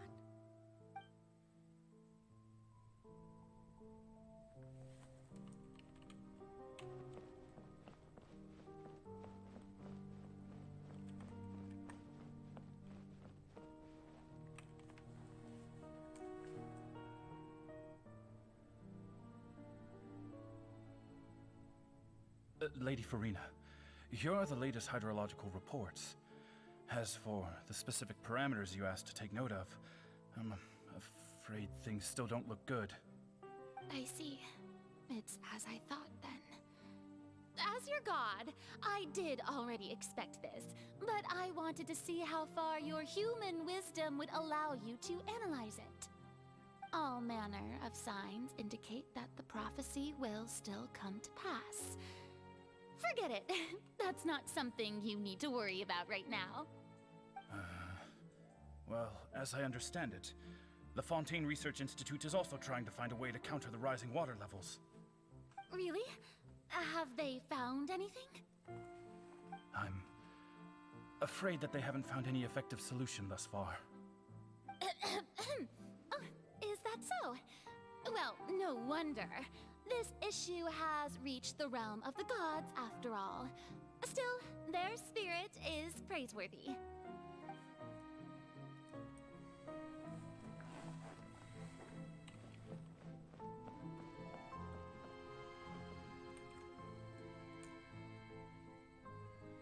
The day is finally over. I haven't had a moment to breathe this whole time. But it's good to see that everything's getting on track. There are no longer any voices of suspicion. Maybe this is fine. I just need to keep going, and everyone will be saved. Alright, Farina, don't think too hard about this. You need rest. Tomorrow's a new day.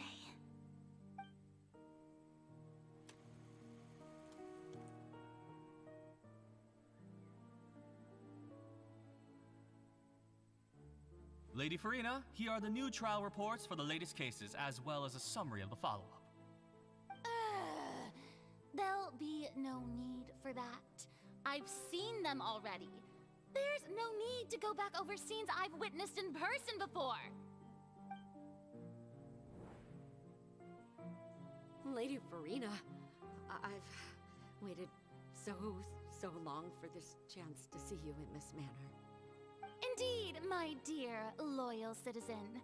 This joyous moment is an honor for us both.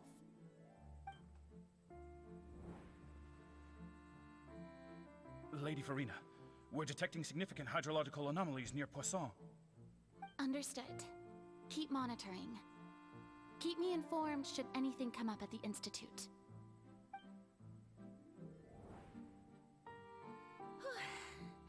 I don't think I let anything slip today. I must show the people that there is nothing to worry about. I just don't know when these days will end. I feel utterly exhausted. Best to rest early today, too.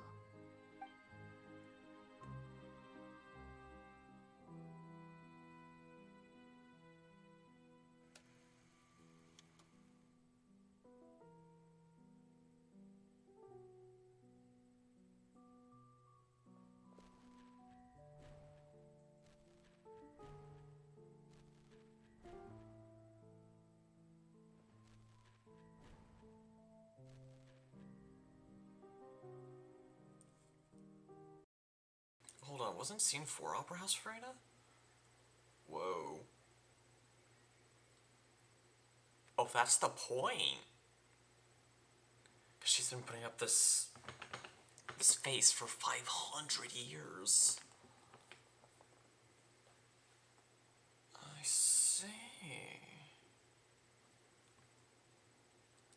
I guess I'll stop talking and let the game do the speaking for me. Family yours is indeed. It brings me great joy to meet such a faithful believer, a descendant of a line most ardent. Surely you exaggerate, Lady Farina. My lady? What is it, good citizen? Are you crying? Uh-huh. Really now? I didn't even notice. This must be the overflow of hydro from my person. Well, can't quite help being the god whose dominion is the waters, can I? No wonder. No wonder. A manifestation of your power, then. Oh, Archon, I am honored to have witnessed it. Honored indeed.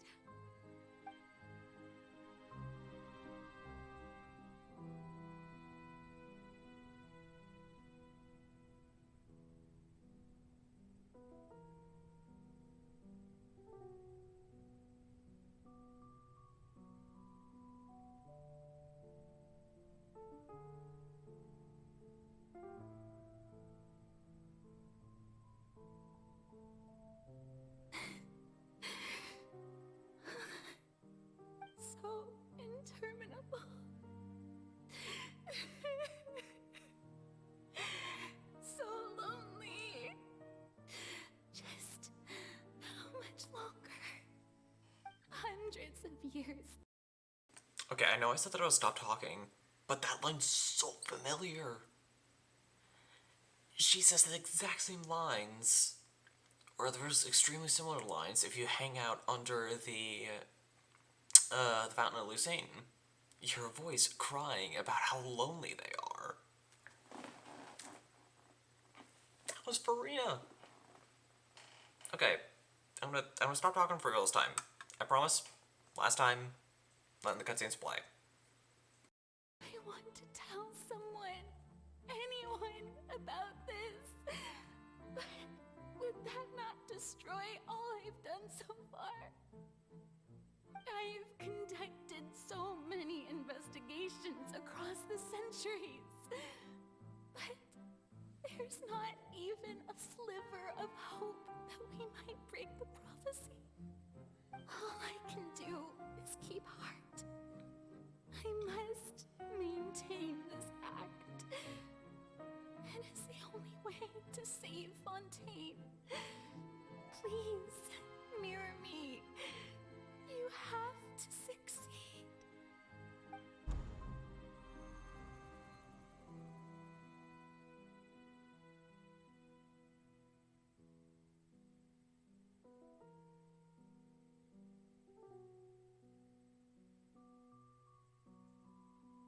Farina, you don't have to shoulder this burden alone.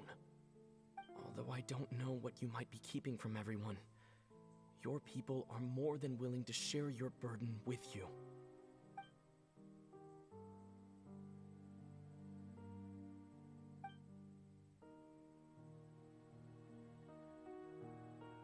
Share my burden.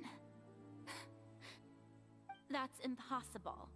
It was fated right from the start that this would be my duty alone. But even if your burden doesn't need to be shared, you can still choose to confide in someone. Just share it with me. I'm what you'd call a witness. A witness? Yes. I've heard that you came to Tevat from beyond the stars, yes? In other words, you never belonged here. And if Tevat is, in its entirety, a show on a stage, then you're just a spectator, aren't you? If that's the case... He's right. I could confide in him, couldn't I? But if things don't play out as expected, the people of Fontaine will be the ones to pay the price. No, Farina. You shouldn't be selfish. But What if it's really alright? Farina, you've worked so hard for so long. Surely it would be okay to put yourself first for once. Just this once. Is it such an outrageous thing to do anyway? To find someone in whom you can confide your frustrations and sorrows? Surely it could not hurt. If you let this opportunity slip through your fingers, it might never come by again. Think about it long and hard.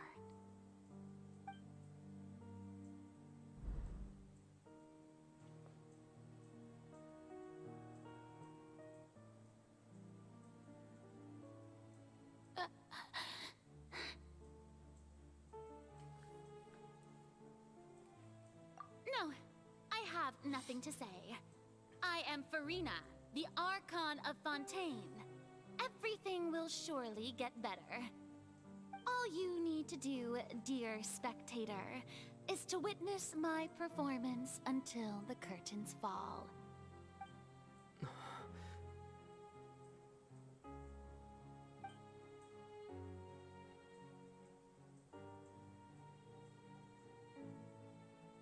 Fine.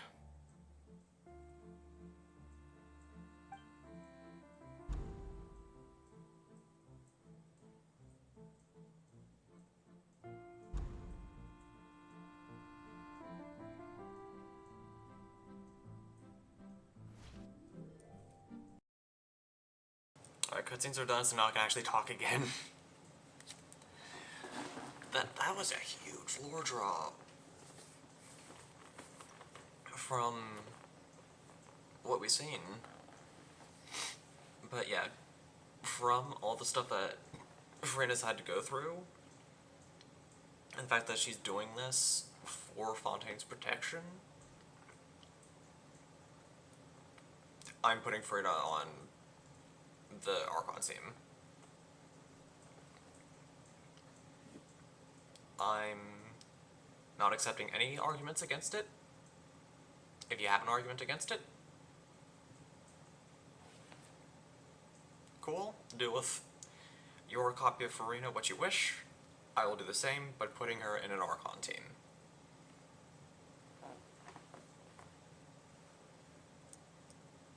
I believe that I understand how your deception works, but that is only half the truth, is it not? How would you build on this foundation to save the people of Fontaine? That is the most important thing. Ah, good, good. Of course, the Eudex of Fontaine has pinpointed the crux of the issue. I'm sure you've long sensed that the Oratrice is no simple machine, yes? I've always suspected that it had its own consciousness. And Lenny did mention that he heard a human voice within the core chamber. It now seems that that person was you, hidden within the machine all along. Am I right? And then I became one with the Oratrice, taking Fontaine's gnosis with me. Yes, it would seem so, wouldn't it? Alas, your understanding of this device still lacks sufficient depth. In truth, it is no enactor of justice. It is, in fact, a device created to kill the god of justice. I beg your pardon? Oh, you have it. And to be more precise, not only will the Oratrice take down the god of justice, it will also take down the divine throne upon which she has been placed. I mean, did you think I would be the sort to enjoy peaceful repose while Farina suffered? My work over these last 500 years has been to constantly accumulate indemnitium within the Oratrice. But really, some have already discovered that only a small fraction of the energy generated by the device was ever used to provide power to Fontaine. The vast majority had to be, accumulated to enact this death sentence. was all part of your plan then? Both the trial and the sentence? Indeed. This power, accrued over 5 centuries, could have sustained Fontanians for millennia, had it only been used for that purpose. Almost all of it has now been stored within the oratories. But only power of this magnitude could hope to destroy the Hydro Archon's divine throne, shaking the rules established by Celestia, and breaking through the institution that is the Seven. So the Oratrice's call for death was for neither Farina nor Focalor, but for the Hydro Archon. The destruction of that divine throne. If I do not misunderstand your intent, you must be... Returning what's rightfully yours to you, of course. In other words, this was all done to return the authority of the Hydro Archon to the Hydro Dragon of this planet. But...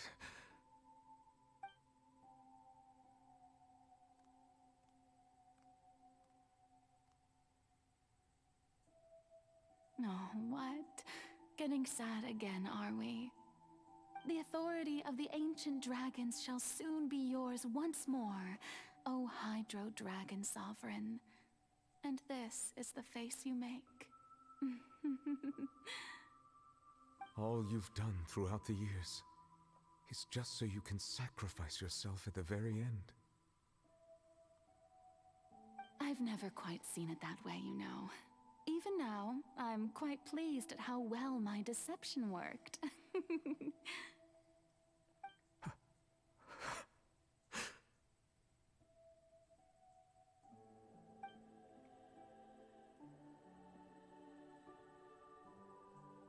Hydro Dragon,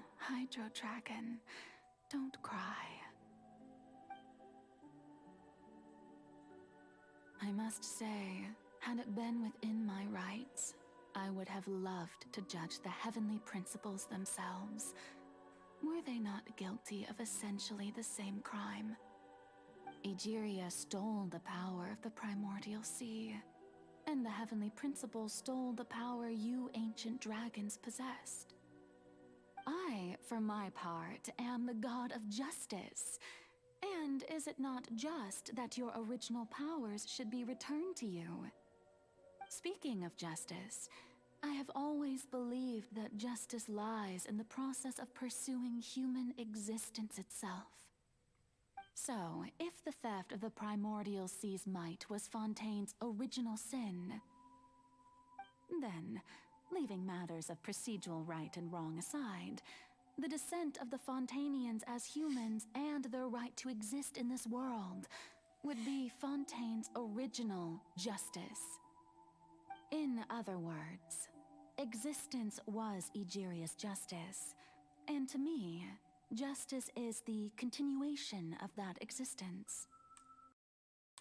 I think Focalor has officially locked in her place as my favorite Archon. Even though she's gonna die,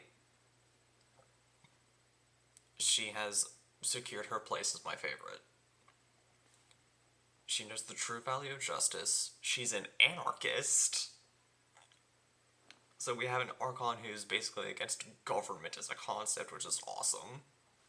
She's blue, which, as you guys have probably not guessed, is my favorite color.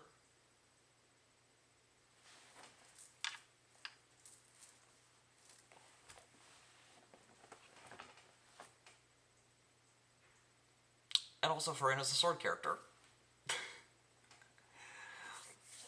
Like, Focalor is officially my favorite Archon now.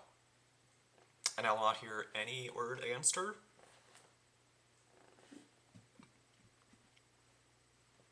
And also Neuvillette needs a hug. He requires the hugs. He needs them. He needs hugs. All the hugs.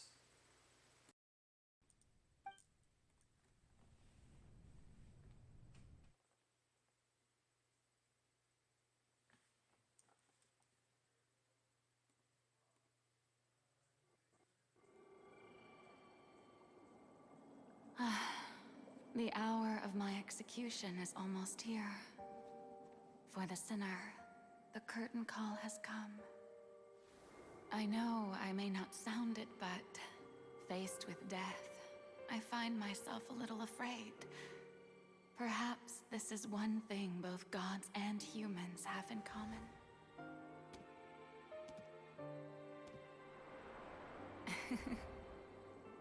Farewell, Nervalette. I hope you've enjoyed the part you played these 500 years.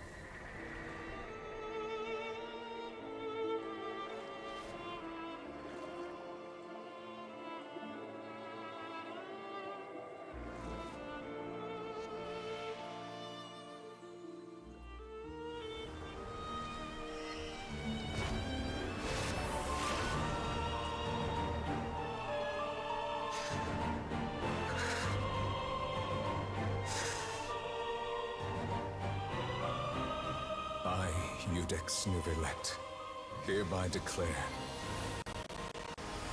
people of Fontaine, your sins are forgiven.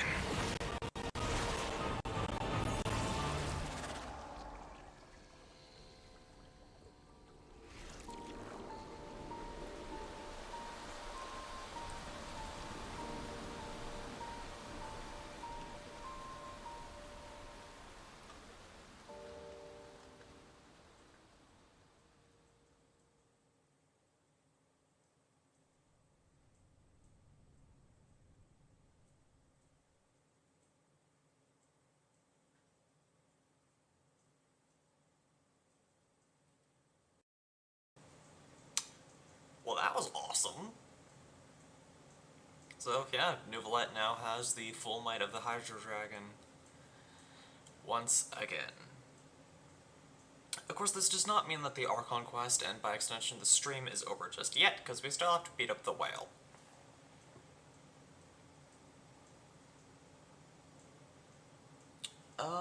What I probably will do is cancel the 8:30 stream, because I almost never stream for this amount of time. And as a couple of you probably know, especially those who follow other streamers beyond just me, streaming takes a lot of energy.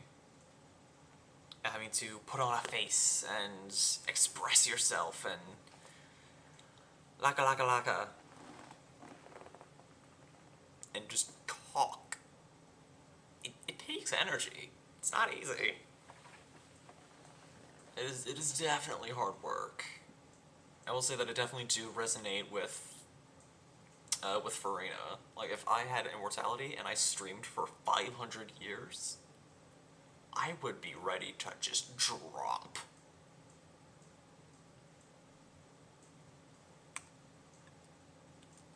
Has the death sentence been carried out? Was that bright light some sort of misdirection? I have a feeling that something huge just happened. But since we're all still alive and haven't been dissolved, I assume whatever happened was good for us. It's time to end this. We must mete out punishment to that beast. Didn't you say just a moment ago that it can't be defeated? I have gained the strength sufficient to deal with it. Through certain means, I now have the ability to separate the power of the Primordial Sea from that creature. We should seize the opportunity to pursue our quarry. Traveler, now that the oratories can no longer function, I require an executor to help me mete out justice. The root of the calamities befalling Fontaine, the beast that enacts the prophecy. Its name is the all-devouring Narwhal. Come with me, traveler. The hour of execution has come.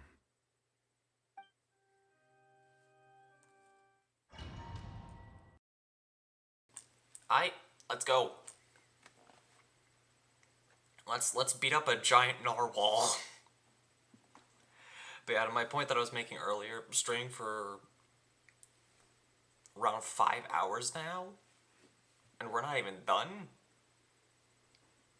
It shows that I'll either be cutting it extremely close, or I will not have enough time to actually give myself the proper amount of rest before the stream at 8:30. So I probably will not end up streaming later tonight in order to make sure that I get proper rest, make sure I get some food in me,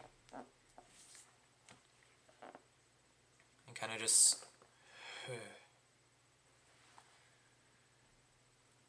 You guys are honestly amazing. I definitely would not be able to have a stream this long and have a quest complete marker without you guys. So trust me, I'm very grateful. Oh jeez.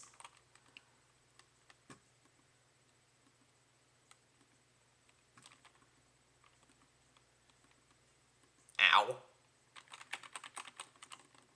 Okay, there we go.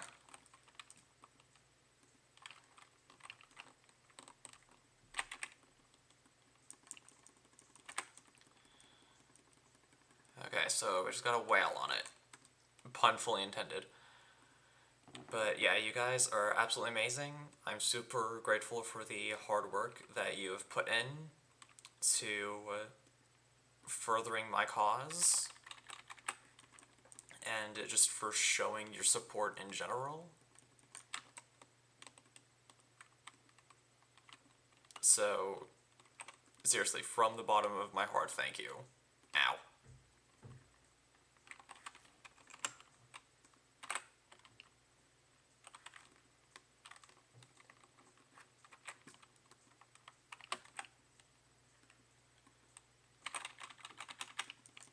Alright, come on, it's almost full, come on. Okay, there we go.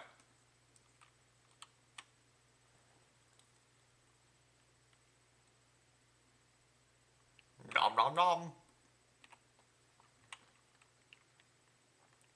Fighting fate is useless.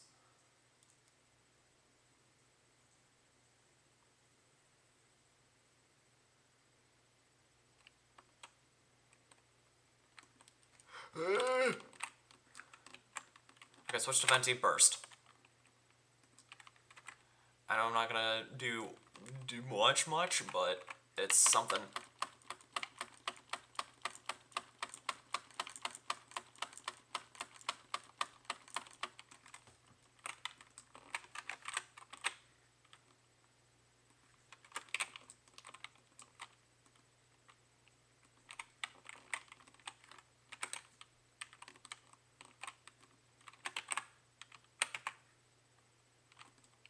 Burst iframes, there we go. Ow.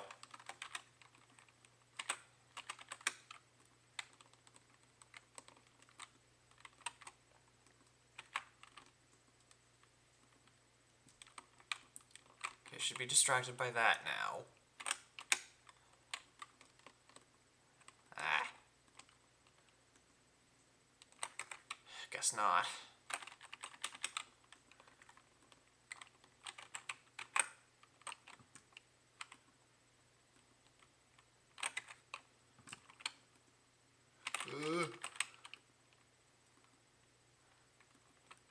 Nivelette, my friend, I might need your help.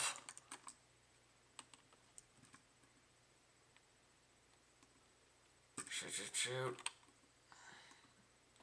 Okay, there.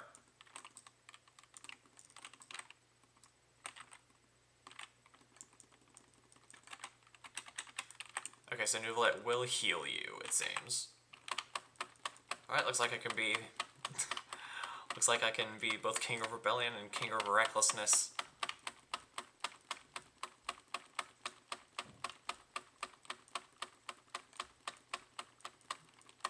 Oh, never mind. I guess not. Oh, there we go. That's how I do it.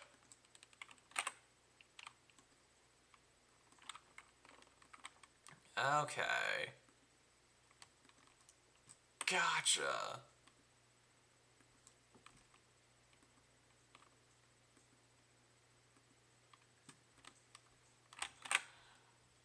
You're not really in a position to glide, bud. Ow.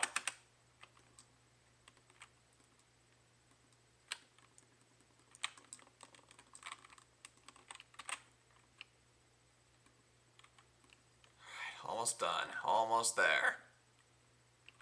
We're... Ah, you dodged. How dare you. There we go. Alright, second we're there, I'm healing Xiao.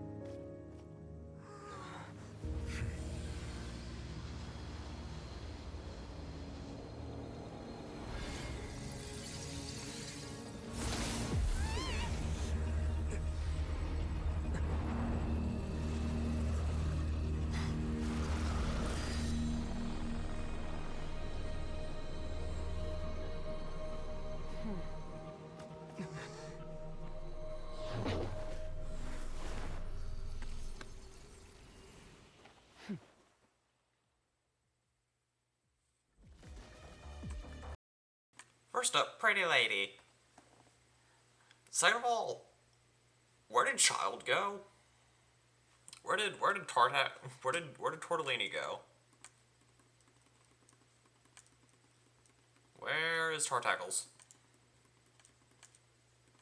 Oh, there we go. Oh well. It was just supposed to be a short private training session for me. I didn't think that my disciple and my master's pet would start brawling in the meantime. Well, actually, I had a feeling that it would happen at some point, but they bumped into one another earlier than I thought. What a blunder. I suppose I'll have to swing my sword 3 million times as penance. That power. Who are you exactly? Paimon has an idea. From what she said earlier, she must be Child's master. Skirk, right? It's just that he gave us the impression that she was the less talkative person. I simply did not have anything to say to the weak. But you, on the other hand, managed to defeat the all-devouring narwhal without using power from beyond this world. So you may speak to me as equals. I have to agree. It's a strange use of a planet's primordial waters just to raise an all-devouring narwhal. That kind of power is wasted on it. It's not cooperative, it eats too much, and I have more important things to do with my time than pet sitting. The only thing that creature has going for it is its looks. All in all, it fails as a pet. Miss Skirk? I think you might have missed the point. The point being? Well, being that this pet almost destroyed an entire nation. So what sort of person is your master? Well, Child's master's master. Wait, is that right? Oh, right. So you don't know him. Sorry, I assumed you did. His name is Sertologi.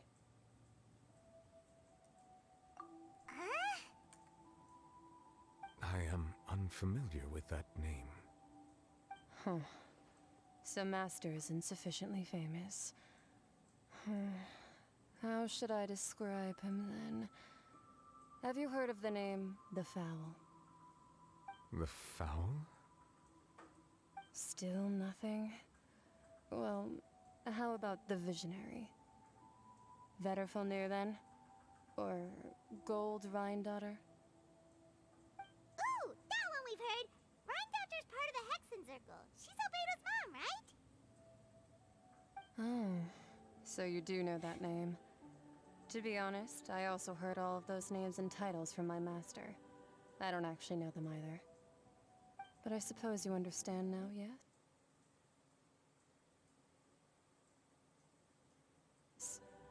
My master is likely a similar sort to Rhine-Daughter. They are both pursuing some form of perfection. Wait! Didn't you also mention a visionary person? Paimon didn't quite catch their name. Actually, never mind that.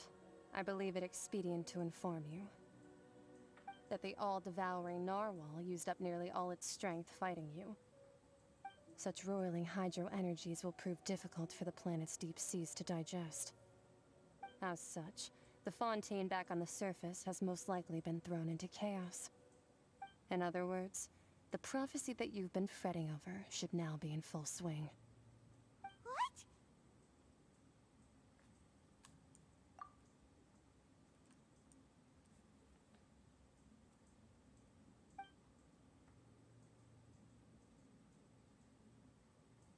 Not to worry. Focalor has already managed to deceive the heavenly principles.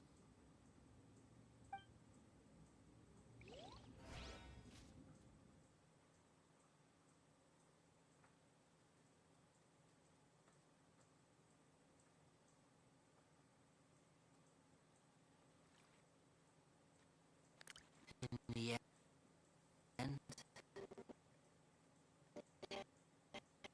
the people will all be dissolved into the waters, and only Farina will remain, weeping on her throne.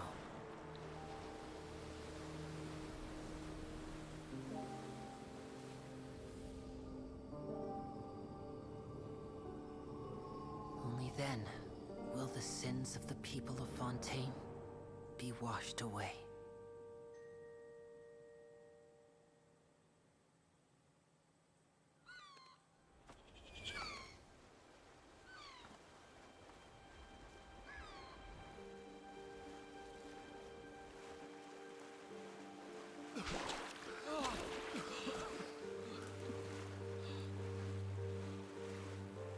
Hey! Help! Over here!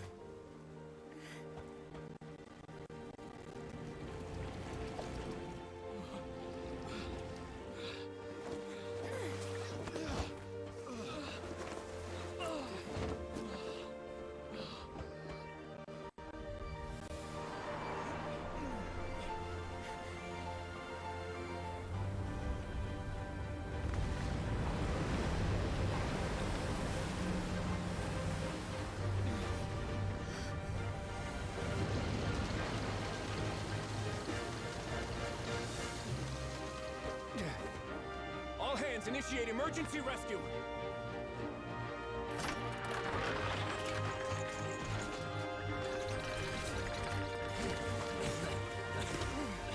Hurry!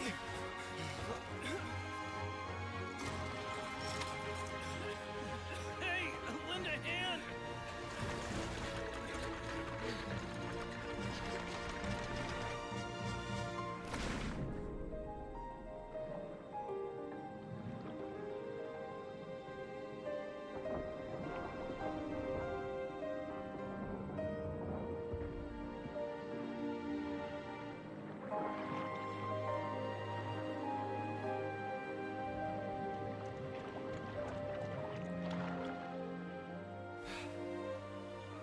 Look! The water's receding!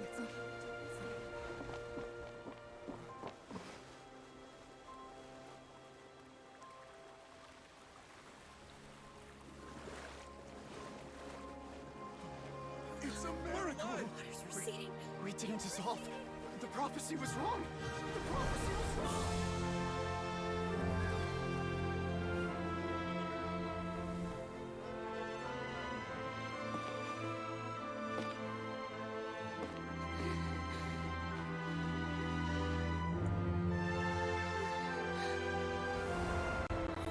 Are you alright?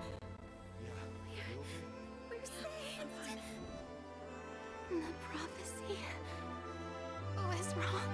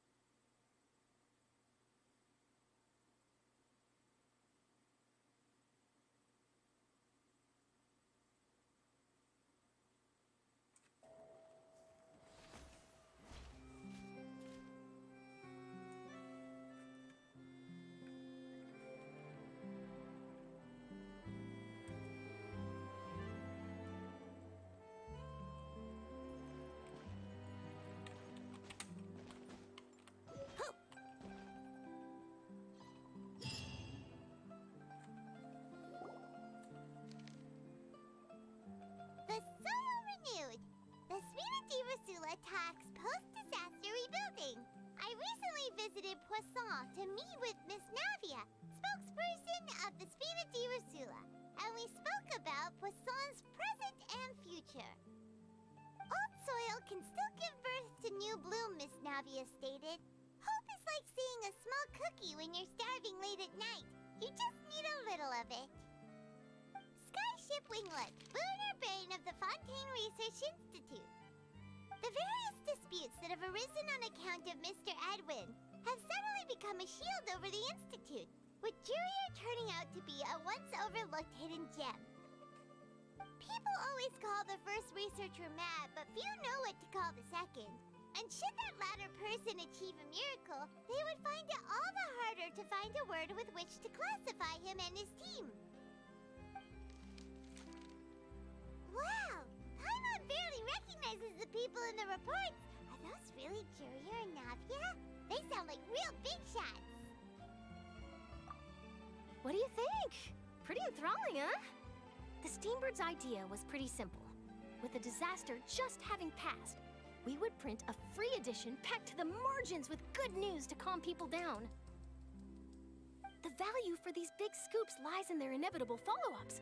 We'll publish further reports and go into the stories behind those people. Edwin's assistant, Jurier, created a true flying ship, while Navia is leading people in the reconstruction of their home. I'm sure that these stories could draw even your well-traveled eye. Paimon's curious too! Wait a minute. Didn't we watch everything happen from start to finish? What's there to be curious about? And that's exactly why I'd like you to come conduct interviews with me. You're the best incubators of news, if you haven't noticed. And also, with you around, I'm sure I'll get to see that Duke. Are you sure? Hasn't he turned you down several times already? Oh, this time will be different. Come on, let's head to Poisson first, and then make a trip to the fortress. There are some things you'll only know when you get there. Alright, guess we're still going. Okay. So, really quickly,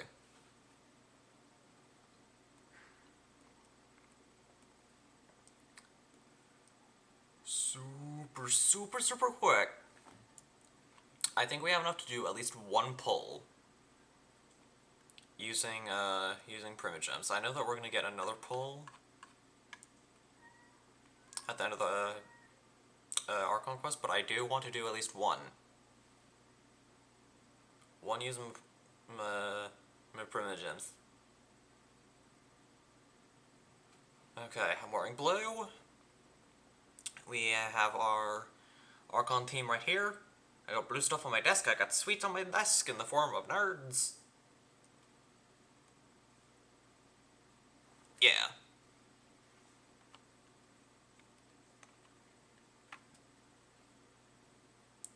I've luck. Bang. Bang. Something good. Dang it.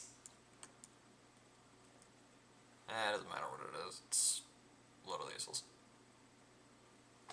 Yep. Darn.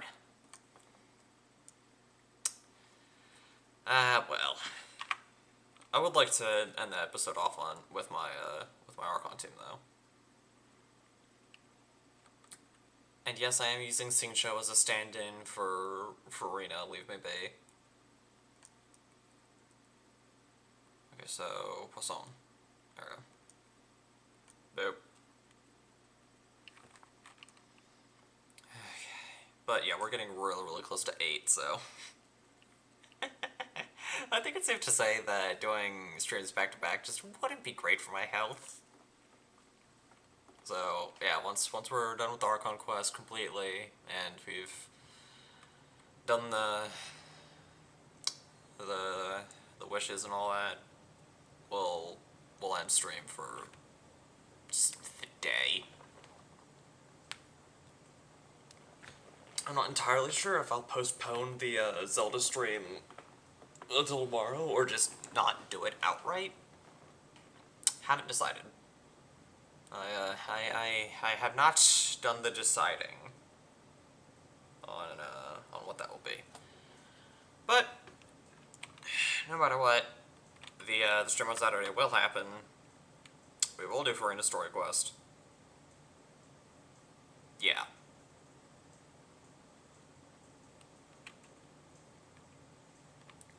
And hopefully I'll get Farina, but there is a chance I might have to drop a tiny bit of money. Oh, not entirely sure.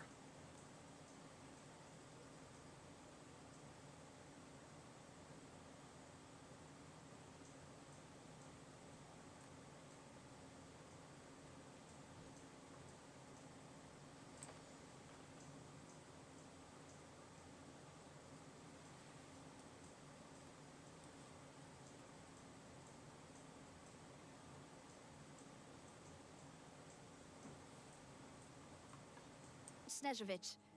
He represented the Knave in sending us a large amount of supplies, and is helping with our work. Our residents are hard at work as well. Thanks to everyone, work is progressing nicely. We've lost a lot of people, but we're moving forward. That will have to be enough. Hello, Miss Charlotte. I'm a big fan of yours.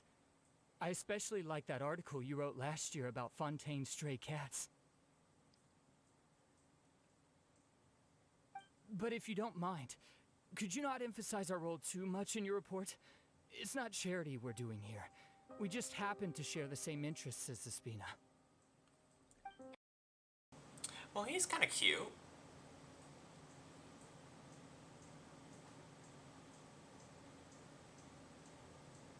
Just saying, like, physically.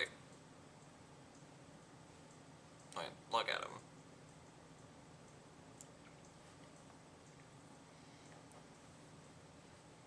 Don't judge me. I have my emotions and I have eyes.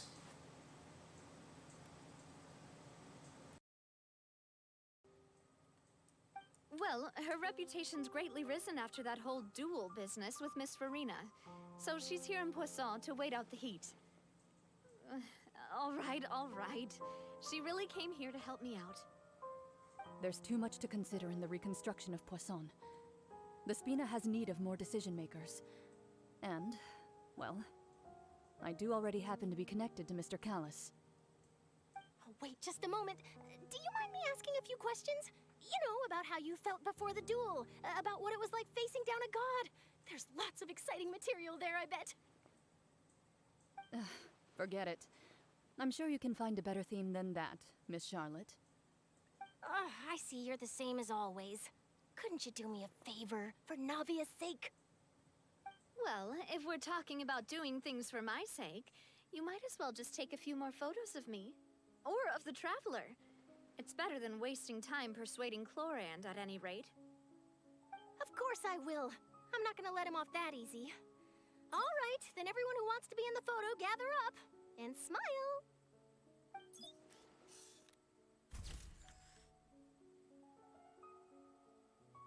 How did it go? Was it a good shot? Did Paimon look cute in it? Not bad. Your addition really helped the composition of the picture. All right, hang on a moment. Let me snap a few more shots.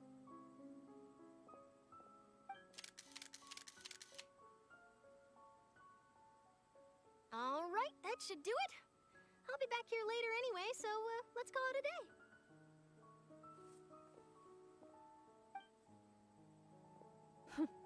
You're very quick. Speed is of the essence when it comes to the news, and freshness is the key. Also, not to brag, but I'm pretty good at building connections. Who knows? I might eventually get that interview with you after all, Miss Chlorand. Wow, you really do have that never say die spirit. I'm impressed. I'll hazard a guess that this is how you got that interview at the Fortress of Meripede. Whoa, you're well informed. Let me make a guess too. I asked Sijuin, who told Monsieur Nervillette, and he told you, right? That's a very complete information chain. In truth, all Monsieur Neuvillette asked me was, when did the fortress become so friendly towards the media? I told him that it was best not to speak too soon. There's no guarantee that Wriothesley will make a personal appearance. You're right. I've got to treasure every moment I have with them.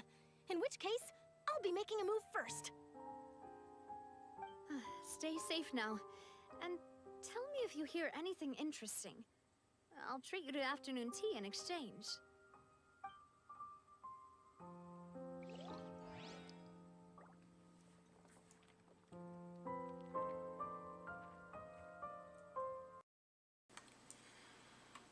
Alright. Oh, there we go. Now to the Fortress of Meripede we go. To see Cryo Daddy.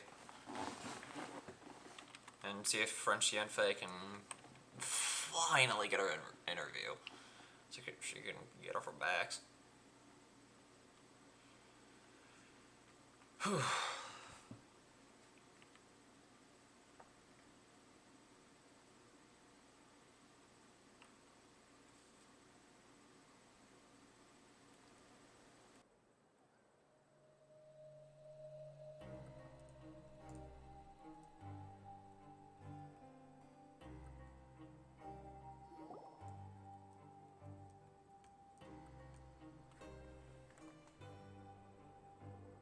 Wow, guess we're here again, huh?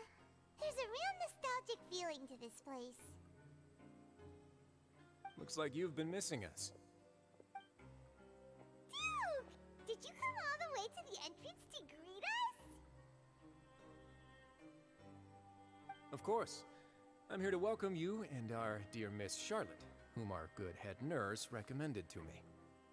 It's an honor to finally meet the much-rumored Duke. Thank you for consenting to my visit to the fortress, sir. No need to thank me. But that said, I shouldn't be the focus of your interview. I trust you recall our agreement? Of course, of course. All right then, this way.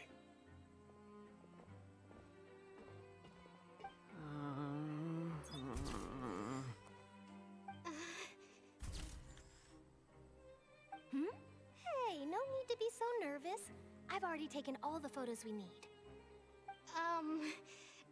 Miss Charlotte, do these pictures really need to be published on the cover of the Steambird? It would seem that Miss Lorvine doesn't want her face to appear beside that of Mr. Jurier, hmm? Sir, please don't say things like that. But it looks like dear Mr. Jurier denies it. Might this interview be very important to you, then? No, I just... This is my first time being interviewed, and I'm very thankful to the Steambird for...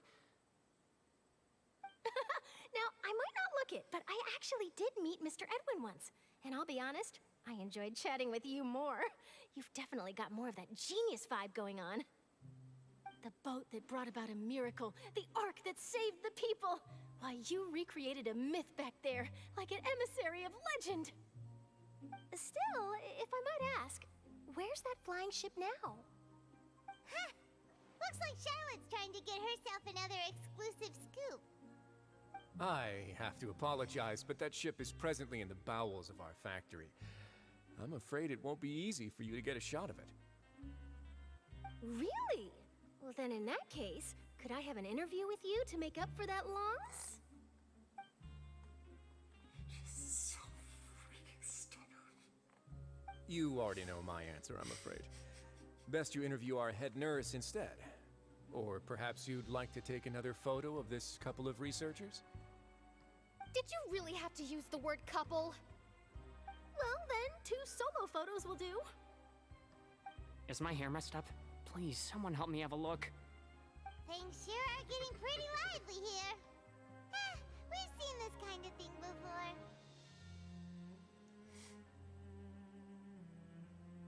Oh, seems like everyone's here. Would any of you like to try this new drink I came up with? Ah, Siegeween. Hey, Miss Charlotte. Why don't you, take some pretty photos of our head nurse? Sure. Come on, Miss Siegeween. Over this way. Let's find a brighter spot. Huh? Oh, sure. Do I have to smile? So, how have things been at the fortress?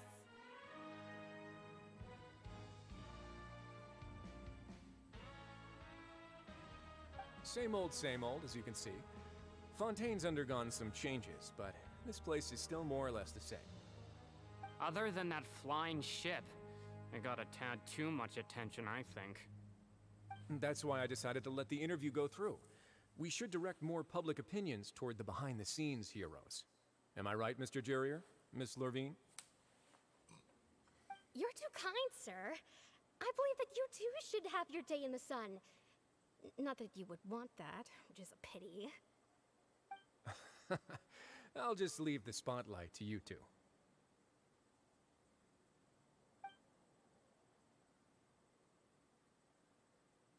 I see. Lots of things happened that day, huh? Anyway, regarding that Harbinger, I'm not sure you remember, but his 3 young followers are still waiting for his return. He sure did win them over, huh? I'll tell them that there's good news and bad news. The good being that their boss seems fine, and the bad being that they must face extended sentences for abetting his escape. Oh, actually, what about you? Are things gonna change for you too? What change can there be? The fortress will keep chugging along, and so will my duties. As to what Miss Farina's departure will mean for the nation, and if our laws and governance will be transformed, we'll leave those to the folks in the overworld. Hey everyone, the photo shoot's done.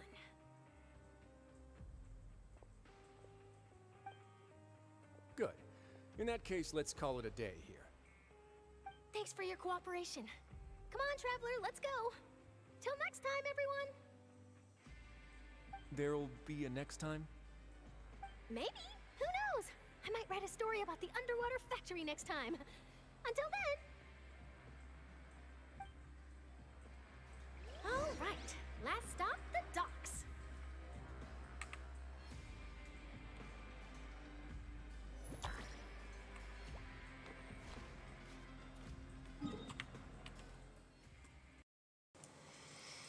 And now to Maritime Harbor, the place where everything began. Oof.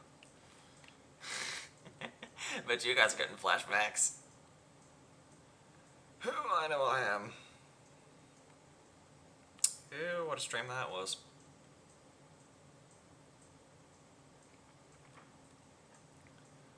I remember initially wanting to do the entire the first part of the Archon quest in one stream like I did this, but I got sidetracked.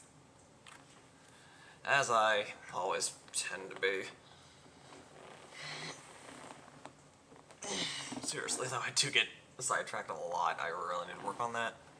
But, hey, maybe I won't. It's content.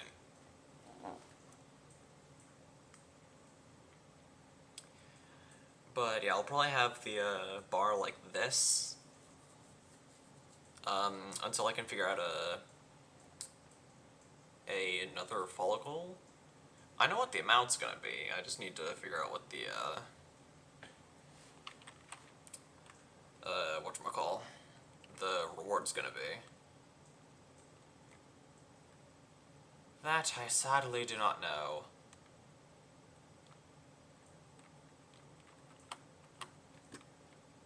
But I'm sure my lovely viewers and friends will be able to give me a good idea.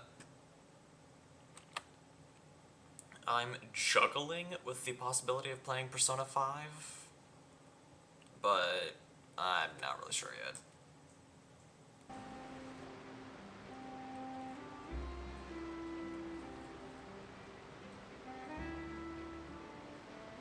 Paimon sees them! They really are here! How did you know?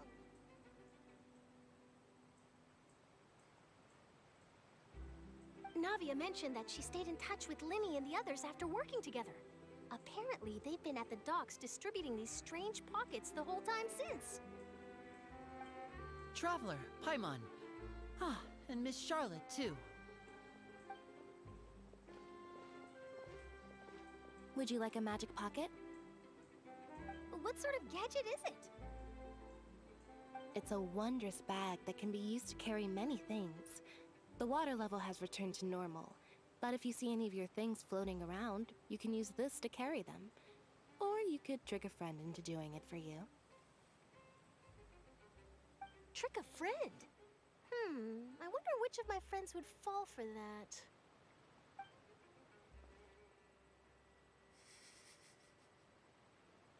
You could just make a friend like Fremine here. Isn't that right, Fremine? Is this what you meant by, I'll help you make some more friends? To be honest, that sounds pretty sweet. Could I have your contact, please? Sure. Please, write down my address. You sure are working hard to help Fremine socialize. He was the one who proposed doing this. He even wants to assist in our magic shows. Yes, I was planning to first introduce Pear as an assistant, and later Fremine himself. In the future, I think we can leave underwater escape magic to him too. That said, would anyone want to see a diver escape underwater? Oh, it'll work out. Every journey begins with the first step. He'll become a part of our show eventually. Lynette, could you come over? Miss Charlotte says she wants to take a picture of us. Got it. My, that Charlotte is rather perceptive. She got rid of everyone the moment she realized I had something to say to you. So, how have things been, Traveler? Father says that you did a great deal during the latest events. She's very grateful for your contributions to Fontaine. That's alright. We were more than happy to help. So, what's she doing now? Oh, I guess you haven't heard. Well... After Lady Farina left, Father and Monsieur Neuvillette opened negotiations, during which he gave Fontaine's gnosis to her as a diplomatic gift. A diplomatic gift? A gnosis? Yes, I was quite surprised at first myself. But when I thought it over, there were actually a number of things going for it. It could have been done as an apology for the incident with Lord Child, or as thanks for his help in tying the all-devouring narwhal down. Furthermore, Father did also lend significant aid to Fontaine and Poisson. That's true, but this is a gnosis we're talking about. Doesn't this seem a bit irresponsible? I would agree, but I've also heard that it seems that Monsieur Neuvillette has had a significant change of heart regarding the matter. So there's some reason for this that only Neuvillette knows about? I suspect you'll have to ask him about that yourself. Ah, yes, speaking of which, I did see him strolling around the entrance to the Fortress of Meripede a while back. Isn't he real busy and stuff? Paimon didn't think he'd have the time for that. But back to the topic. The Gnosis was given to the knave, right?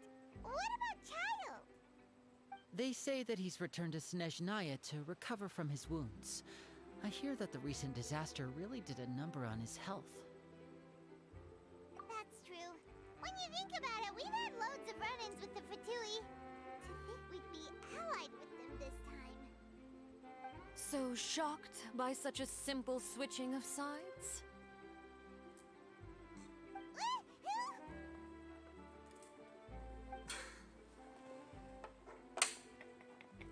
Father! Well, what do you know? Come to the docks to see how my children are doing and meet the Traveler by chance. Please do not pay my accomplishments in Fontaine too much mind. I would have done them regardless.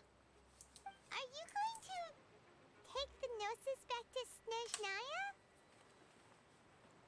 That is our duty as harbingers, yes. Don't be too preoccupied with sides. The goal of the Fatui concerns not a single place or person, but the entire world. With such a grand goal in mind, it is inevitable that we must wear many masks. Switching my masks is something I've always done. Well, that depends on many things. No one truly knows what the future holds. What good is honesty if you can't rely on it forever?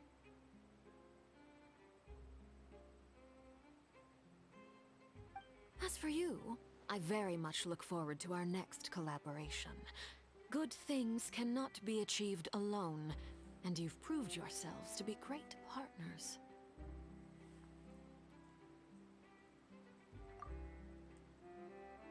A vision? All right. I'll remember to return it. Thank you for keeping it safe for him this entire time.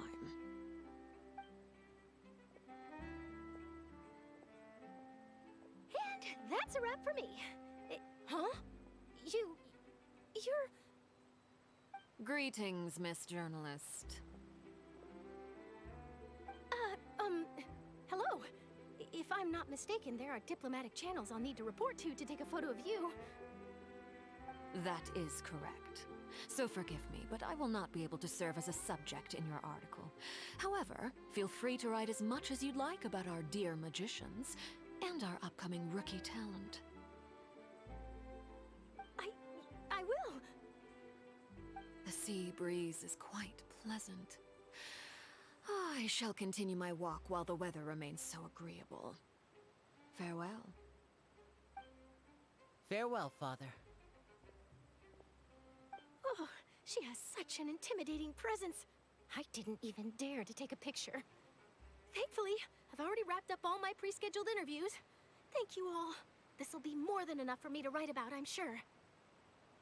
Don't be too nervous. Why don't you take a magic pocket before you go? Here, Traveler, Paimon, you take one too. To move things about? That's right. Funny. I was giving out magic pockets when we first met too. And what do you know? I'm doing the exact same thing right now. So many things have happened, but the pockets are still the pockets. I guess this must be life. We will all follow our own paths, and serendipity will lead you to your fated friends. All right then. We'll be handing out pockets in some other districts later, so we'll get going now. Have a good day, you two.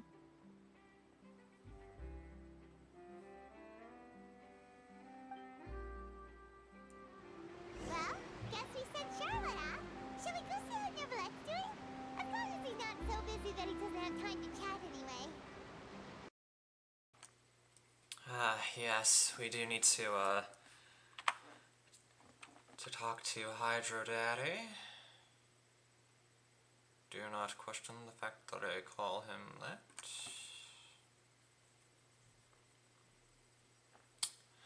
I am kind of curious, do we have enough sigils to bring up Thing? We're heading over there anyway, so might as well find out. You know, highest chance not gonna get any wishes from it, but still good to check.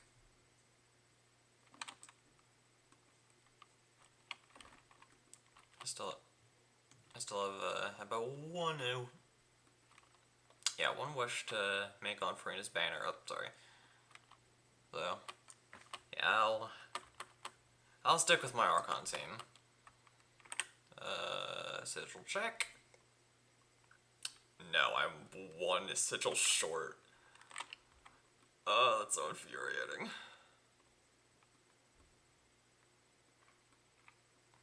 I find it funny that that line was kept, despite the fact that their Hydra Archon is yeah, no, dead. Ah, shoot. Okay, can I switch to, yep. Onwards and upwards. Okay, there we go. There we go. Now we're doing a thing.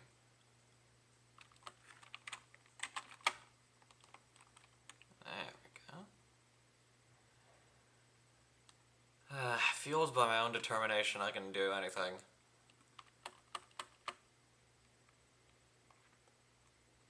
Yep, there he is. There's the Hydro Dragon.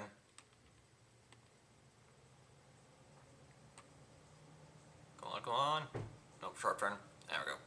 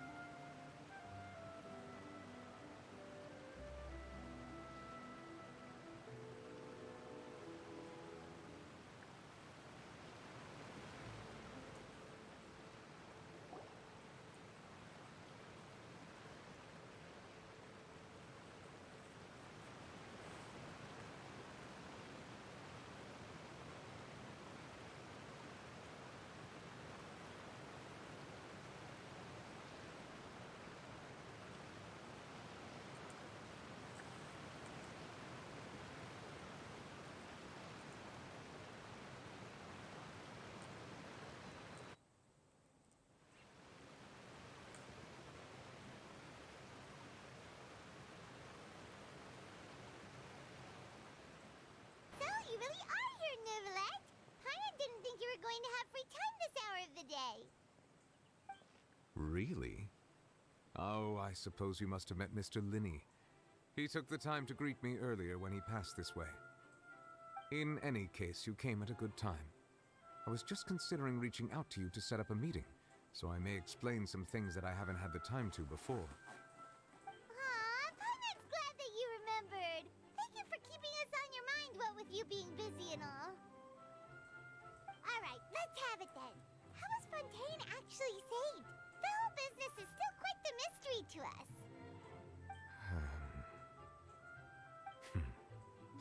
It is strange how words can often leave a bitter taste in the mouth when it finally comes time to say them out loud.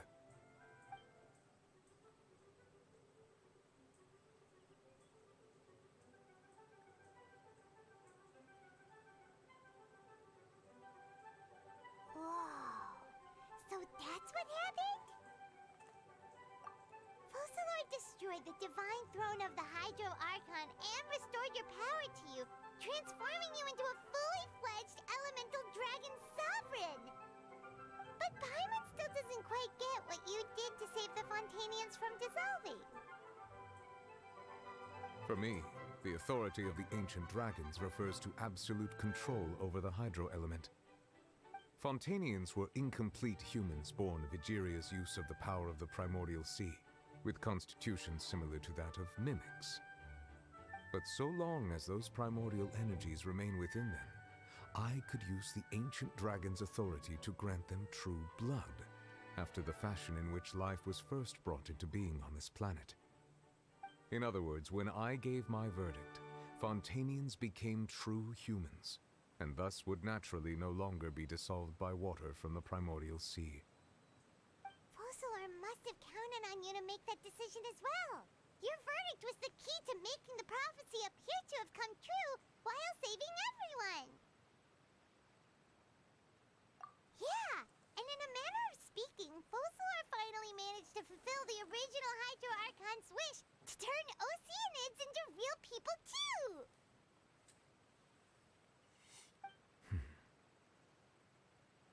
It seems from your expressions that you still have more things you wish to ask.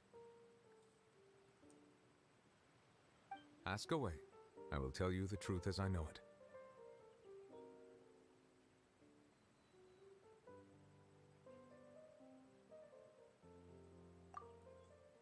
Oh, that's right! They say you've given it to the Knave as a diplomatic gift or something! Leaving aside their intentionality, the two Fatui Harbingers have indeed done much for us during this crisis. Their sole remaining goal in Fontaine, at least at this point, would seem to be the Gnosis. The Oratrice has ceased to function. The Hydro Archon's divine throne is now no more, and I do not need the Gnosis's power. As such, it has lost all meaning for Fontaine. If the Fatui have impure designs, then we might as well accede to their request now, and avoid unnecessary conflict. What complicated considerations! Paimon thought you were just giving it to them out of gratitude to the Knave and as an apology to Child. Ask away. I will tell you the truth as I know it. You will soon be heading to Natlan, I presume? I'm afraid that I have little talent as a travel guide, so all I can do is tell you what I know about that land. As far as I'm aware, Natlan can be said to be a nation of dragons. A nation of dragons? You mean like you? No, I suspect that I would not find myself welcome there. Unlike ancient dragons such as myself, the dragons of Natlan have undergone long years of development and evolution. Large numbers of them have entered a form of coexistence with humanity. Natlan is also the nation of war. War ravages those lands like an undying flame. There is one other piece of information I got incidentally from my negotiations with the Knave that I believe may be useful to you. The Harbinger known as the Captain has thrown his hat into the endless ring of war. The Captain. Sounds like a real tough customer. Seriously, everywhere you look, there's a Fatui Harbinger doing their thing. I suggest that you fully prepare yourself before going to Natlan. In the meantime, Fontaine's doors will always be open to you. Ask away. I will tell you the truth as I know it.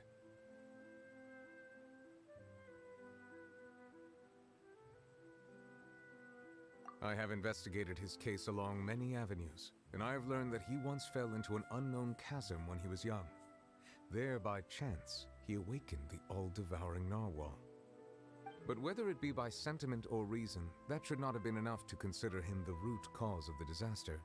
At most, he would have had tangential liability. As for the judgment passed by the Oratrice during the trial, whether it was due to that liability by association or Focalor deliberately using him to buy time for us on the assumption that he would be able to hold the creature off, I cannot say. Guess Focalor had Fontanians in mind the whole time. In the end, it was thanks to her that they finally became real humans. Hang on a second. Paimon suddenly got another question. Back when Fontanians hadn't yet become real humans, Were the children they had also transformed Oceanids? Life has always flowed like water. Do you recall how Fontanians would often come to the Fountain of Lucine to pray for children? Yeah, Lynette said the fountain is where all the waters in Fontaine converge. In truth, even those couples did not know that such prayers were no mere custom, but instead a form of ritual. Those Oceanids who were blessed within the spring water would later descend as new humans in the coming months. Paimon sorta gets it now. Either way, seems like this ritual won't be of any further use, but it'll probably live on as a local custom. Ask away. I will tell you the truth as I know it. Hang on a sec. Paimon's still got a question about the Gnosis. When we spoke to Linny earlier, he mentioned that your attitude towards giving away the Gnosis had clearly changed. We guessed that there might be some reason for it that only you were aware of. No wonder the House of the Hearth is the Fatui's intelligence division. They are certainly sharp. So regarding this specific issue, I was just getting ready to share something with you. What is it? In truth, I exchanged some further words with that lady named Skirk after sending you two back to the surface. It went something like this.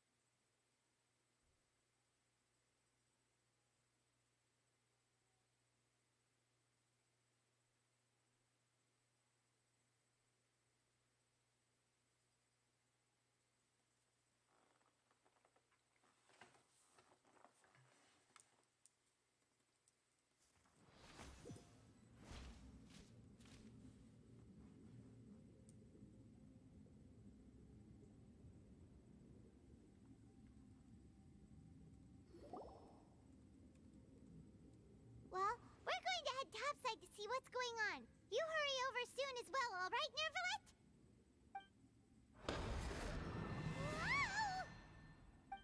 What next? The all-devouring narwhal isn't here, so I'm no longer getting any interference. I can finally catch the scent of your power, what it's made of. It is the authority of the planet's primordial dragons, but with something very similar to a god's curse mixed in. It's quite a novel blend. I'm sure I've encountered something like this before. What was it again? I do not know what you speak of.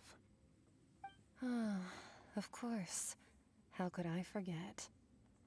You should have the remains of the third descender on your person, yes? Remains? I've never heard of any such thing. Huh. According to your parlance, I believe it may be called a gnosis. Well, that much is true. After Focalor's divinity faded, she handed her gnosis to me. But I fear I have never heard of it described in the manner that you just did. I've been training with my master, the Foul, ever since I was young, and I have never returned to the surface since. So most of the information I possess, I got from him.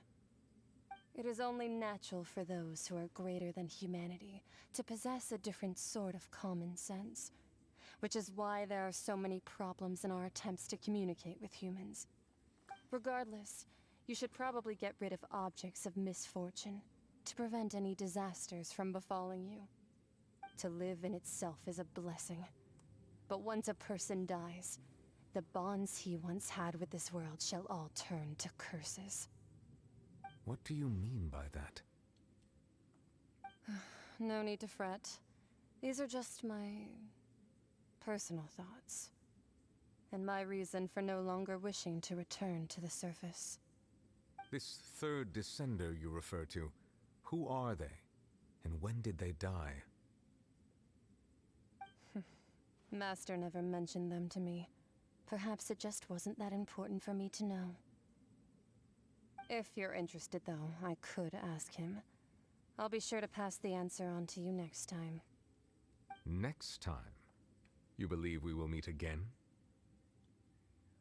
I do. Wait. I have a disciple of my own, don't I? He can be the messenger then.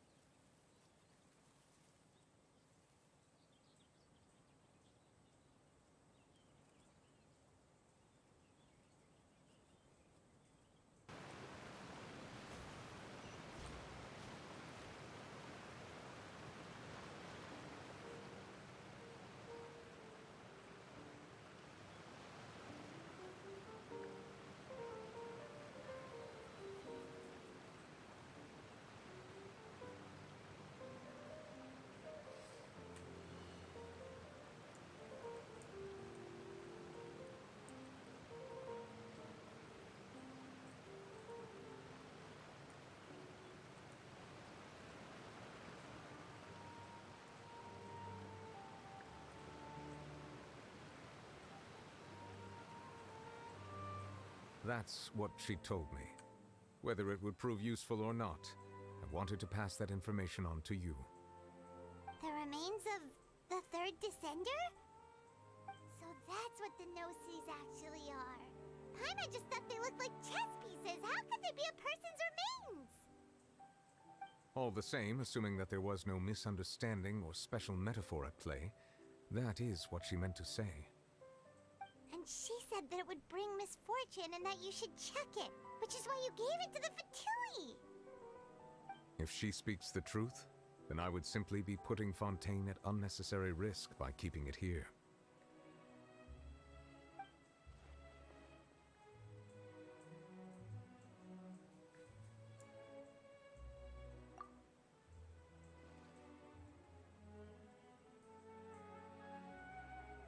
I had guessed that you might already be familiar with this concept, but I did not expect you to be one of them. That means that the Gnosis, which are exceedingly element-compatible and can even enhance elemental abilities, do indeed come from the third descender. I wonder, does your body also possess similar properties? Like being able to use elemental powers without a vision. That does sort of count as special compatibility, right? No, let's not think about this stuff right now. It just feels creepy. Comparing the Traveler to the dead third descender and all. That's what you say, but this topic still feels like bad luck. Once Child recovers, let's get some more answers out of him.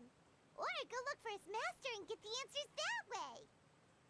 I too believe it unwise to make too many blind guesses when information is lacking.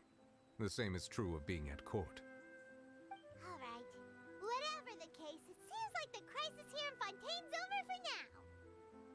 Yes. All of Focalor's efforts were for this moment as well. But she sacrificed herself in the end as a god, and she suffered through all those years as a human. Was that really what she wanted? I suppose that would be the mystery of a god's will. I suspect not. But once in a while, I too would guess that if wishes were like the clouds in the sky, they will one day return to the earth as raindrops. Life flows like water, and rain is the final answer. The water levels may sometimes tilt one way or another, but the rain falls fairly upon all. And what, ultimately, is the difference between the rains that fall upon all of us?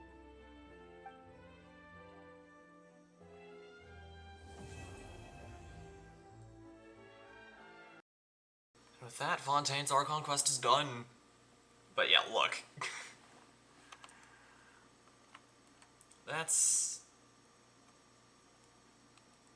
We're... Look at the time! It's 8:30 now. So technically speaking, I would be going from one stream immediately to the next. I do not have the energy for that. Oh, and I guess we get a C6 Hydro Traveler. Let's do it. Excuse me.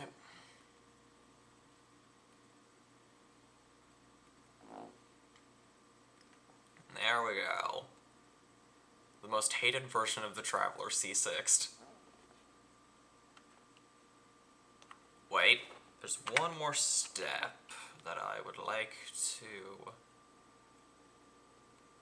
partake in before we use up this wish on Farina's banner. In honesty, even if I get Charlotte, I will be happy for the time being. I would be very pleased if I got Charlotte. Of course, I'd be even more so pleased if I successfully got Farina. But considering that my pity is not even 50 yet, well,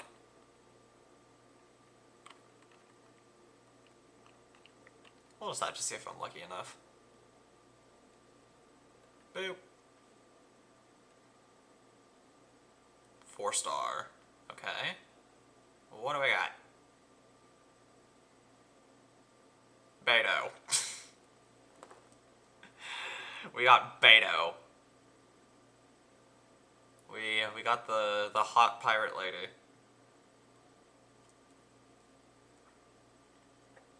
Okay, that's fine because it gave us another wish.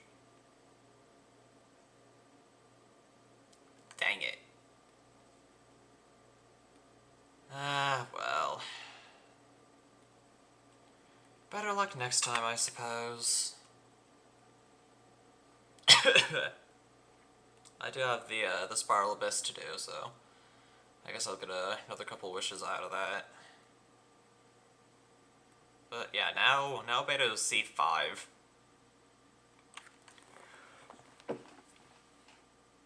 I'm fine. Okay, and then let's go here. Store requests. Oh, right. Unlock. Boom. And I'm not accepting the quest just yet. I'll do that later. Especially since I need to wait until, questioning melodies in the answering machine.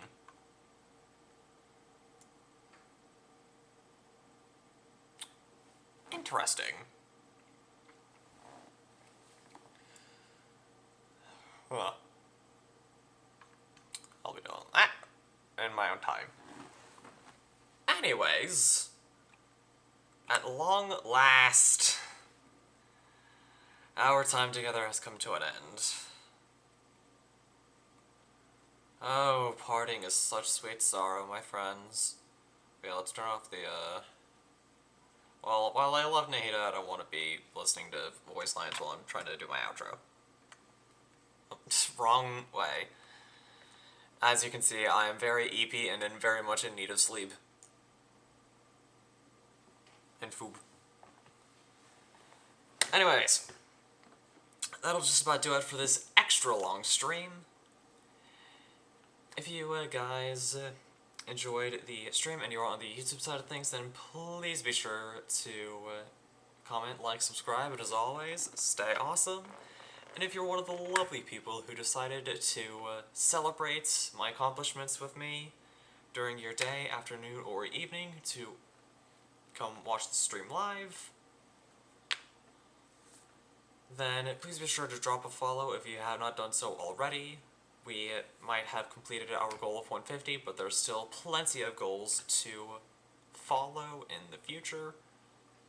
And hey, while you're at it, why not subscribe? Because we do have that goal as well. If we've reached 100 subscribers on Twitch, I will do a stream in a maid outfit.